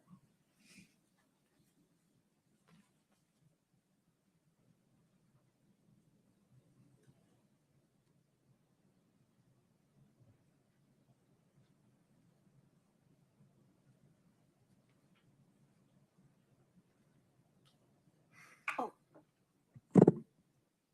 that's helpful. Yeah, I'm like, I All barely right. see that. So let's look at, so each time you go to drug court, there's a little note entered in what we call the docket of the case, Yeah. right? Mhm. About what happened in court that day. Yes, it's the Okay. drug court team members' notes. Understood. Mhm. So you started drug court September 15th. September 22nd, you missed your group therapy and your individual therapy. Mhm.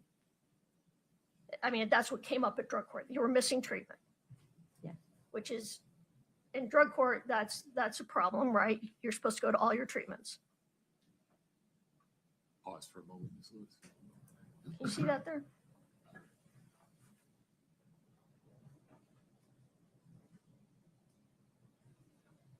Yes. Okay. And you had to pay a $40 fee, or you had to pay for your mistreatment. Yes. That's still in the beginning of when I entered drug court. Yes. Correct. So that'd be a sanction that you had to pay for that. No. If you missed it, they considered that wasting the therapist's time when somebody else could have took that spot. All right, well, that's fair. It was not a sanction. No. Okay, so the next month, October 20th of 2021, a little lower on that page, you failed to appear at drug court.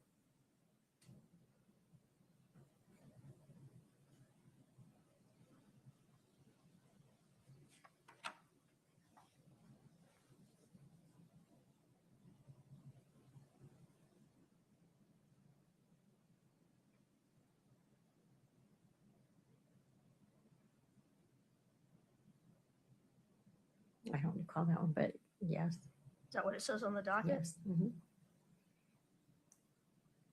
And they issued a warrant. Yes.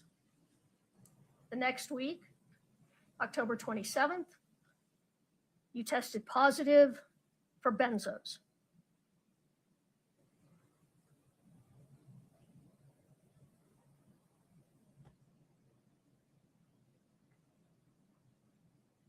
Well, I'm going to rephrase that. You actually tested positive on October 10th, October 6th, October 8th, but it was at the 27th drug court hearing that those problems were addressed. That would be a more accurate statement of what happened, right? Yes. Once again, still in the beginning of drug court. That's right. And benzos would be drugs. I don't know. Well, you tell me, do you know what benzos you were taking? That was my Valium, I believe. Valium. All right.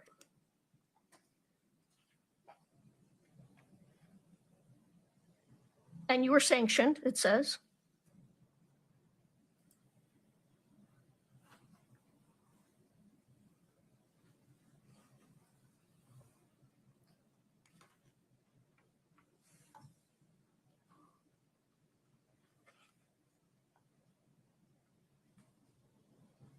Yes. All right. Now, you continued through November to miss therapy, true?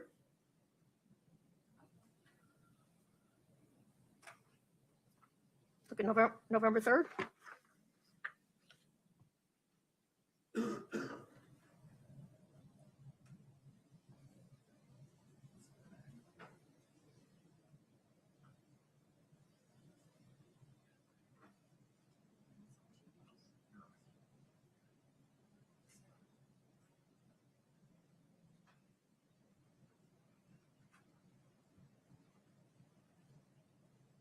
It's okay. Take your time. Do you see it?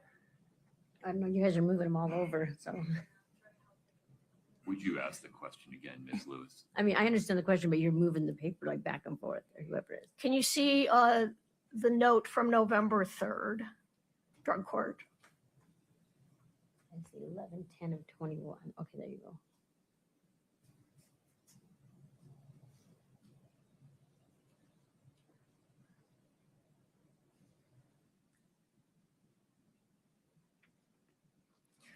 Your Honor, I don't know if it'd be all right, but this might be faster if I could point it out to her. Would it be all right if I stood closer to the witness? Of course. Thank you.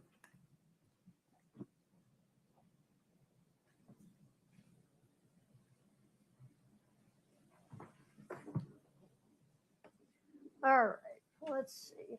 Ms. Lauber, just remember, when you answer the question, yeah, there you go. Yep. Perfect. Thank you very much. All right, November 3rd, drug court, you missed therapy and received, oh, you didn't get a sanction yet. They waited.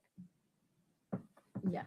All right. And then November 17th, you came in and you'd missed your drug test that week. Missed a drug test, correct? Okay, yeah.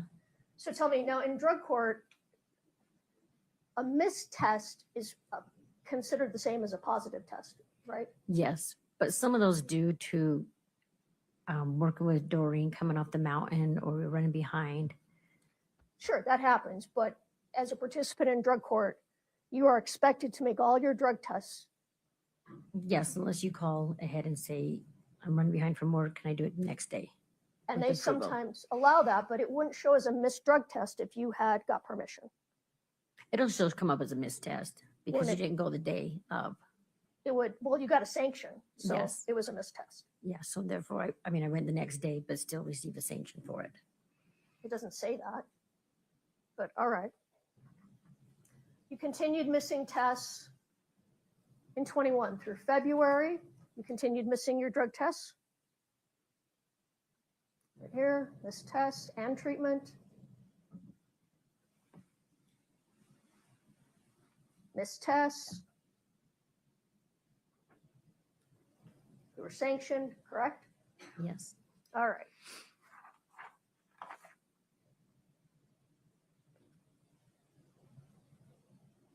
All right. Now let's get, you got a negative drug test, it looks like in, What's the year on that? there, you got a negative drug test. No, what's the year on these ones? 2020. Oh, now we're moving into January of 22. Okay, so what were the years on these ones? I misspoke. I said February, it was December of 21. Yes. All right. Still, once again, the beginning of drug court. Okay. Well, now it's January of 22. Okay. So you're missing drug tests.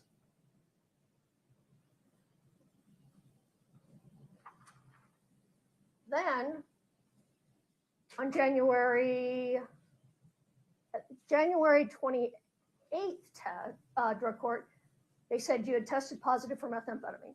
Yes. And you said, no, retest it. That's not true. I didn't use. Yeah. But then the next week you came back and you said, well, actually I did use. You don't need to retest it. I relapsed, which happens. Well, yes, working with active users, once again, Yeah. with the cleaning company, they were all still active users. Well, but it was your choice to use. Absolutely, but if you keep getting offered and offered and as a drug addict, yes, obviously you're going to relapse. You're going to All right. fold. And you lied about it. Yes, All right. that's what addicts do when you're using That's true. Addicts lie. All right. active addicts. And then in February, now we're getting into the time period at issue here. January, February, March of 2022. All right. So at this time, let's get the date here.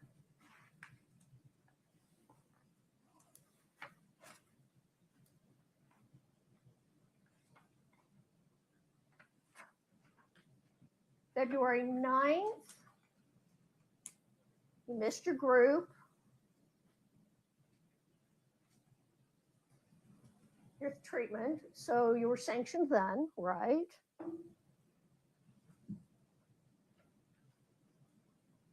Yes. February 11th, you tested positive for amphetamines. Tested Yes. positive on February 11th. Okay, yeah, And again, you denied it. of course. That's the same day you said you were out buying drugs from Susan Kohler, right? February 11th, 2022. Yeah, I just, yes, Okay. I was with Susan that day, yes. So you're using. Yes. Once again, when you're going to relapse when you're around active people. I yes. understand. And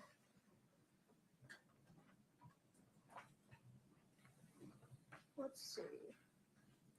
As we move into March of 22, you tested positive for methamphetamine February 11th, March 1st, and March 3rd, and March 16th, correct? I'm not 100% sure, but yeah, I was there. It's from drug court notes, yes. So if it's, I'm sorry, I didn't No, mean to you're like good. poke you with that. You're fine. So, well, if it's in here, it's accurate. Yes. All right. So this whole time that you say you remember purchasing drugs, all these text messages, you were high. I'm sorry, what was that? Sorry. This whole period of time that you just testified, that you say you remember all these texts and you remember all this information from March of 2022. You were high that whole time, February, March 22. Not the whole time, no. You were using very regularly. I guess so, yes. Okay.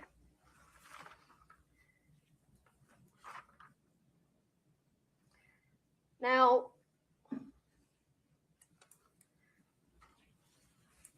this continues all through. Ms. Lewis, may we pause for a minute?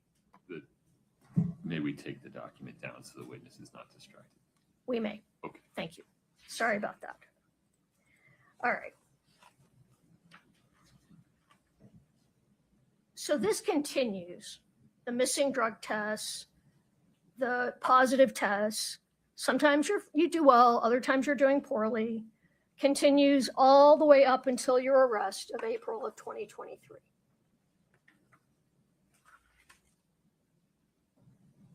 Sorry, what was the question again? The question was, we started talking about, we were talking about that you were using all through February and March of 22.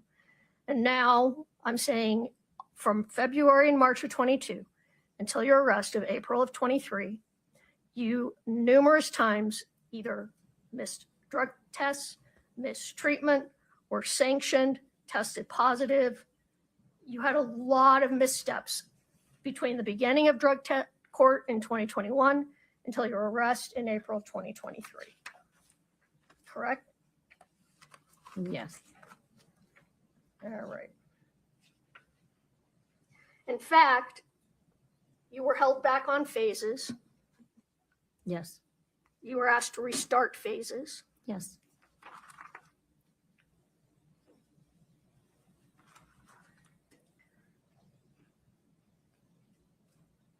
But you started doing a little better right before your arrest in April of 23. You were finally moved to phase 5. True? Yes. All right. And then you're arrested. Yes. And you are arrested for, well, first of all, there was, all right, well, let me do this in 2 parts. You were arrested for possession of marijuana, correct? Actually, no, I was arrested for driving on a revoked suspended license. Okay, that's fair. You were originally pulled over and arrested for driving on a suspended license. And then there was an order to show cause issued in drug court, Yes. right? Now, an order to show cause is a little bit different than an official charge, right? Yes. So an order to show cause, can you pull that up, please? Just for me and the witness. So an order to show cause, just so the jury can understand, is when you're in drug court or probation, on probation, and you're accused of committing a crime, they say, all right, these are the things you're accused of doing, and you need to come into drug court and explain what happened, and then we will make a decision as to whether you're going to remain in drug court, if you're going to be charged with these crimes officially, if you're going to get kicked out of drug court because you've got new charges. That's what an order to show cause is, right? Yes, correct. Okay. So you got an order to show cause, and it was for, I think that's in front of the screen. Does that look like what an order to show cause looks like? Yes, it is. Yes. And you recognize that as the order to show cause that was issued in May of 2020. Well, I'm looking at the date. You were ordered to April 26th, the day of your arrest. 2023. Would you restate the question? Is that the order of to show cause that was issued in your case in April of 2023? Yes. Okay. Your Honor, I'd move to admit and to publish Defense Exhibit 1008.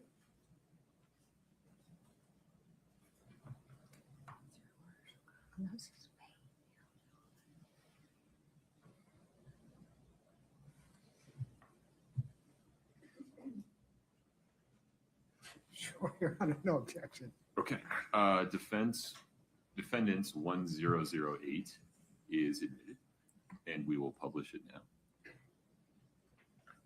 All right. So that's just so the jury can see what that looks like. Now, if in drug court you're found to be in violation, you're found to have committed new crimes, what happens is your plea in abeyance goes away and you are sentenced on your original 2 first-degree felonies and your 3rd-degree felony that you pled to, right? Sorry, what was the question? Okay. Can you- Trying to explain so they all understand how this works. If you were to go into drug court and the drug court found that you had in fact committed new crimes and violated drug court, then you could go back. Your plea in abeyance would no longer be in effect and a plea of guilty would enter. Your Correct? plea in abeyance would be revoked. Revoked. So you would be guilty of those crimes and you would go back to your sentencing judge and be sentenced on your original 2 first-degree felonies and 2 third-degree, I'm sorry, 1 third-degree felony. Yes. And in addition to that, you could be charged with the marijuana that was found in your house the day of your arrest, correct? I wasn't aware of marijuana, but I guess if you have the paperwork. Okay, well, we'll talk about that. I think you've just forgotten. And there was a firearm found in your home. Yes, that was my roommate's son's, yes. And, well, possessing a firearm, whether it's yours or not, Yes. is a crime if you're a felon. Yes. A serious crime, Yes. potentially a federal crime. Yes. All right. So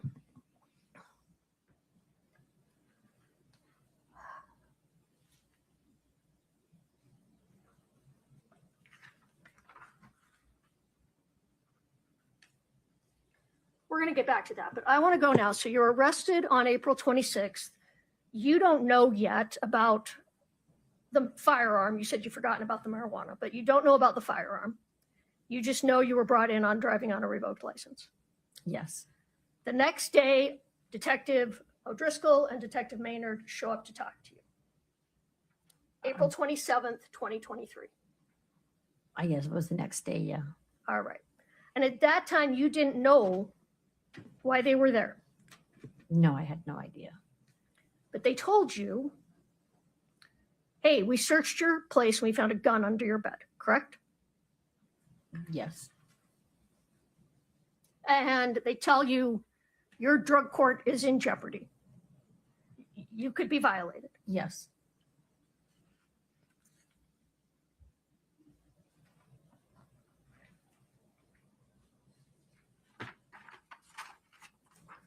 And if you're violated and you go back and be sentenced on your 2 first-degree felonies and your 3rd-degree felony,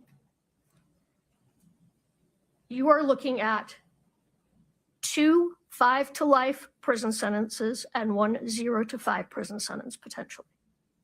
Yes. And the court could choose to run those consecutive, which means you do 1 5-to-life, then you do a second 5-to-life, and then you do your 0-to-5. That's a possibility. Yes. So you were potentially looking at a long sentence if you were violated in drug court. Yes.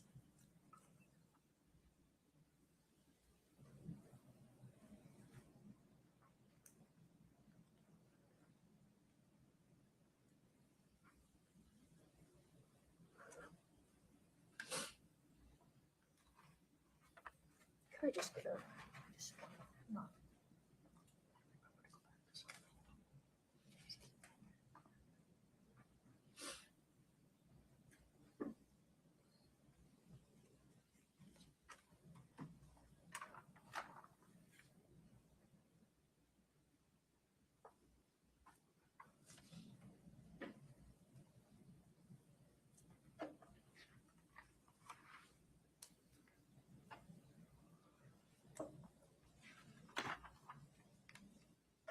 But in that very first meeting, Detective O'Driscoll and Detective Maynard say, hey, we're not here to jam you up, though. We want to talk to you. I don't recall the exact words, but yes, they were there to talk to me. And if those weren't the exact words, it was words to, we don't want you to get in more trouble. We want to talk to you. Words to that effect. Yes. All right. And that's when they tell you that they think Kouri Richins poisoned her husband, Eric Richins, and they think that she killed him. I don't think that was their exact words. All right, well, I'm not necessarily using their exact words, but they give you that information. Yes. All right. And that he died of a fentanyl overdose. Yes, they did inform me that he died of an overdose. And that was the first time you'd heard that. True? From the officer, yes. Well, from anyone, that he died of an overdose. No. One of Doreen's workers were driving down the road. It was Nancy. She had yelled out the window. She's like, Eric died of an overdose. And that's when I had made the phone call to Kouri asking if, please tell me those weren't for him. Okay. You never told the officers that story, did you? Not till later, I don't think. Well, not in these 7 interviews, correct? Yeah, correct. All right. In fact, what you tell them is you don't use fentanyl, correct? Yes. And you tell them meth, heroin, maybe a few oxys here and there, but I literally never dealt with fentanyl. Correct.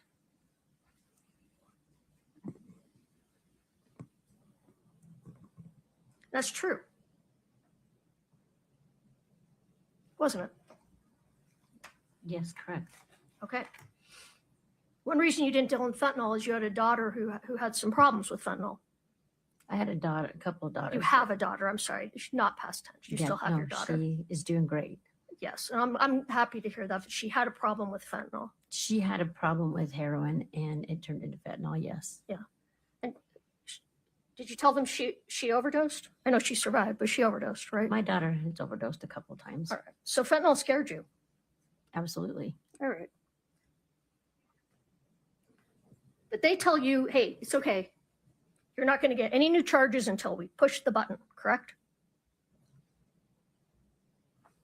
Objection, Your Honor. Foundation on push the button. Sustained. I don't know what that means, Ms. Lewis. Well, why don't you look at, let's look at the April 27th interview that we pulled up there. In the book? In the book, Or yes. You're going to pull it up. No, What we're going to use the book. So we're going to go old school on these interviews. Oh There's my too many gosh. pages to ask poor Where do I got to Katie go to? to find them all. You can help her, Ms. Lewis. Thank you. Thank you. 5:30, right? Let's go to the first notebook.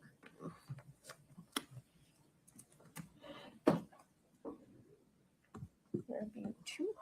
No, interview 1. Let's go to page 98.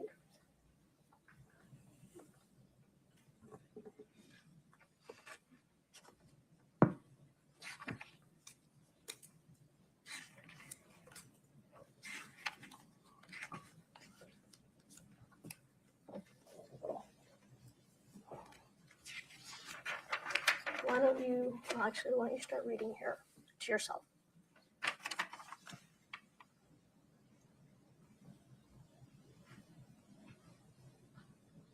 Remember that now? Yeah. Okay. So they tell you in that interview, these new charges, none of them are going to go through until we push the button to make them go through. That's what they tell you. Yes. And they say, and we have Wasatch County Prosecutor on board, and they're going to charge you, but we're going to help you out.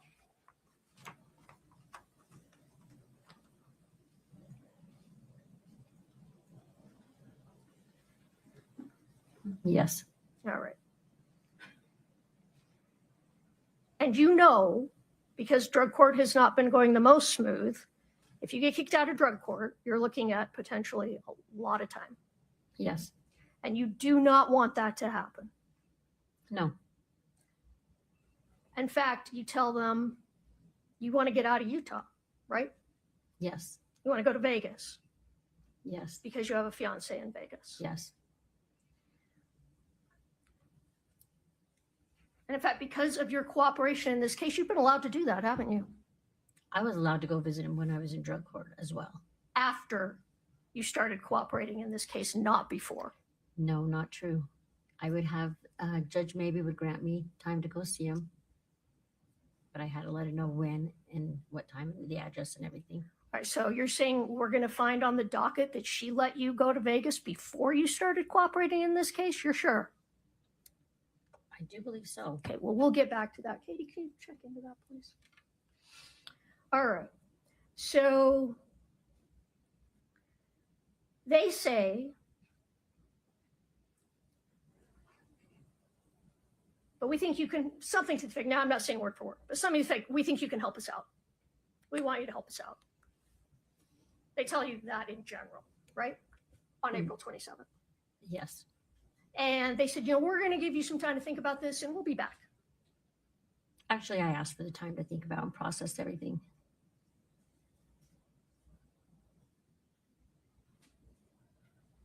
I do believe I told him it's a Why don't lot you to take a look? process. Open it back up? Yes. To what page? The end.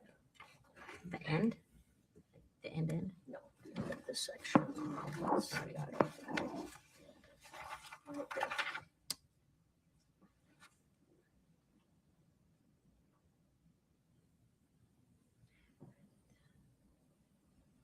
So we're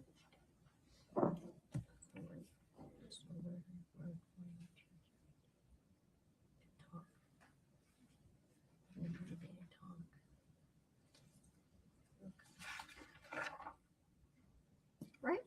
Okay, yes. Okay, so they're telling you you could be in trouble in drug court, and you say that's gonna fucking kill me. Right. Say, all right, we're gonna give you some time to think about this. We'll come back. Right? Yes. Okay. So just leave you sitting there 4, 5 days, Yes. and you don't know what's going on, but you could be looking at a lot of prison time. I just know this whole thing was a lot to process while you're incarcerated. That's fair. But it's also true that you could be looking at a lot of prison time and you're very worried about it. Altogether, yes. Well, you call Nick Bon Savage and you tell him you're very worried about it, right? Yes. Okay. I know I talked to Nick quite a bit. And your daughter, Yes. Kelsey, is that right? My daughter, yes. Okay. So they come back on May 2nd. And they bring, it's Detective O'Driscoll, Detective Maynard, and they bring a DEA agent with them this time, right?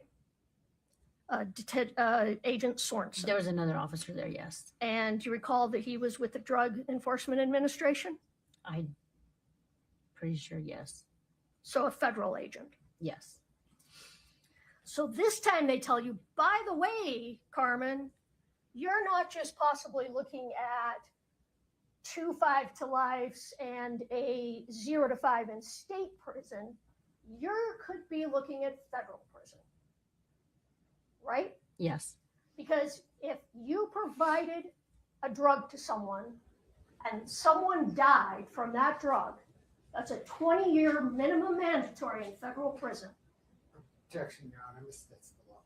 It does not misstate the law. Folks, you're going to have to lay some foundation one way or the other, Ms. Lewis. If you can rephrase about what her understanding was, I think we can get past this. They told you that there is a federal charge you could be looking at. Yes. Distribution resulting in a death. Yes. And that federal charge carries a minimum mandatory of 20 years in federal prison. They told you that day.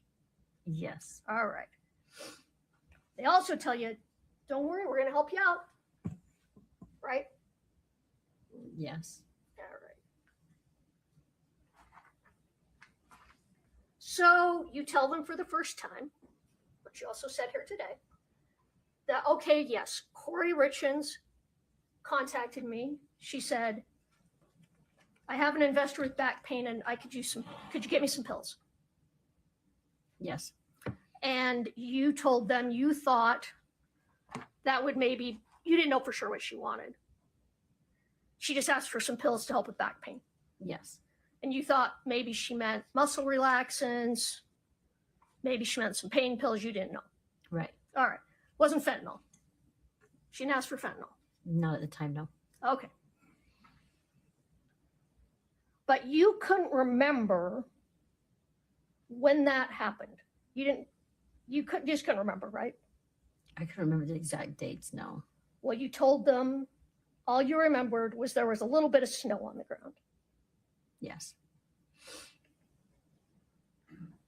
And they're trying to help you pin down a date, but you said, you told them multiple times, I really don't know. There was snow on the ground. Really wasn't absolutely correct on the dates now. Okay. But you did tell them that, okay, yes, I reached out to Susan Kohler, my friend and coworker, and asked her for some pain pills.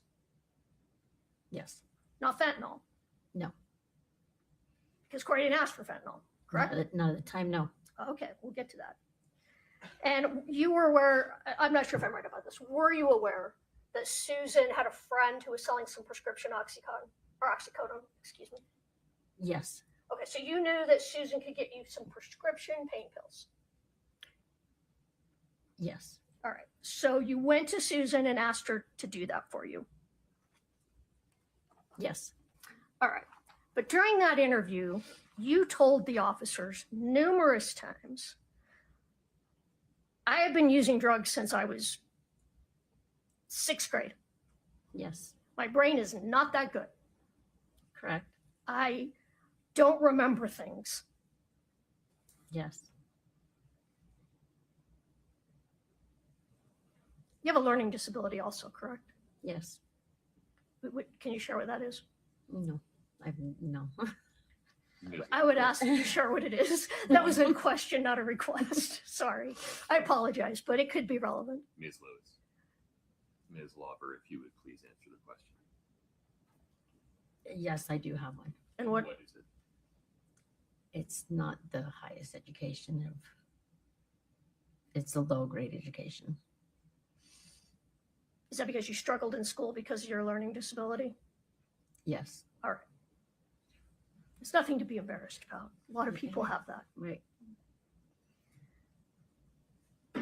All right. So you go to Susan, and did you ask her for Roxy's, or did she tell you she could get Roxy's?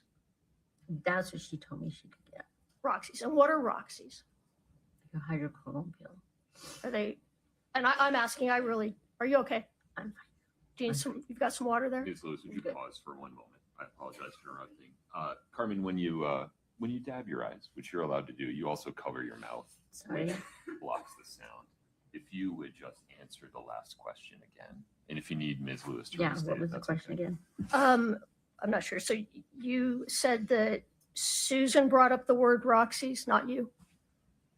She told me that's what she could get from her Roxy's. friend. Okay. And what are Roxy's? It is a pain pill. Is it I'm sorry, say that again. It is a pain pill. It's an opiate. It's not bad. Is it oxycodone? Yes. What are Roxy 30s?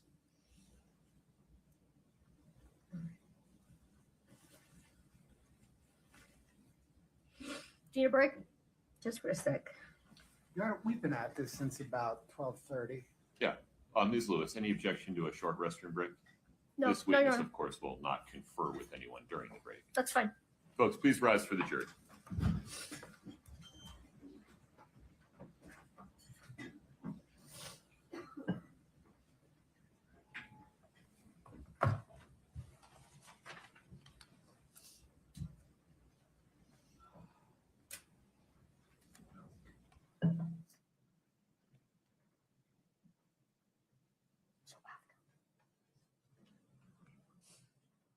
Have a seat, please. Ms. Lauber, we're going to take a break. You're welcome to stretch your legs, use the restroom. Please don't talk to anybody about your testimony, okay? Thank you.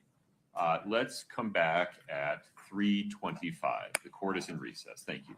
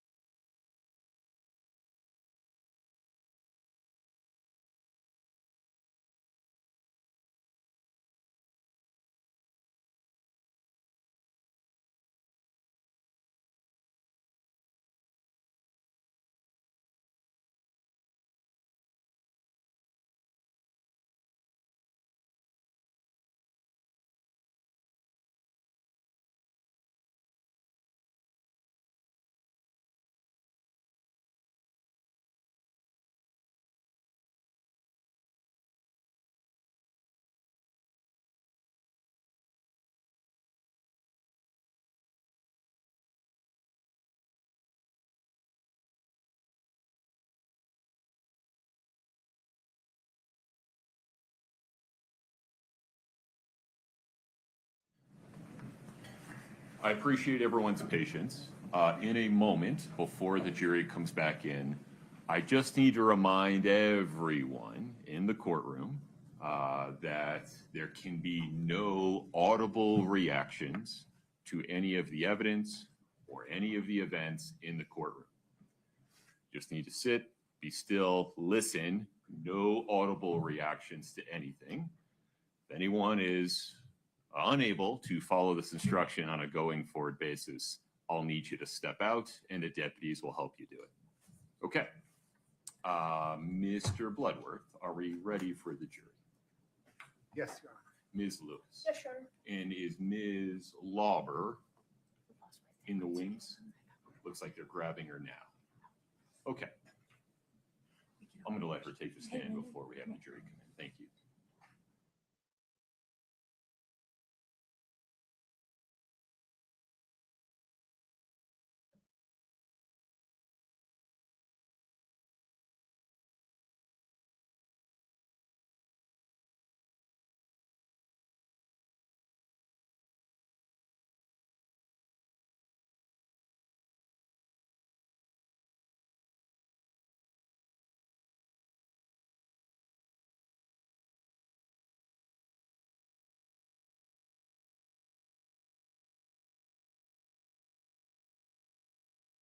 Patience, if you'd take the stand again. Please watch your step.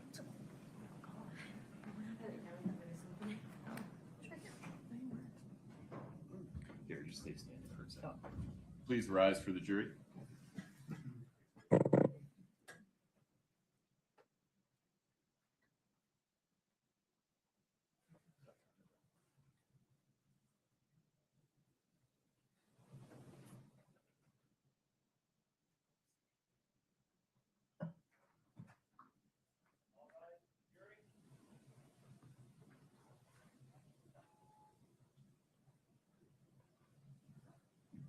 Please have a seat as you come in.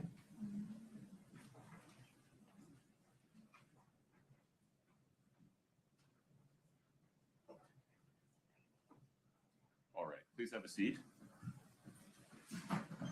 Ms. Lauber, same warnings regarding the microphone, and please remember you are still under oath.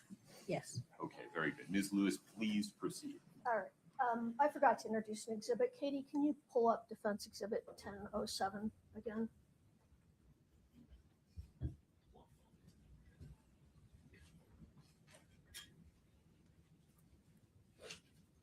And Ms. Lauber, we spoke about that. That's your docket from during court, correct? Yes. Okay. Now I'd move to admit Exhibit 1007. We don't need to publish it at this time, though. Objection. Okay, defendants 1007 is admitted. All right. Okay. Carmen, let's go back to when you went and got the pills from Susan Kohler. So right before the break, you said that Susan got you Roxy's and that Roxy's are oxycodone. Did I get that right? Correct. All right. What are Roxy 30s? They are a stronger pain pill. I believe. Okay. Are they 30 milligram oxycodones? I'm not sure. You're not sure. Okay, that's fine. All right, let's see. Now, but Susan got you some prescription oxycodone, and when you were interviewed on May 2nd, the interview we're talking about right now, you said that you left those pills in the fire pit at the house in Midway. Do you remember that?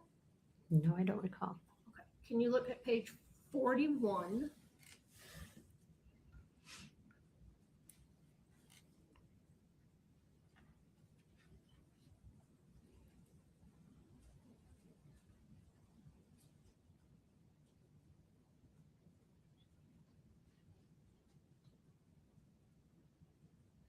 Do you see that?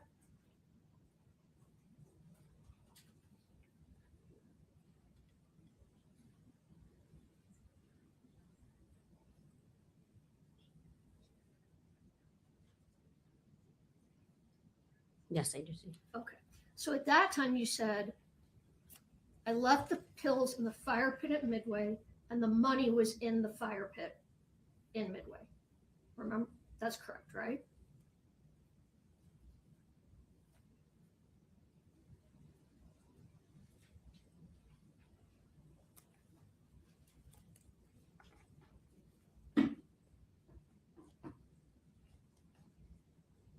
Correct. Okay. It's different than what you said today, though, right? Yes. All right. Fair to say, though, 3 years ago, you might have remembered a little bit better than you do today what happened, right? Mm, no. Did someone tell you what you said 3 years ago was wrong? So now you're saying something different today? No, nobody told me what I said was wrong. All right. But you did say then that you left them in the fire pit at Midway. Yes. All right, we'll get back to that. Now,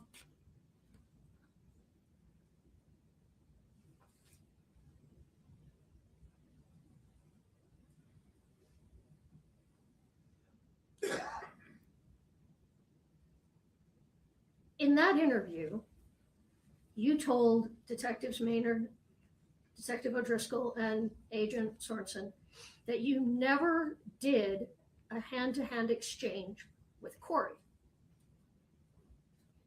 Turn to page 41. I'm on 41. It says you never exchanged pills with Kouri. Isn't that what you told them then?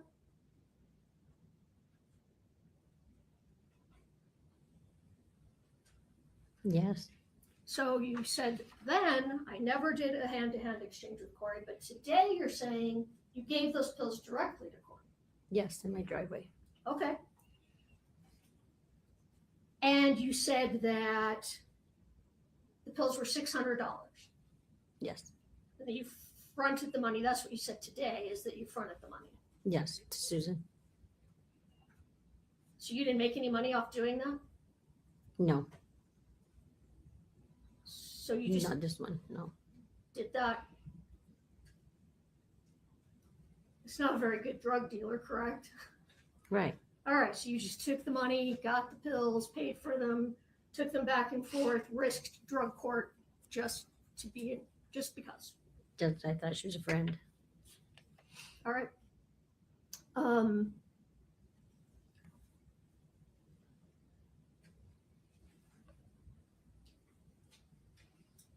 So at that time, at that interview, you told detectives that, again, that you bought the pills from Susan, left the pills in the fire pit, and you told them that this was the first of 3 times you bought drugs from Ms. Richins. That's what you told them back in May of 2023. Yes. Okay. You bought pills once from Susan, twice from Robbie. Oh, once from Susan, 3 from Robbie. It's not what you told them then, though, right? I'm not sure. It was a lot to process, and it was many years ago. We couldn't hear you. I'm sorry. It was a lot to process, and it was quite a few years ago. Let me look at page 54, I think it is. Let me just be sure.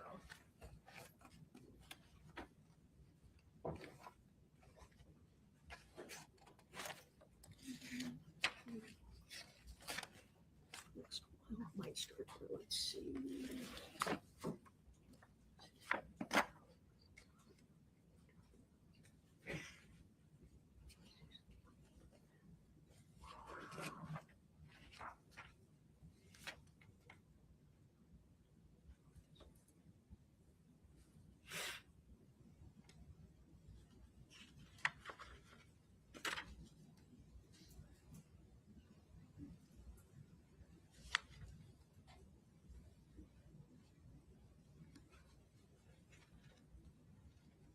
Okay. This is different, but I'm kind of looking right here and right here. Okay. All right. So when you were being interviewed in May, and you were telling them in May of 23, and you were telling them, I picked up the money from the fire pit. I got the pills from Susan. I left the pills in the fire pit. detectives told you that it was really important you had to be very clear what had happened, right? Yes. And you were doing your best, I would imagine, to tell them what you remembered happened.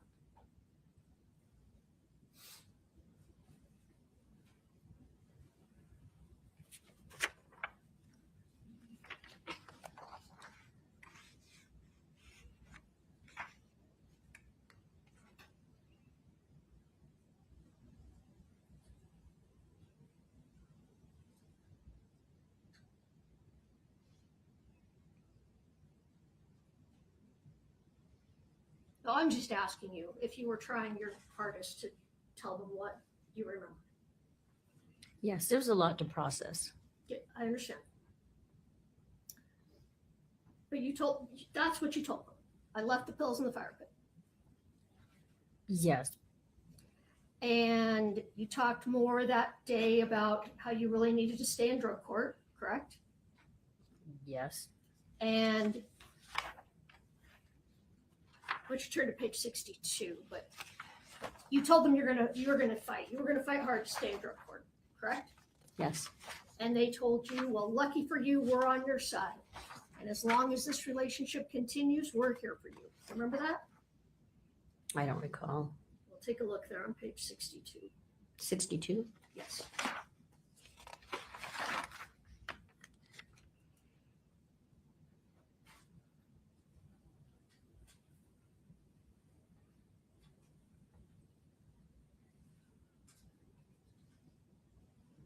Okay, yes. Okay. And that's what they told you. Lucky for you, we're on your side. Yes. And as long as this relationship continues, we're here for you. Yes. And you tell them, I'll do whatever I can. Correct? Yes. And you tell them throughout this interview and really throughout the next 6-7 interviews that you have a lot of memory problems. There's a lot to process, yes.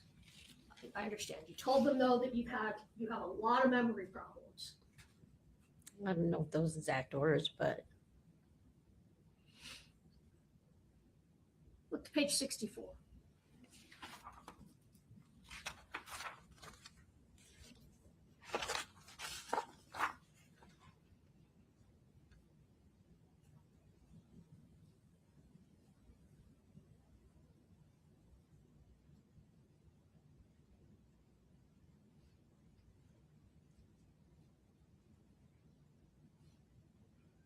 yes.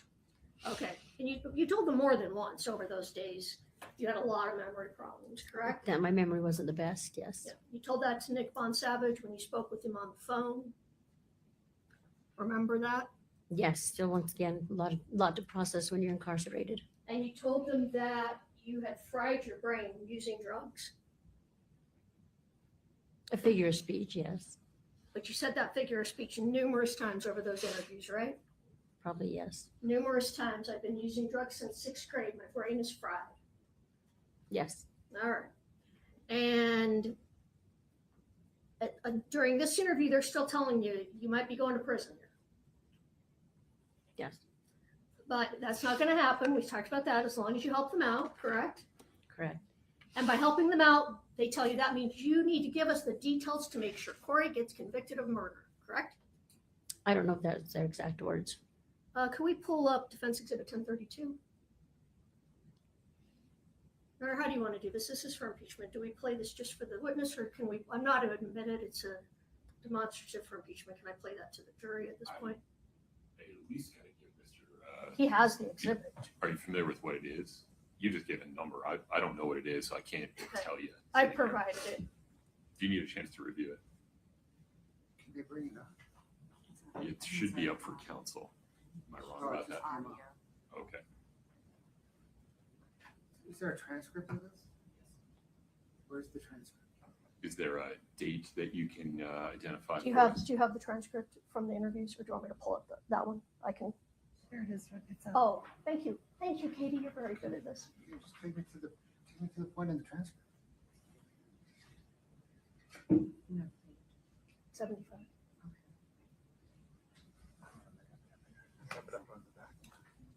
What are you talking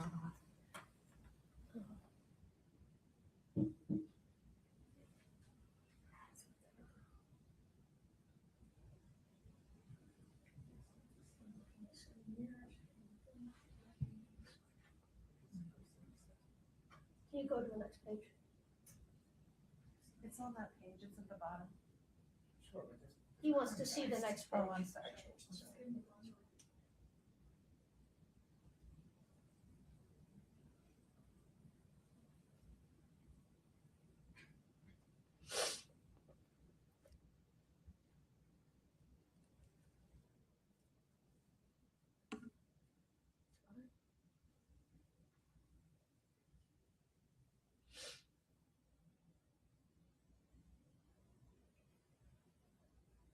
So you want to use the transcript or the video? With the video. This portion. Yes, it's a small portion. Could we play that for the jury now?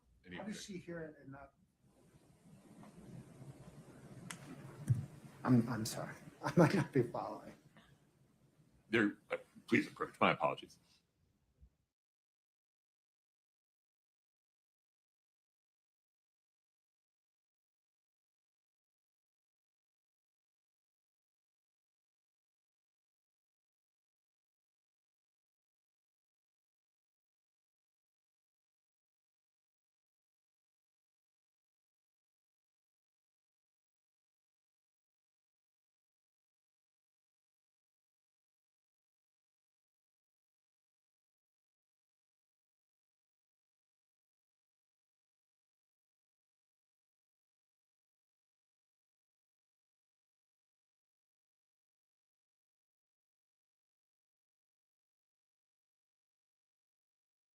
If you would pay attention to the screen for a moment.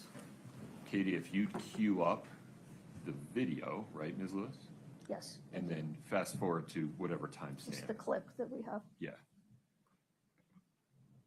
And then let me know when you're ready. Okay. Go ahead. So here's where it's at with McKay and your drug court, okay? Oh, wait a minute. 1 second. That's all right. This happens. If you would, Katie, do me a favor. Unplug, plug back in.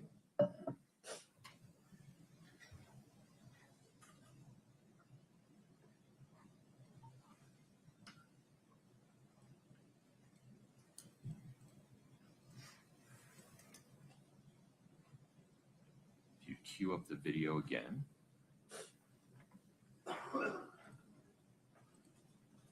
And press play, please. So here's where it's at with McKay and your drug court, okay? They are looking for, and it's gonna be upsetting, but let me finish. They're looking to pull your drug court deal and ask for 7 years on your two first. 5 years for the one felony, and then a 40% portion for the second, for 7 years. The only exception to that, and the only thing that they're willing to kind of help you out with, is if you can help us out with this. And by so, he means like, give us the details that will ensure Kouri gets convicted of murder. So that's what they said to you. Yes. Yes. And let me just identify a couple of people here. The first person speaking to you, telling you that, first he says, I talked to McKay. McKay is the prosecutor in Wasatch County Drug Court, right? Correct. McKay King. Yes, correct. All right. And that in talking to McKay King, you may be getting 7 years in prison on your state case. Correct. But if you help him out, that's not going to happen. Correct. And by helping him out, that means you need to give us the details that will ensure that Kouri gets convicted, correct? Correct. And you are willing to do whatever it takes to save yourself from getting kicked out of drug court and going to prison, correct? I'm willing to go forward with the truth, yes. And you tell them, I'll do whatever it takes. Yes.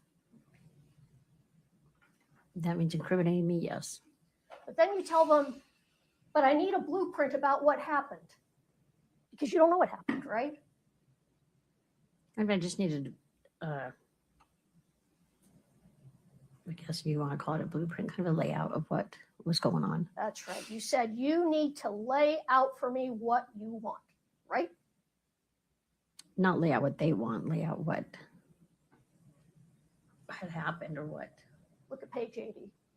Page what? 80 of the same May 2nd.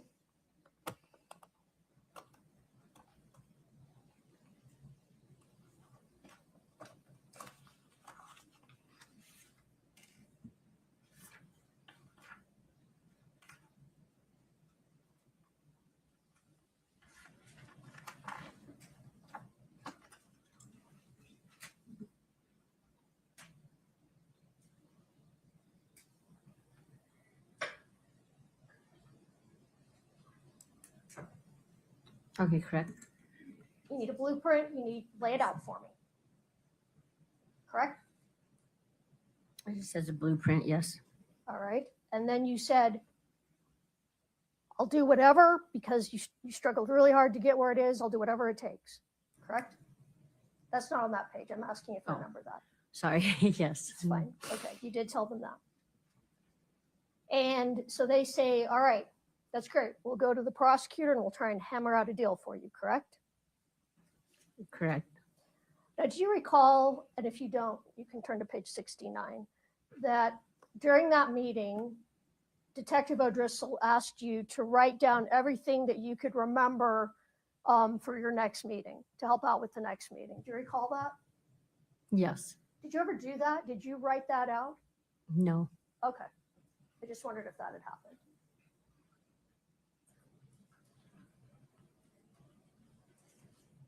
All right.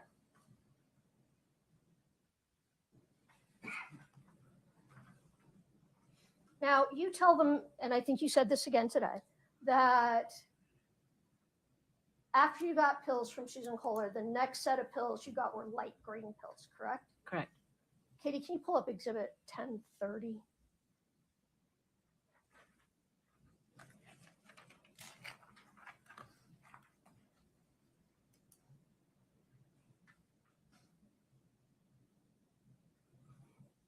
Can you see that, Ms. Lauber? Yes, I Does that look similar, or I don't know, how close do those look to the pills that you received? Those are darker green. Okay, so the pills you got were even lighter green than that. Yes, those are darker. Okay. Can I admit that? For comparison, she says the pills were lighter than the pills in those pictures, in that picture. No, Your Honor, authenticity. I can blow it up bigger. It's just a picture of the pills. Just a picture. If it's just the picture of the two pills. Tablets, yeah, that's fine. But there's a whole lot of. No, how about, can we just publish this? We don't have to, do you want to admit this as a redacted copy or just publish it? Let's admit it as a redacted copy for now. Any objection? If we redact everything around the pills. Yeah, I think what we're talking about Okay. here is this, what's on the counsel and witness screen, Mr. Bloodworth. She's redacting it in real time. Is there a second picture?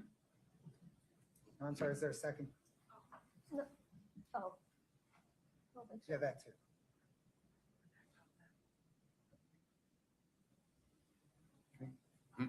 Should we?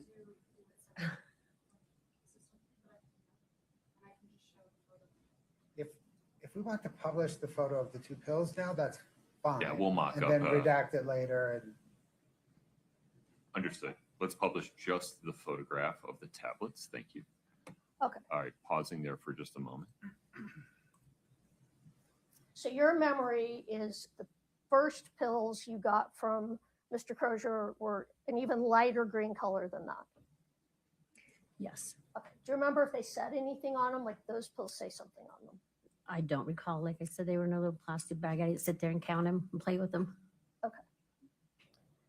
Now, you now have a conversation with the detectives. We can take that down. Thank you, Katie. And they are telling you, well, you asked for blues. Do you remember that? Yes. And then they ask you, actually, some of the same questions I was asking you. They're asking you, you asked for, what are M30s? You remember they were asking you about M30s and Roxys or Oxys. I don't recall. Okay, why don't you turn to page 90? So over 90 and 91.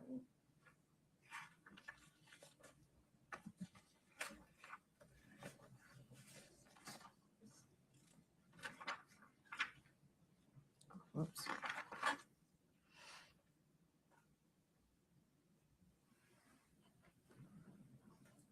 All right, and that's, they're asking you about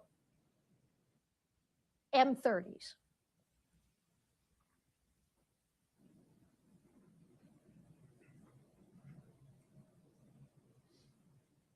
You see that?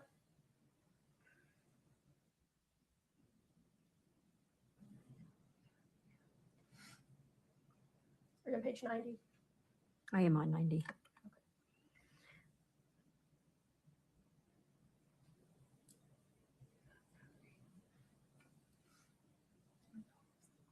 What's the question, Ms. Lewis? Yeah, what's The question is, they ask you what M30s are, and you tell them that M30s are either Roxys or Oxys, correct?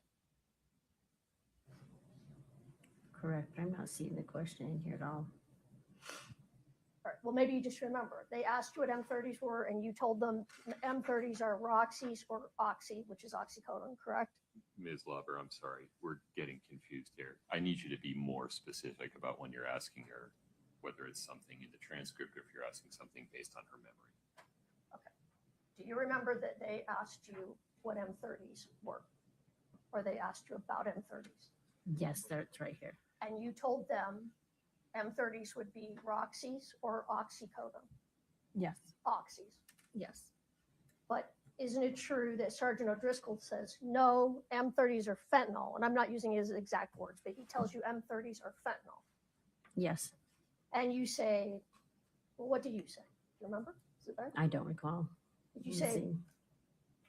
oh, okay, see, that's how much I don't really deal with them. Yes, with fentanyl, yes. Okay, because you don't know anything about fentanyl. No, not really. And every time, we'll strike that. Kouri Richins, she never did ask you for fentanyl, correct? No, I had told her what Robbie had. She said, okay, go ahead and get the fentanyl. That's your testimony today? Yes, she did ask for, when I told her what I had, that's what she said, yes. That's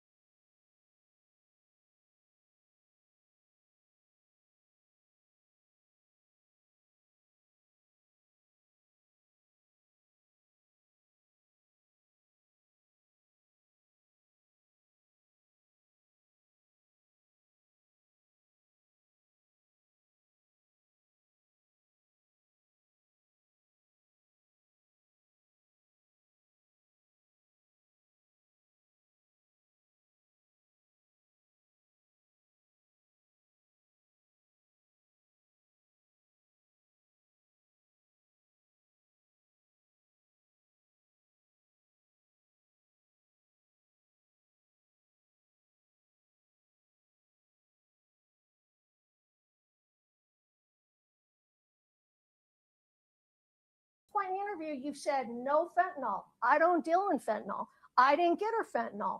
I got her Roxy's. I got her Oxys. Oh, she asked for Michael Jackson drugs. Oh, I guess I got her fentanyl. How else would fentanyl be in my head? Right? That's what's happened up to this point. Correct.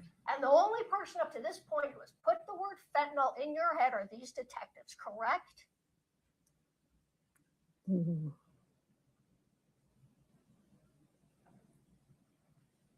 Ms. Lauber, you're on the stand. At that point, they are the ones that told you it was fentanyl. They're the ones that told me that Eric passed away from fentanyl. They're the ones that put the word fentanyl in your head. They're the ones that told me that that's where Eric passed away from. Okay.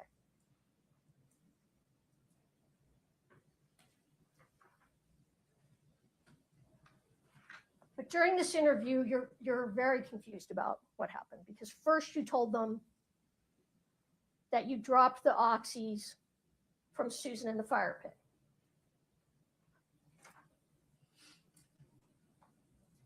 Correct? Correct. And then you tell them you gave Kouri some pills standing in the driveway, correct? Correct. But you told them the pills in the driveway were not the pills from Susan, they were the light green pills that you got later, correct? No, I believe I said that the ones that Susan gave me, she came and picked up in my driveway. Let's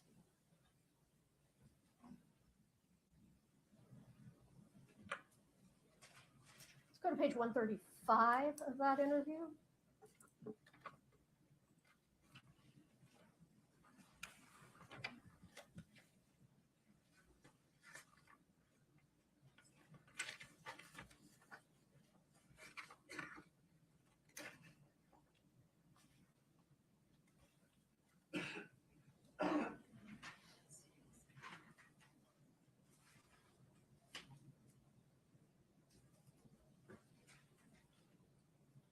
Where did you tell them you left the pills?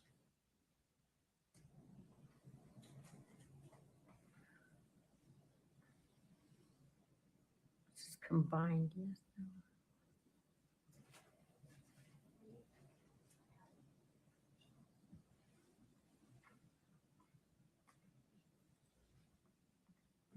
Oh, okay.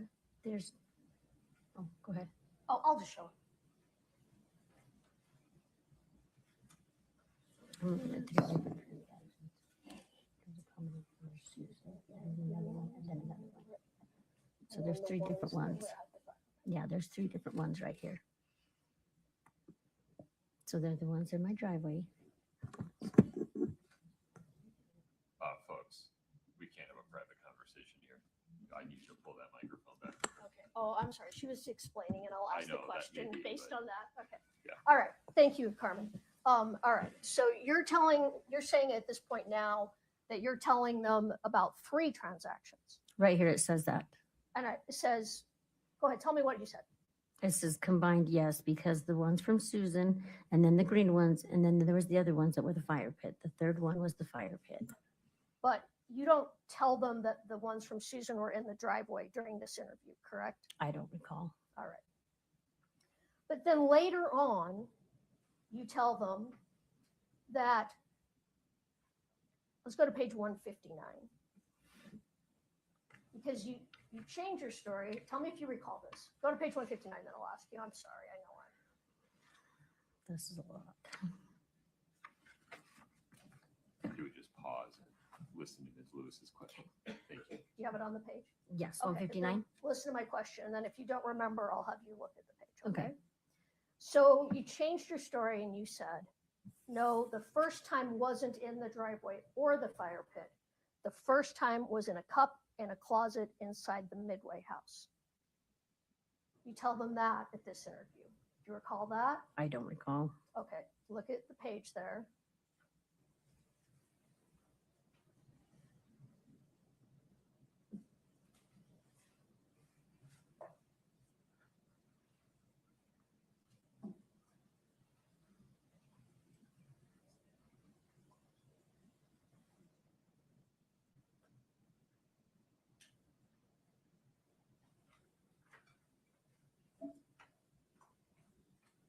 No, this just says one was at the house.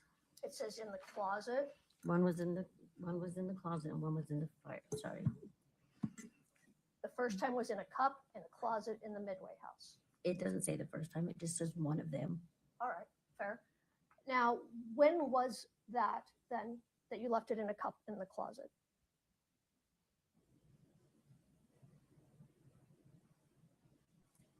Would have been the third one. You think it was the I third think one? I do believe so. Yes. Now, the third one, which the original third one or the new third one? Because originally you said there were only 3 transactions, 1 from Susan, 2 from Robbie. Now you're saying there's 4, 1 from Susan, 3 from Robbie. So are we talking about the original third transaction or the new third transaction? Your Honor, Objection Foundation, the said transaction. I think she said the transaction. She said There'd be there the were. third one, no matter what you do. I'm sorry, Your Honor, what? The third is the third, no matter what you do. It's the 4th that Yeah, was so added. sustained, it's the 4th that was added. All right, well, no, then let me reframe it. The third one originally would be the last transaction. Now, the third one would not be the last transaction. So are you talking about, because originally you said you were 3 transactions. So when you said the third, did you mean the last transaction? When I say that, I mean the 3 from Robbie, including Susan's or excluding Susan's. Well, this time you said there weren't 3 from Robbie. There were 2 from Robbie. I don't recall that. All right, we'll get back to that in another interview where you talk about that. For now, let me ask you this. Do you know when you left the pills in the cup in the Midway house? What approximate date? I don't know approximate date. Was it after February 11th?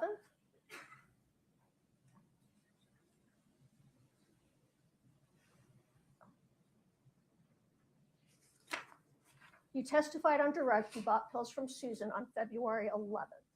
Yes. So it would be after February 11th. That second one would have been in my driveway. The third one would have been at the other house, the Midway house. Okay, so that would have been sometime in February. Approximately, yes. All right. What was inside the Midway house at that time when you went into the house and left it in a cup in the closet?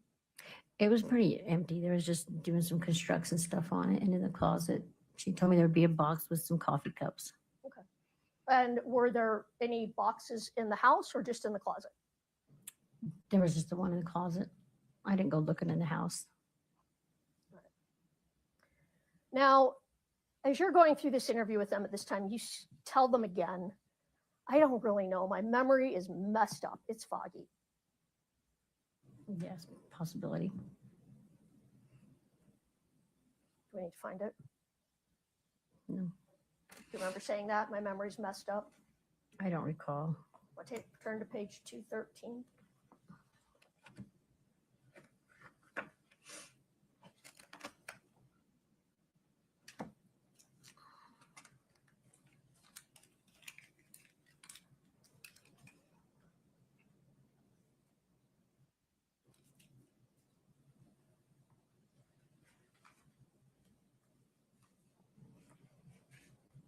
What was your question? That you told them your memory's messed up and it's foggy.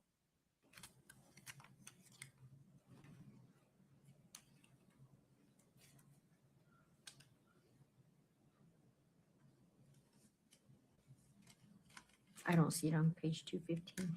213, Oh, I'm sorry. 213. 215.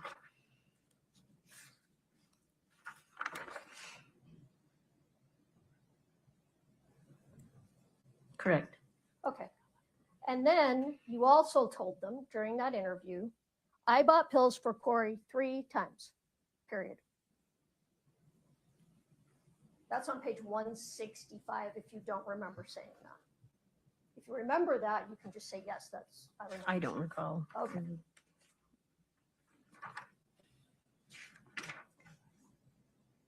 What page? 165.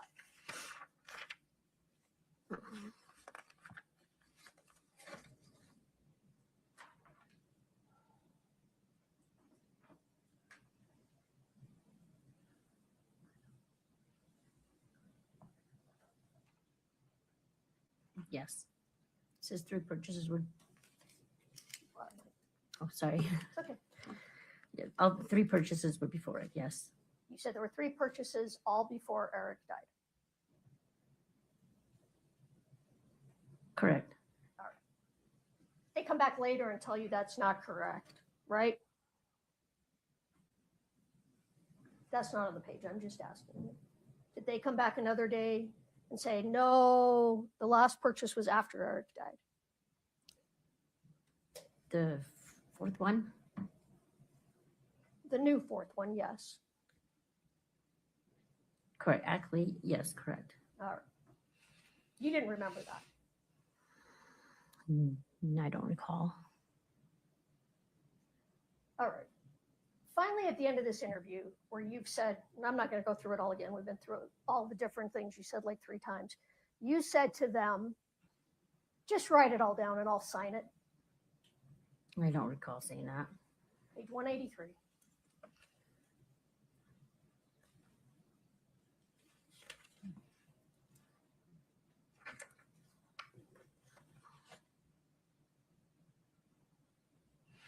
Oh, yes. You did. You said, write it all down, I'll sign it. They wanted me to write it, and I didn't want to write. No, they didn't want you to write it. You asked them to write it all down for you and you'll sign it. Because to their credit, they said, well, no, that's not how this works.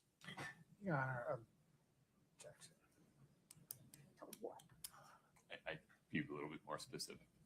That wasn't a question, that was testimony and argument. No, It the is question. argumentative. All right. I'll You say it in a can, nicer tone. You They- have to ask a question. They told you, or I'm sorry, you told them, write it all down and I will sign it, correct? I asked if they could write down my statement, yes. Right. You asked them to write it all down for you, correct? To write my statement, yes. For you. As we wrote it down, as we spoke about it, yes, they asked me And if you they would could just- write it. I'm sorry, I didn't mean to over. You would just sign whatever they wrote, No, not sign whatever they wrote. My statement. that they were going to write for you. Correct? I asked if they could write it as I did it, as I That's- spoke about it. That's not what you said here. You said, write it all down and I'll sign it, correct? Your Honor, objection asked and answered. I'm not sure we got a clear answer. I'm still not sure what's on that page. So the question, Ms. Lauber, just so we can move on from here, is whether the transcript shows It what says Ms. yes. Lewis states. Can you guys write it and I can sign it? Thank you. All right.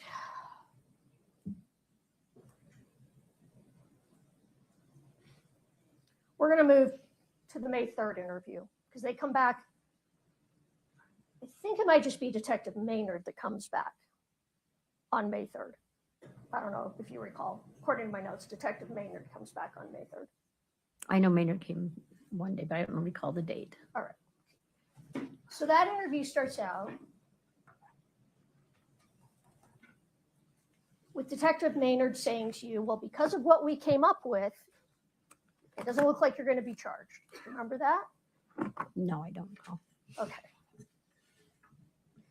You're having a very, I mean, and I understand it's just 3 years ago. It's hard to Yes. remember, It's a lot, the process period.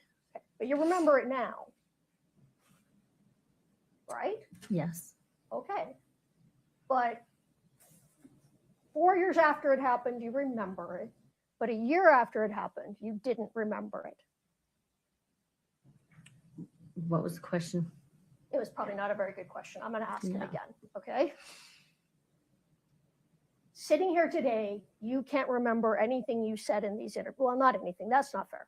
A lot of what you said in these interviews, you can't remember. This was 4 years ago. This was 3 years Well, ago. 3 but years yes. ago, yes.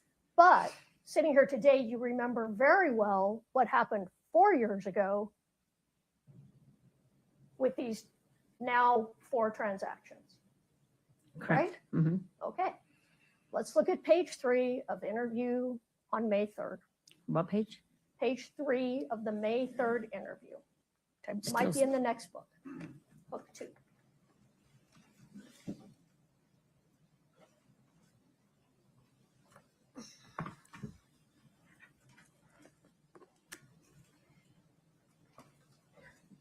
Now what page? Sorry. Page 3.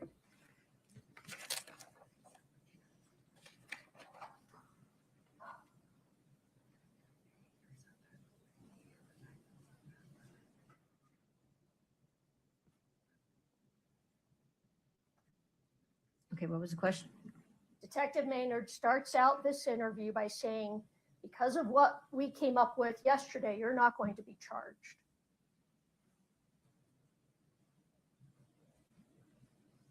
Correct. And you tell him, again, I'm willing to do whatever. Do you recall saying that? I say, oh, okay. Do you recall saying I'm willing to do whatever? Yes. Okay. All right. They tell you that they're going to have to talk to Susan Kohler, right? Yes. And that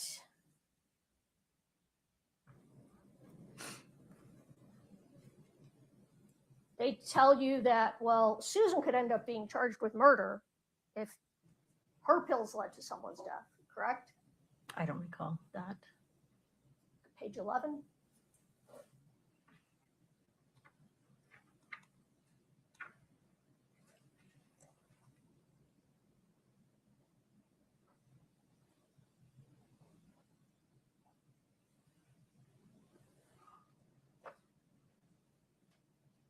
Adjourn page.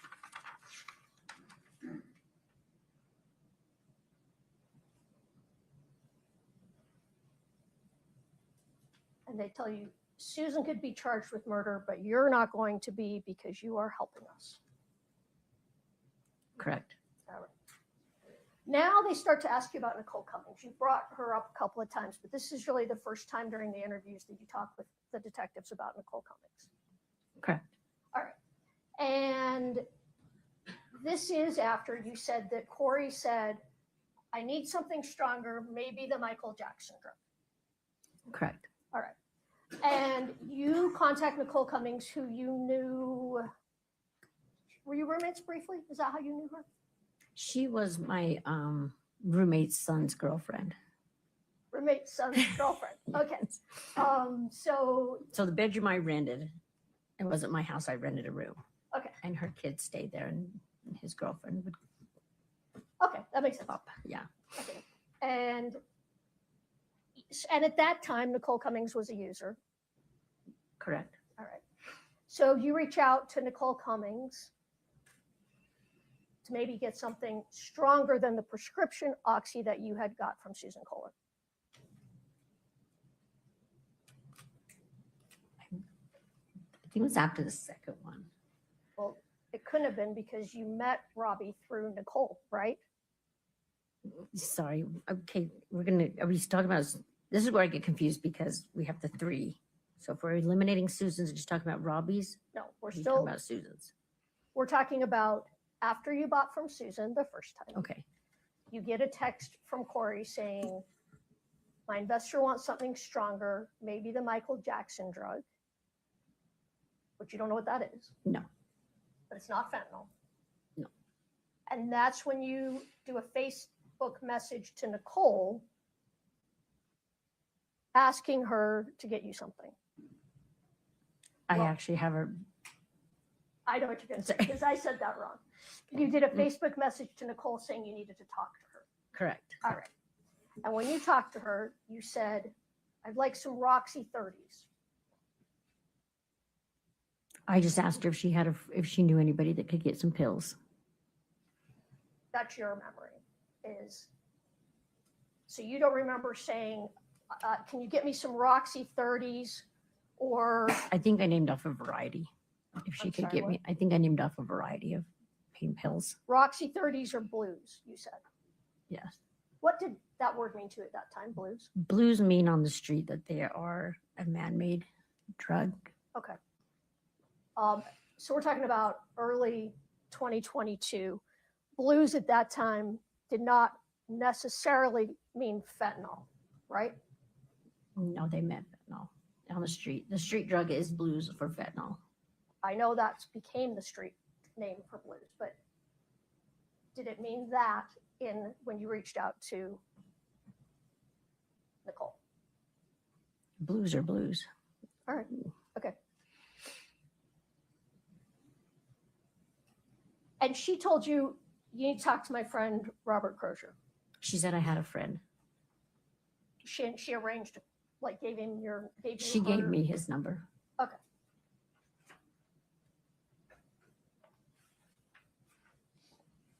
But you don't remember, at least at that time, you didn't know what date that was. No. And they're trying to help you figure out when you bought pills from Robert Crozier.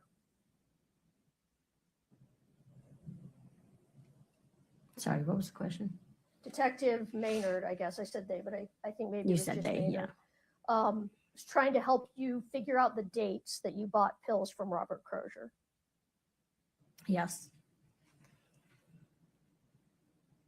And they tell you you contacted him twice for drugs. Robert Crozier. I don't recall if that's what they told me. Or look at page 87.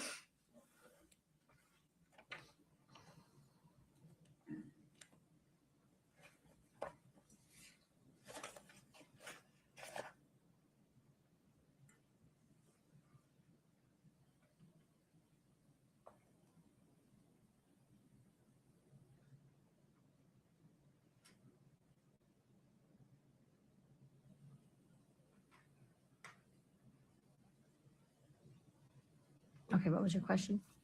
They're trying to help you figure out the dates. And they tell you they find 2 dates that you contacted Robert Crozier by looking at your phone, right? Correct. Okay.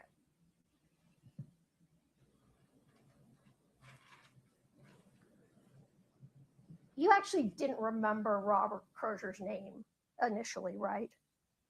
I actually knew him as he was up in Ogden. Okay. Called him like the Ogden dude or Yeah. something like that, right? Somewhere up, yeah, the Ogden guy. And that they helped you figure out his name, right? Actually, I told him if you would bring me if I had my phone, I could put it to link them together. Okay. And that, I mean, they did. They found his contact in your phone, right? Yes, it And said that's how you- Robbie Nicole. Okay. All right. So they say you contacted him twice for pills, and you said, yes, that's probably right. I was probably meeting him for pills. Correct. And then you tell them, I hope that helps you. Correct. And they say, well, we need more detail than that. They said I had to go into more detail. They told you they needed more detail. That I needed to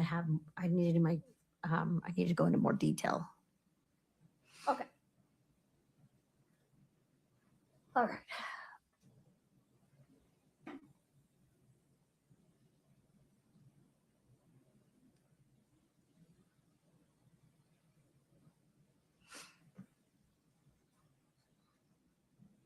So you're going back over again and about the first buy from Susan during this interview, correct?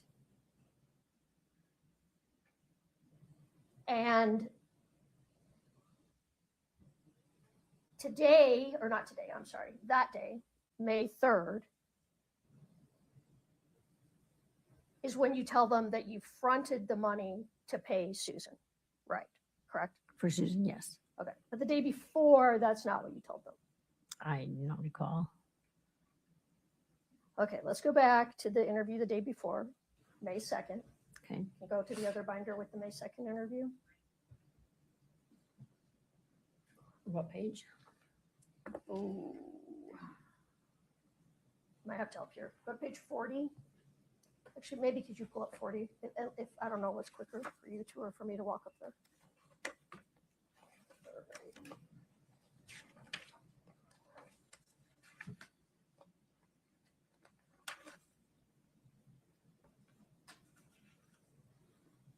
Actually, would you take that off that? All right. So the day before,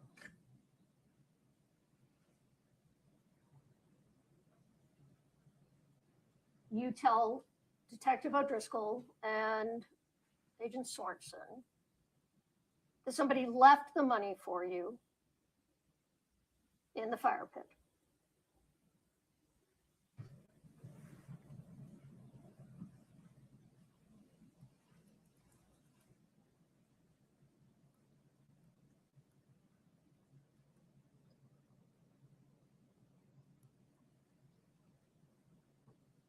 Look at the bottom. No, we may need to go to the next page.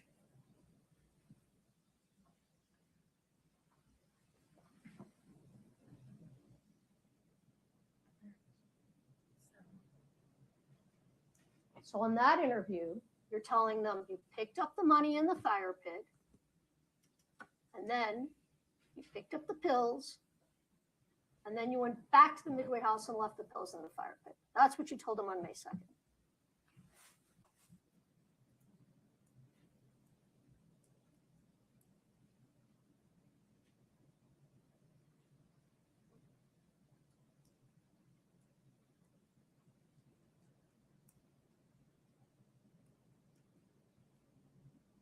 Okay, what was the question? Sorry, I was just reading. Okay. That on that day, you said the money was in the fire pit and you left the pills in the fire pit. We're talking about the pills that Susan Kohler sold you. That's what you tell them on May 2nd.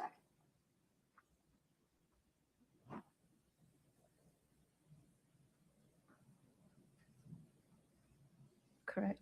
Correct. Okay. And you said, I never exchanged money with Kouri.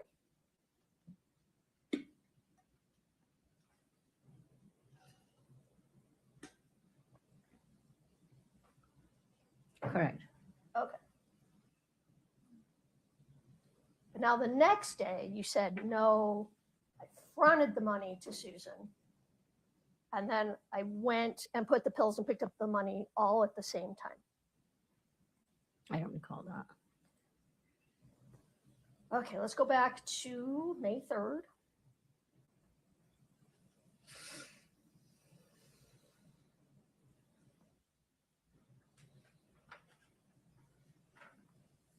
Page 108, going over to 109, Which binder? the May 3rd interview binder 2. Okay, go to what page? 108 to 109.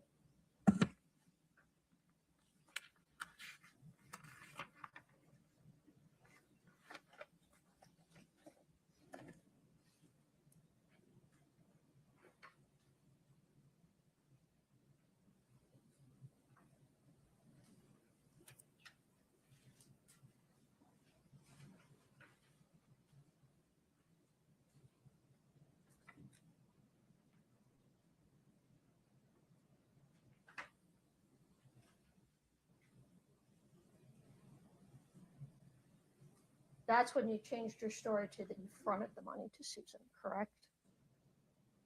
I'm on page 108. So over to 109.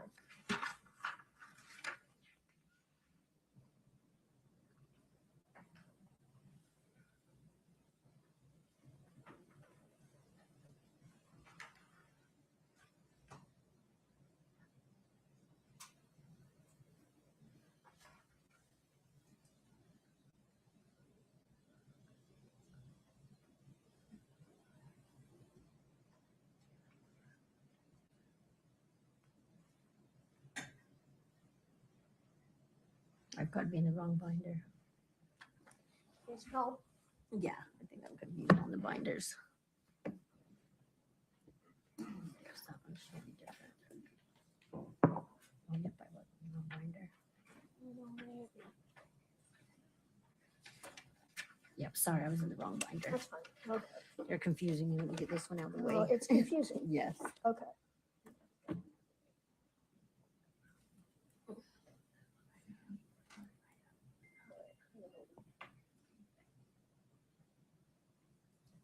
So that's where you're telling them, I didn't get any cash from Kouri ever. I'm not sure what question is pending this. Yes. All right. What's your question? I was backing up a little. I'm going to back up a little from the last question. You said you didn't get any money from Kouri ever. And then you said that you fronted the money to Susan Correct. and then later got it in the fire pit. That's what you told them on this interview. Correct, but I think I was mixing up the purchases. That's not what you told them.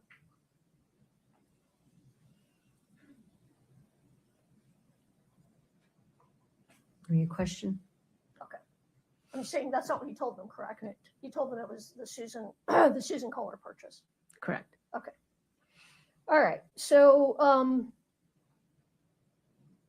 and then they go back and they're still telling you, well, you still might be looking at time, state and federal time, right? Correct. But they tell you you're getting a big, giant get out of jail free card because of you helping us. Remember them telling you that? I don't know if those were the exact words, but Page 112. something like that.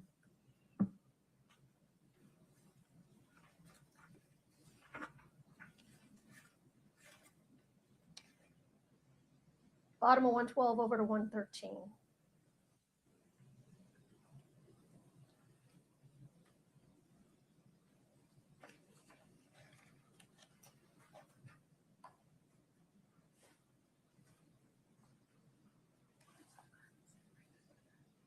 Correct. Okay, you're getting a big, giant get out of jail free card from us. Correct. From them. Okay. And I think actually Detective O'Driscoll was there at this interview. I think he's the one that told you that, right? No, it's Detective Maynard. Okay. I still think he was there, but we'll move on. But all right. Thank you for clarifying that. All right. Because go to page 116. This is where Detective O'Driscoll. Okay. See this? First, I'm just going to ask you if you remember, and if you don't, then look down at the page, okay? Okay.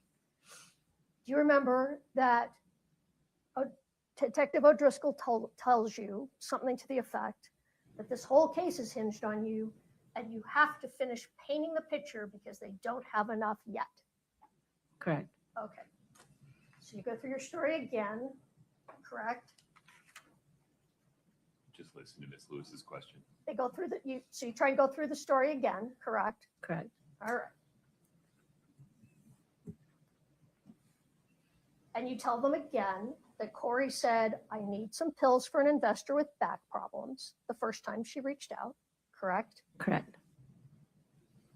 And then you tell them that you know for a fact the first 2 times you bought pills were not fentanyl.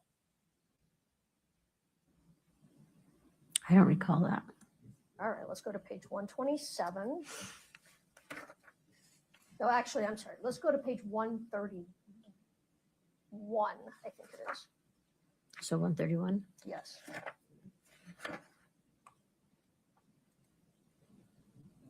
Let me see. I'm not sure which page. Right. Okay. Do you see down towards the bottom of the page?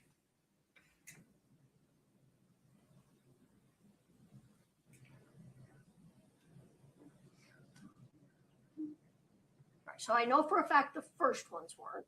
That doesn't help when you blow it up here.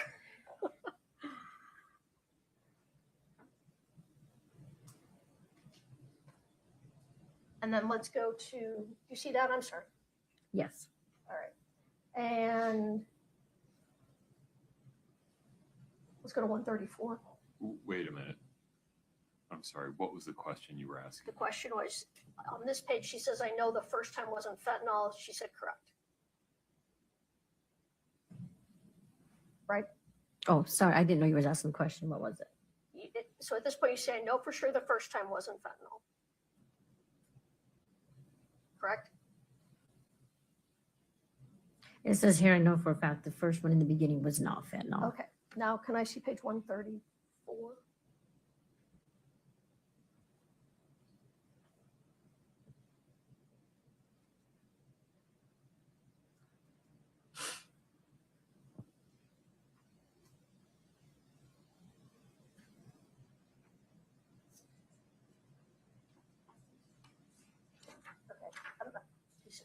I'm going to look at, I can't find the exact spot I'm looking for right now. So I'm going to go back to that.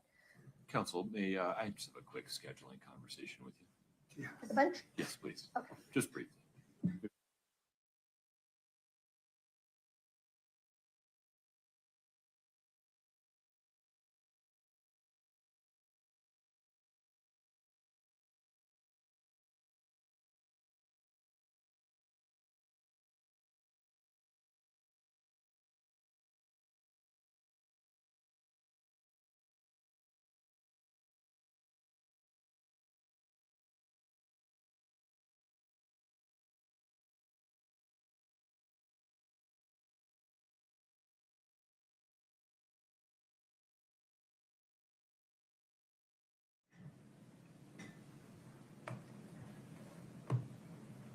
this will be an all right place to stop. Okay. Ladies and gentlemen of the jury, we're going to recess for the evening. My now becoming traditional warning, please, though, hear me out. Do not talk about the case. Do not let anyone talk to you about the case. Please affirmatively avoid listening to, reading, or watching any report about the case on any source. Please do not do any internet searches about the case or anything you heard in the courtroom at all. Please enjoy your evening. Travel safe. We'll start again tomorrow morning at 8:30 a.m. Please rise for the jury.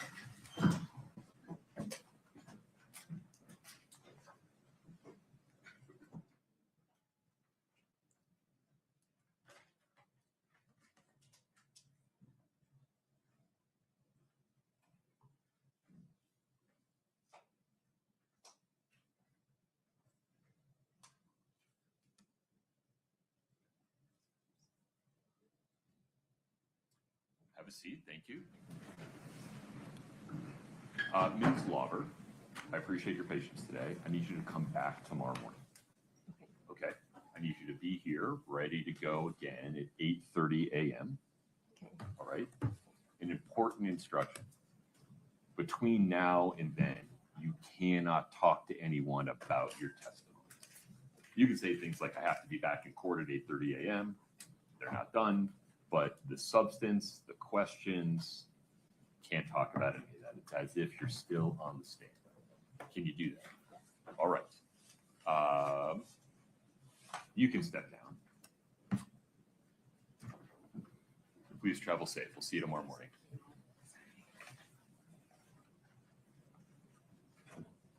Mr. Bloodworth, Ms. Lewis, Ms. Nestor, I'd like to make a record regarding the note from the jury and the action we took. Any objection? No objection. The note regarding the jury, Oh, I understand. Thank you. not from the jury. I got it. I think this was written by a juror. Oh, I had understood. Yeah, this was passed out from a juror. So during an afternoon recess, a juror passed a note to one of the bailiffs that read, quote, Judge, I'm having a little trouble with the handwriting, so bear with me here. Are there members of the audience in the courtroom that are sketching members of the jury? Question mark. Is that allowed without consent? Question mark. It is distracting and a concern. Please advise. In response to this note, court staff confirmed that there was a member of the spectators that was in fact sketching jurors and identifying the sketches by juror number. That sketchbook was confiscated. The sketches of the jurors were removed from the sketchbook. That person has been removed as a spectator, will not be allowed back in. We cannot have anyone doing anything to identify the jurors in any way. And then the jurors were informed by a bailiff, not by me, that we responded in that way, so they do not have to speculate about whether that's continuing. Okay, Mr. Bloodworth, anything further on that? No, Your Honor. Ms. Nestor? No, Your Honor. Okay. Anything else on the record before we recess, Mr. Bloodworth? No, sir. Counsel?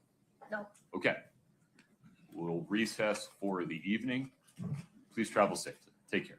All right. Court's in recess. Thank you.